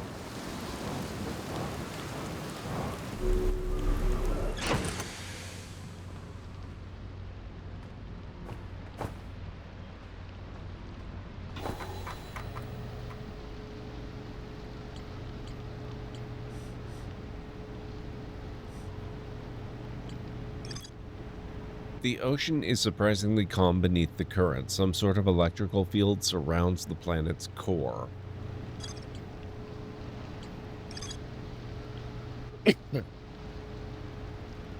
This island is where the Nomai built the orbital probe cannon. For some reason, the Nomai put the orbital probe cannon on indefinite hiatus. The cannon was not asked to fire. According to a Nomai computer, a long-range probe was recently launched from the orbital probe cannon.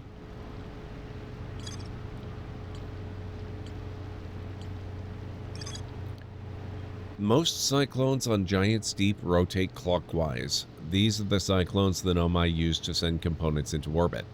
There also exists a rarer type of cyclone that spins the opposite direction and pushes objects beneath the waters and below the current.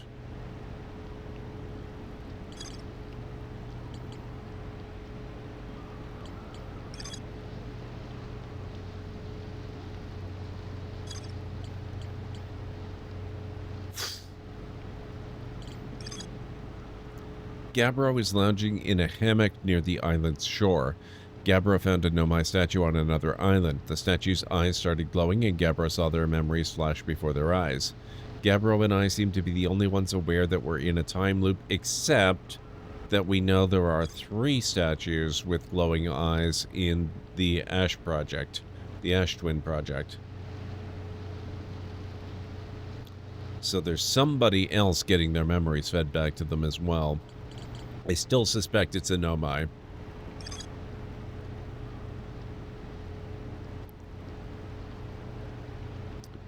The probe tracking module is receiving data from the launched probe. Any Nomai aboard the probe tracking module would be the first to see the coordinates of the Eye of the Universe. Aoshisan, what the heck? Coming in with the raid? How are you doing, man? It's good to see you. Welcome on in, folks. It's like the very fabric of the Library of Lore is being stitched with threads of pandemonium and enlightenment. When Aoshisan brings 2 brave raiders, it's not just support. It's a catalyst for cosmic artistry. It's as if they're summoning a storm of intellect and insanity, creating an eccentric vortex where possibilities are limitless. And GordMcLeod's channel becomes the nucleus of universal chaos. What a wild ride. Thank you, Nick. That is very well said. Aoshisan, excuse me. It's really good to see you. How are you doing? Guys, if you don't know Aoshisan, he's a fantastic friend of the channel, has been for longer than I care to think about at this point. We've known each other for freaking ever, man. And so definitely go check him out and see what his content is all about. I can guarantee you, you'll have a good time hanging out with him. And if you happen to be new in this channel, my name is GordMcLeod. I am a variety streamer here on Twitch. I play a wide variety of mostly single-player story-driven games with excellent character and narrative development, as well as some strategy games, sandboxy games, retro RPGs, classic adventure games, and every now and then I have been known to do a Lego build or two as well. So if any of that sounds good to you, please do feel free to hit the follow button. And I have a little video to welcome you in properly. Hopefully it won't scare too many of you away. Good afternoon, folks. Welcome back to the Library of Lore. I'm gonna put a bit of a rush on this, which means we might not actually get to out. Wow.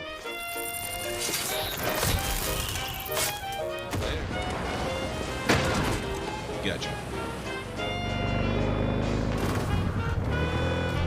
Yep, that is totally a thing that works in real life, by the way. Dealt with.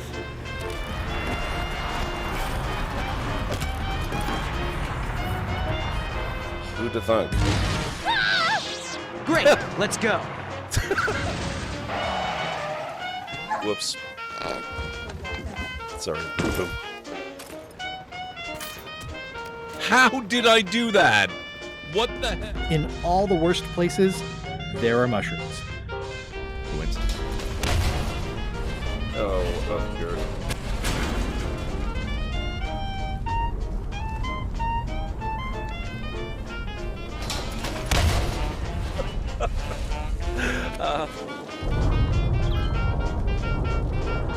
Exterminate!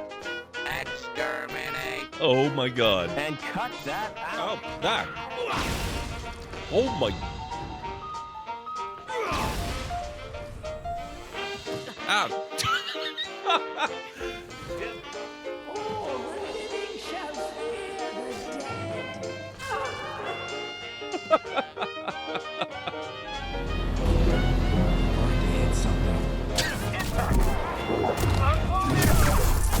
Oh, that was cool. There we go, finally. Oh my.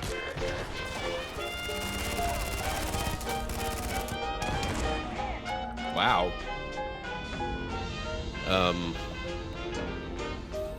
Nope. Ah, damn it.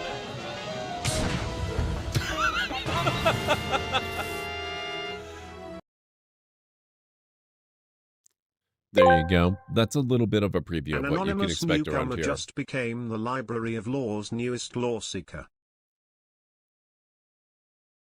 Thank you so much for the follow. I really appreciate that. You are indeed a lore seeker. Okay.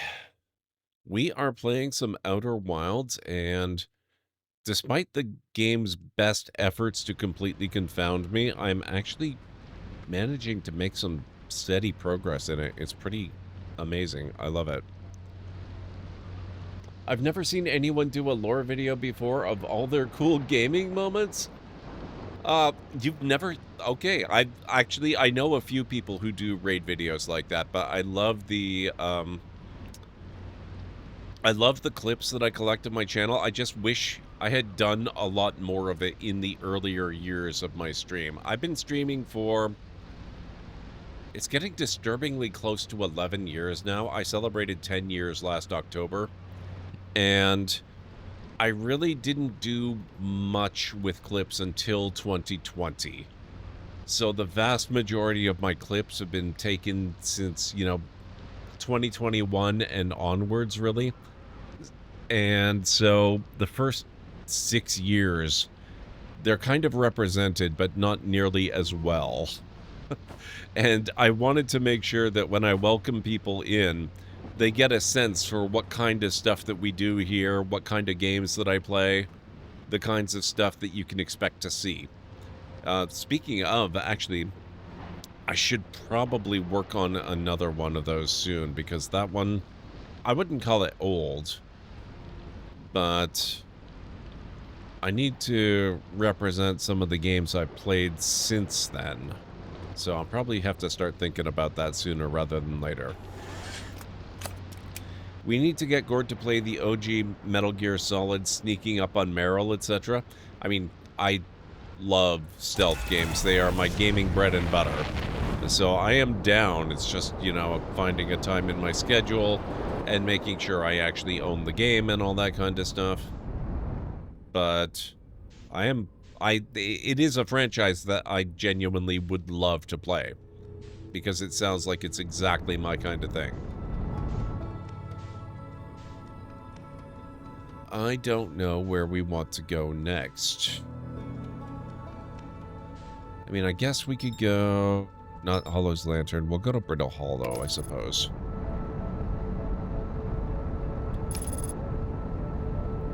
Also glad I get to hang out...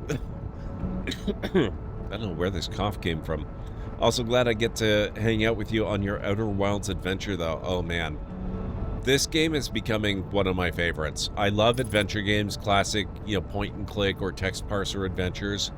This fits very much in with them, with a kind of modern sensibility and UI, but it's exactly that kind of explore the world that's presented to you, solve the puzzles that are presented, figure out the story. I love this stuff. I have for basically my entire life. So this is exactly my kind of game as well.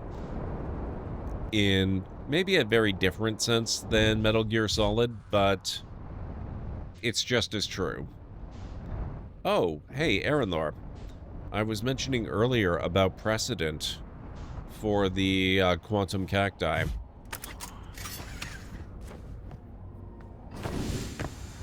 Notice there's no rock here anymore.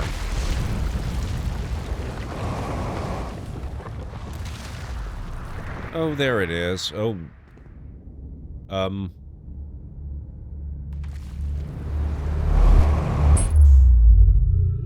Well, that was poorly timed as an example.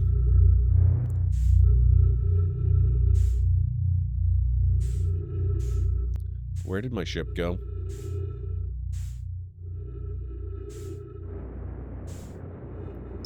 What is...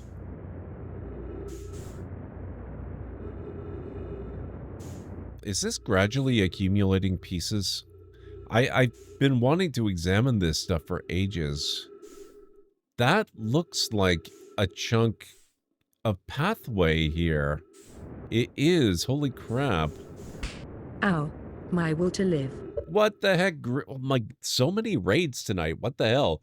Greenie. What are you doing ending your stream? It's not even 2 in the morning. It's so good to see you. Welcome on in. When Greenietreenie brings 9 intrepid raiders into the fray, it's like releasing a cosmic stampede of curious crusaders into the library of lore. Each raider is a whirlwind of energy, charging through the digital ether, armed with intrigue and wild abandon. It's like the universe is cheering, a symphonic crescendo of chaos and camaraderie, elevating GordMcLeod's channel into a celestial carnival. Glorious madness. Thank you so much, Greenie. Holy crap. You've been awake since 8:30 a.m. That probably sounds reasonable to a lot of people, but I know better. Yeah, this is probably a good ending time for you. Thank you so much for choosing us to come and raid after your stream. I hope you're able to get some good rest. If you need to go and get some sleep, I totally understand. Please take care of yourself first. That goes for you too, Aoshisan.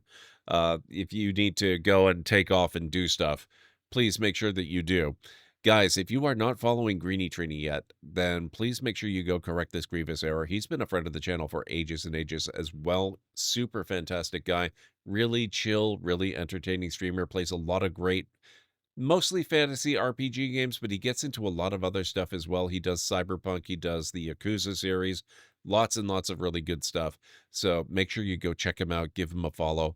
And if you happen to be new in this channel, my name is GordMcLeod. I'm a variety streamer here on Twitch. I play a wide variety of mostly single-player story-driven games with excellent character and narrative development, as well as some strategy games, sandboxing games, retro RPGs, classic adventure games, and every once in a while I have been known to do a Lego builder too as well. So if any of that sounds good to you, please do feel free to hit the follow button. And I do have a little welcome video to welcome you in properly, and hopefully it won't scare too many of you away. Good afternoon, folks. Welcome back to the Library of Lore. I'm gonna put a bit of a rush on this, which means we might not actually get to out. Wow.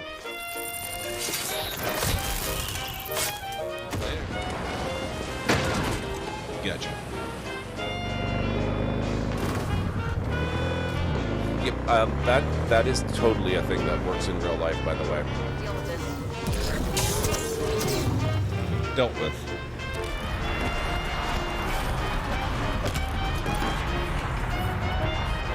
Who'd have thunk? Great, let's go. Whoops.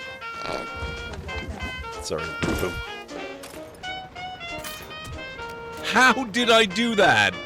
What the heck? In all the worst places, there are mushrooms. Coincidence. Oh, good.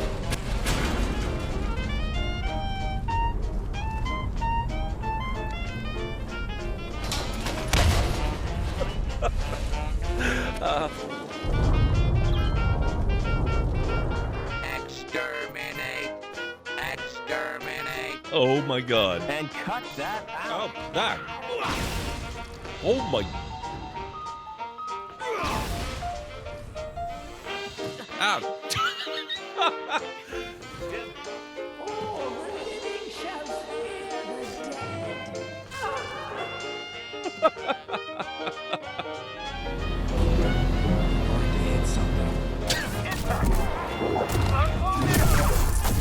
Oh, that was cool.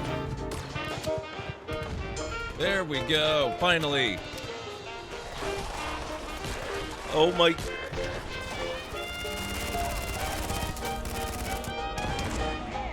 Wow.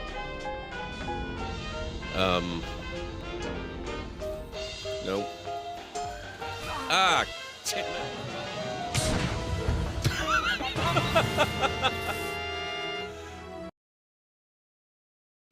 There you go. That's a little bit of a preview of what you can expect around here. Thank you so much, Greenie. 3 Winters, Nabi, it's wonderful to see you. How are you doing? And yes, also make sure you go follow Nabi Do. She is a fantastic streamer as well. Well worth your time and attention. Just a wonderful person. I am still tooling around in the Outer Wilds.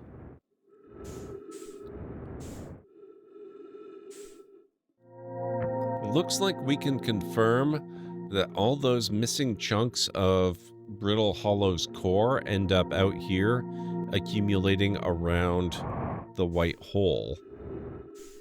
Because these are definitely parts of pathways that I recognize. That's pretty fun. That looks like another piece over there. But this one is interesting me. Interesting to me. What is going on? This looks like building pieces. I felt the energy seeping out of me quickly there over the last hour, and the coffee wasn't doing much of anything, so I figured it was time. I got a lot done today between the dungeon videos. Yes, I know how that sounds. Actual housework, the heat-sapping energy, and stream itself. Yep. I totally get it, Greenie. I'm glad it was a good stream, though, and I'm glad that you're taking care of yourself and taking some time off when you know that you need it. That's always a really good thing.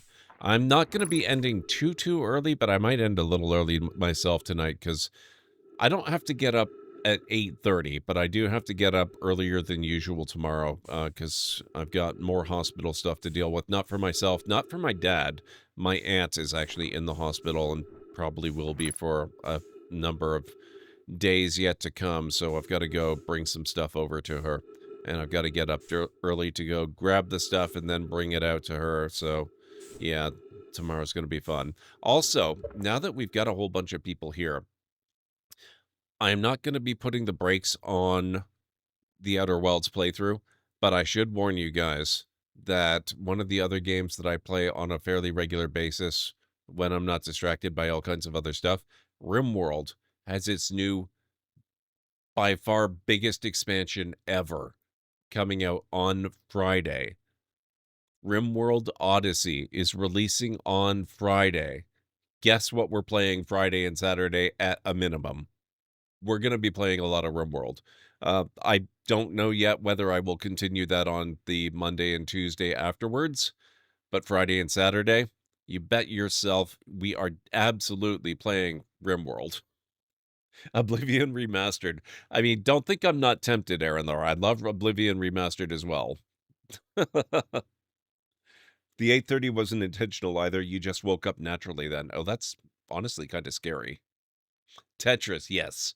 We will be streaming Tetris on Friday and Saturday, for sure.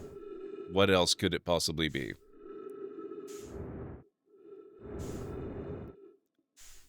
Okay, let's see here. What is that? That's Giant Steep. We probably don't want to go there. Where is the station?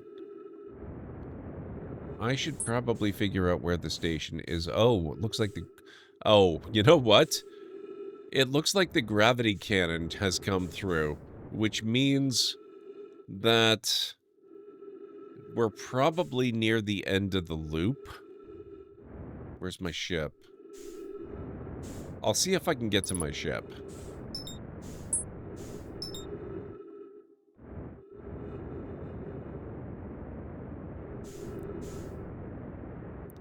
Oh, I think my ship... Oh, okay, never mind. I thought it was in danger of falling into the sun. That doesn't seem to be a concern. N64 Tetrasphere. Those are all amazing guesses.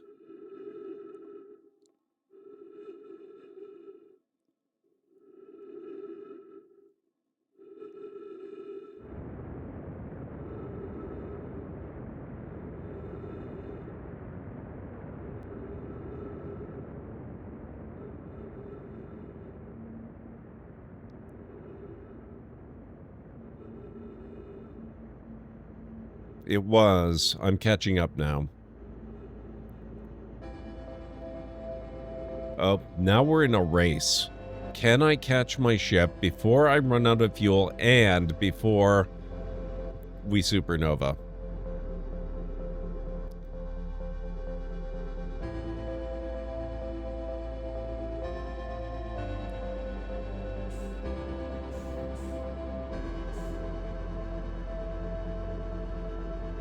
I'm guessing probably no.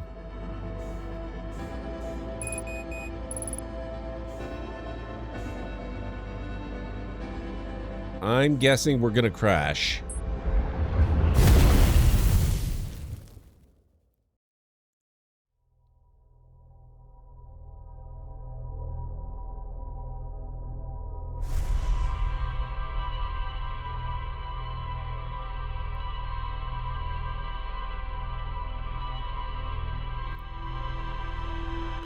How are you doing, Winters? It's good to see you.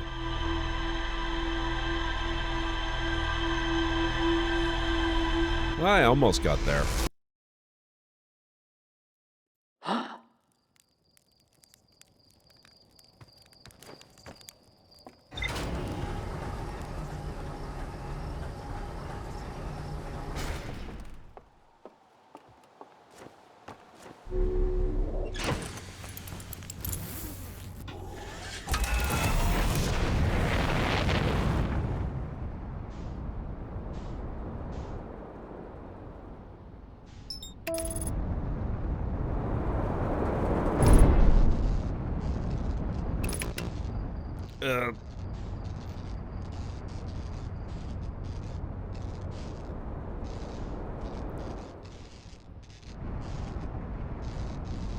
That did not work out quite the way I was hoping. Oh, and neither will this.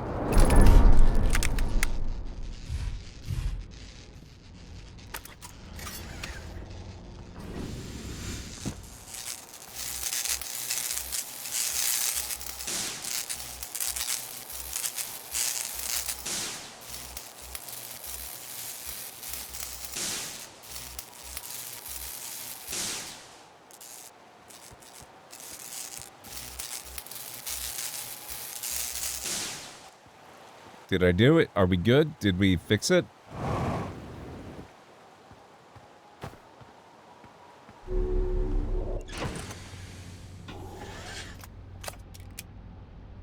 I think we're good.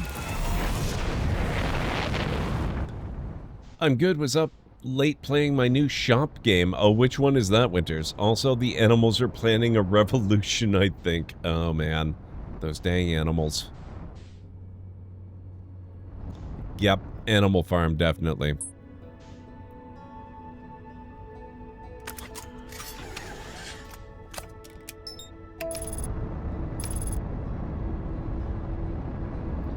I was about to say that it looked like you'd mastered the run to the ship and take off and get going.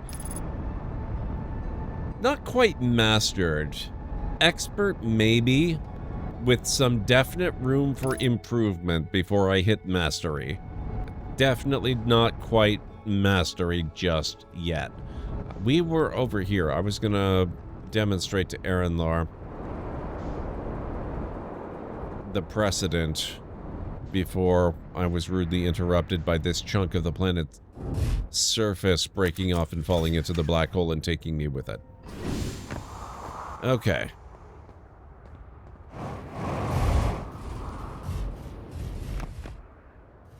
So we've got some trees here with this big rock. This is a quantum rock, of course. It's very much like the quantum moon. Now, it's in a different spot, and so are the trees.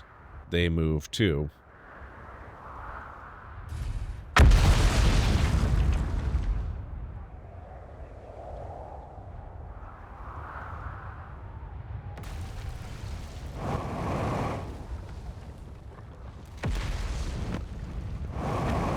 I don't remember what this says. I know I've read it before.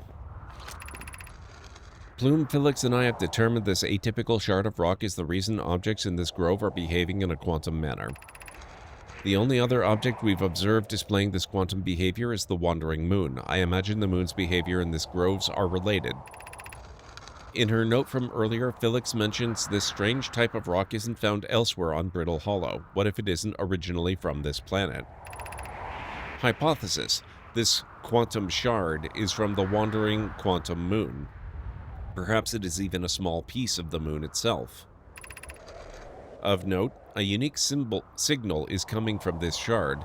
Curiously, our friend the Wandering Moon sounds the same.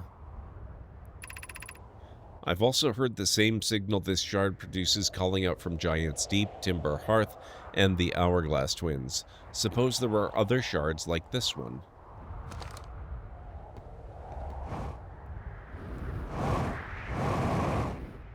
Journeyman, yes, that's probably accurate, Aranar.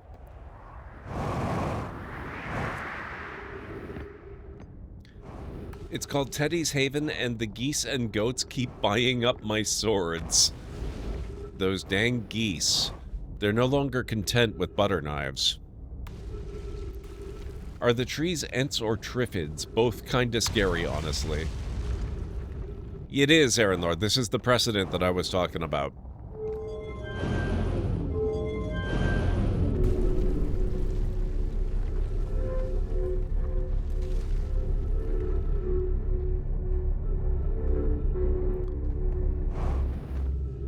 See, I have to get up into the Tower of Quantum Knowledge, which is way the heck up there.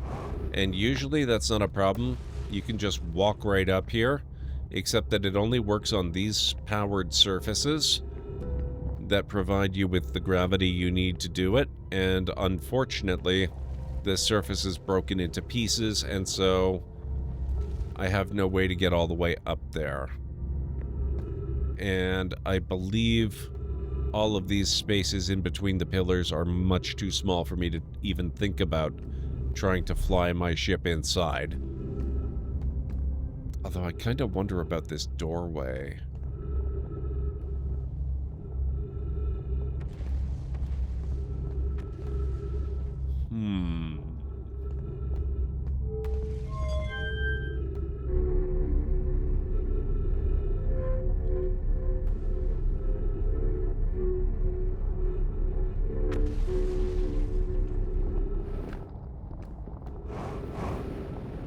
Some experimentation may be called for here.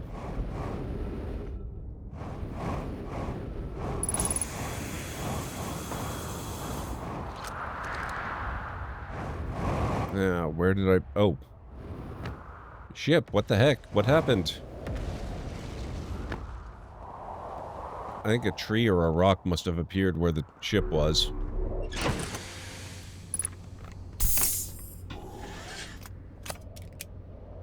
The question is if you figured out how to control the quantumness. No, there's still one rule I don't know.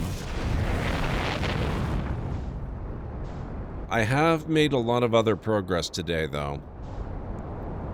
I found the cave where Coleus disappeared. He was one of the Nomai who had vanished in the northern polar cave. He disappeared with one of the rocks, and I figured out where he went finally. Probably not going down there. What else did I do today? Oh, I found the vessel. That's pretty huge.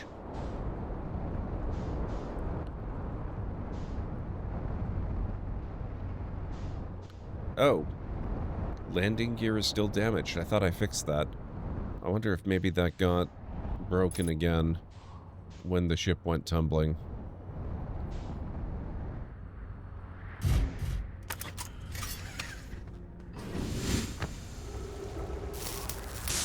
There we go.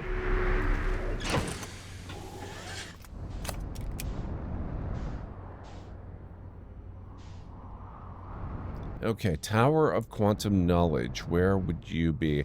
Oh, you know what I should have done? I should have put a scout where the tower is to make this easier.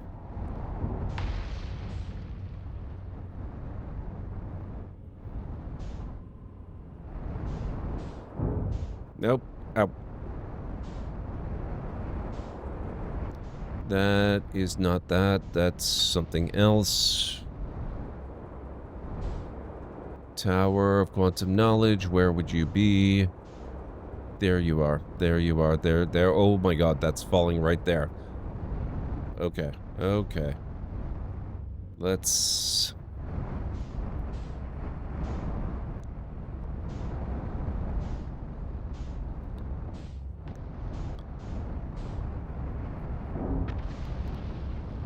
Oh god. I think I have to take a pass around if I can.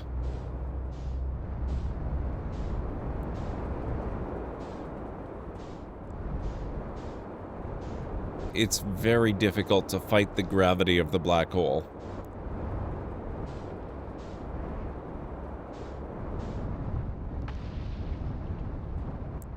Ugh, okay.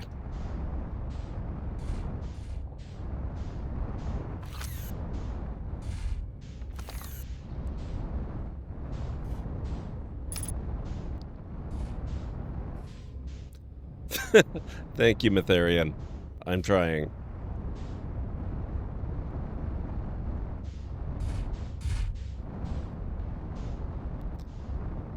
How are you doing, Mytharian? It's good to see you. This is not working.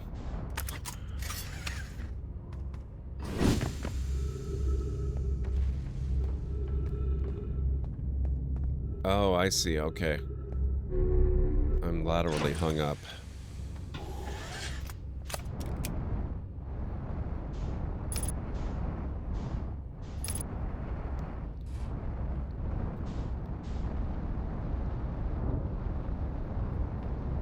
I'm gonna go around again.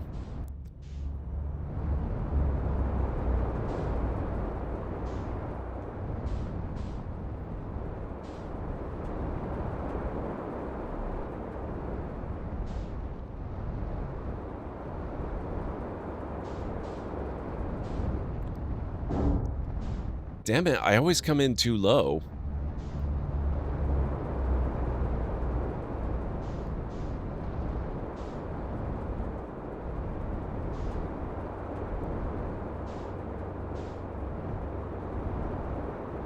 Heck it, I'm going in too high.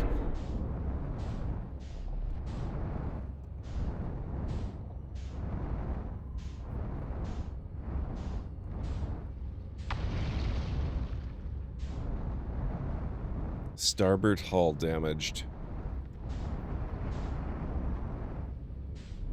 This might just actually be impossible.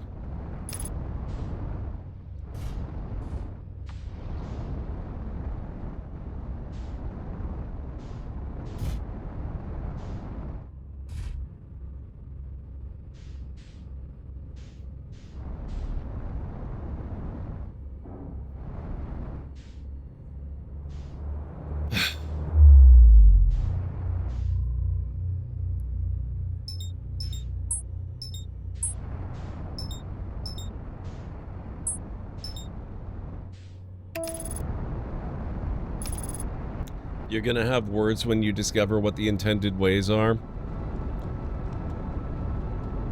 Well, I do have one other idea in mind.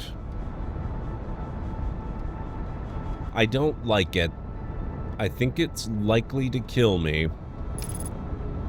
But it's theoretically possible that I could perform that exact same slingshot maneuver around the black hole again without the ship and place myself on one of those gravity plates higher up where I can walk into the tower.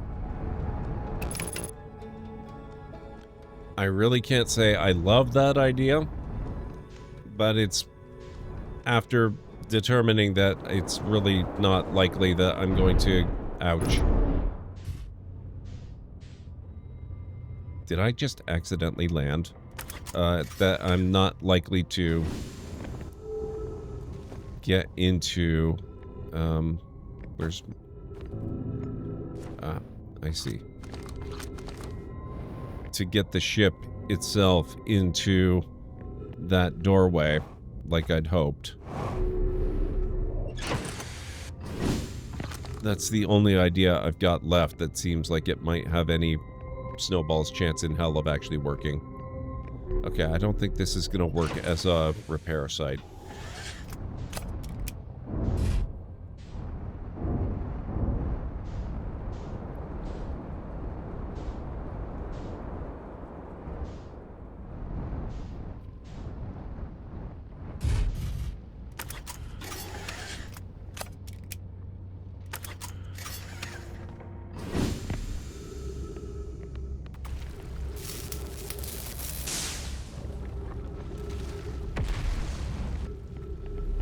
Okay, where is the tower?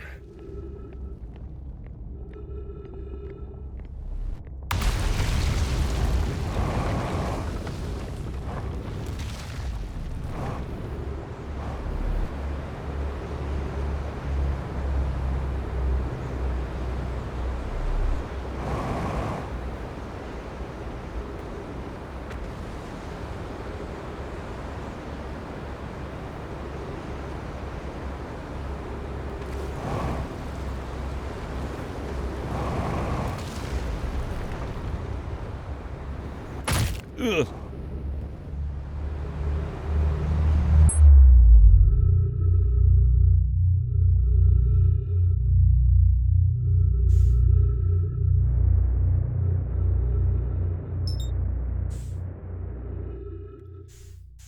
I don't know if that was a failure of technique or...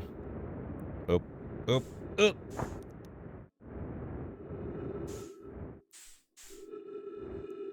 I think my approach was wrong, and I probably didn't have the right approach angle to begin with.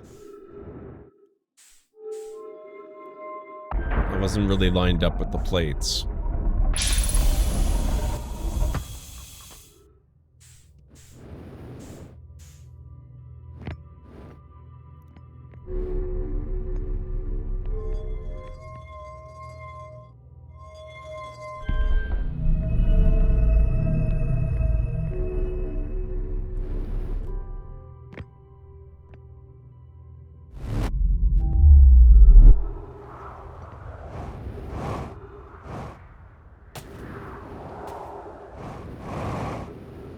Okay, so I'm parked right below where we are now. That's actually pretty handy.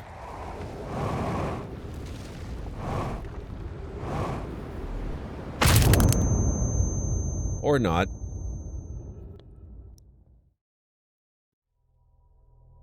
Probably should have just taken the stairs.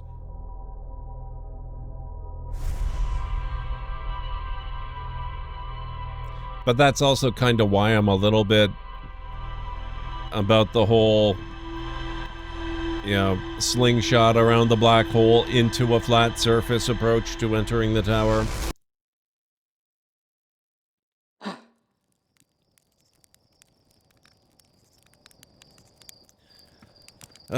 But it is almost 2:15, and I do have to get up early. I think maybe this is where we let off for the night.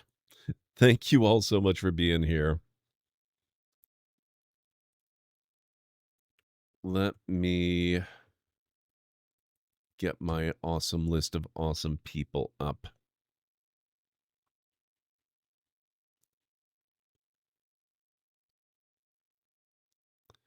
All right, guys. It looks like Hodon Kane is playing some Baldur's Gate 3. Fat Sack Fails is playing Grounded. I don't know if we've ever had a chance to raid him before. Razgriz is playing some Planet Crafter.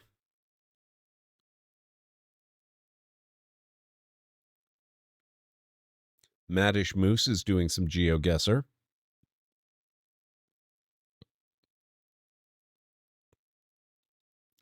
Slappy Jack is playing something called Lamentum.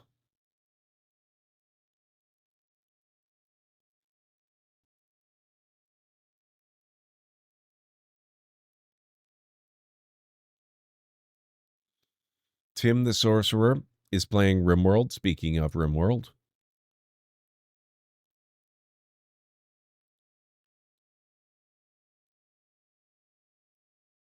Ultrasaurus is on again. She is playing Oxygen Not Included again. She must be enjoying that one. Paige the Witch is playing Grounded. A lot of people playing Grounded for some reason. Interesting. Tea with Mandy is... Oh, she's starting a second playthrough of Baldur's Gate 3. I was wondering why she was in character creation. Looks like she's doing a Dark Urge run. Or at least she might be doing a... she's looking for chat's help in figuring out what to play. But her stream title suggests she's thinking about possibly doing a Chaotic Good Dark Urge run. And let's see, after that... What if Julia's doing some Animal Crossing New Horizons? And that's about it for this evening. Twitch just lost me for a bit. It's her second session of it, yeah. Probably head over to Ultra yourself. Yeah, I probably will too. We just raided Ultra last night, though. Not that that's a problem. I'm okay with raiding over to her again. I'm just wondering if maybe we should raid somebody we haven't raided before or haven't raided in a long time. It's been quite a while for Hodon Kane. I don't think we've ever raided Fat Sack Fails. And it's been a bit for Razgriz, probably a lot more recent for him. But we haven't known him as a streamer for very long.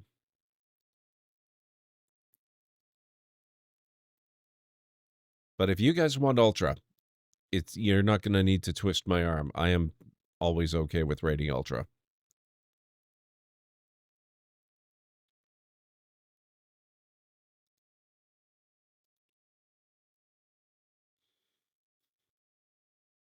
You know what? Let's do it. We'll go raid Ultra. We'll have to make a point of getting some of the others in too, though, soon. So let me just load her stream up here. I'll get you her link.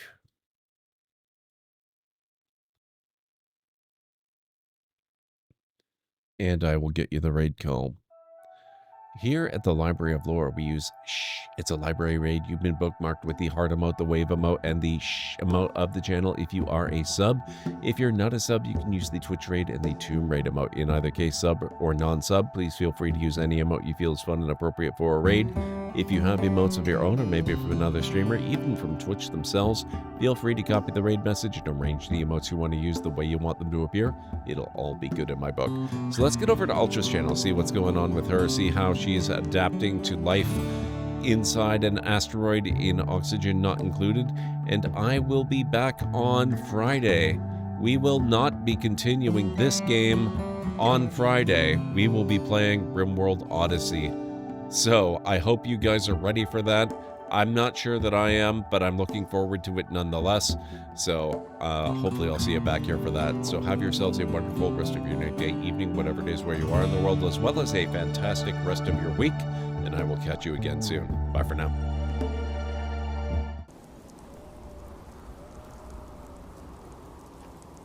Moira's ah! What? Wow.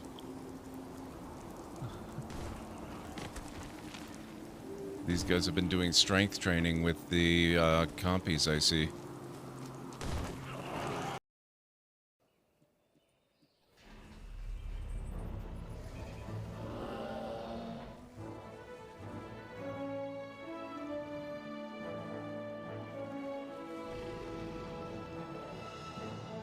Look at that. They're all different.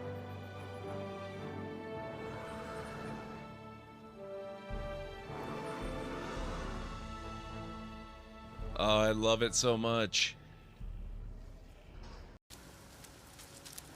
Technically correct. The best type of correctness. That is correct.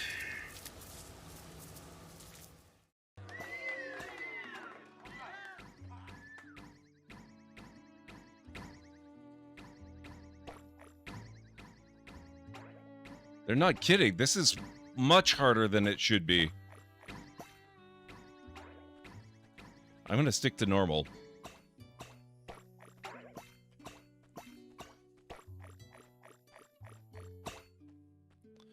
Ugh, that was atrocious. Wow.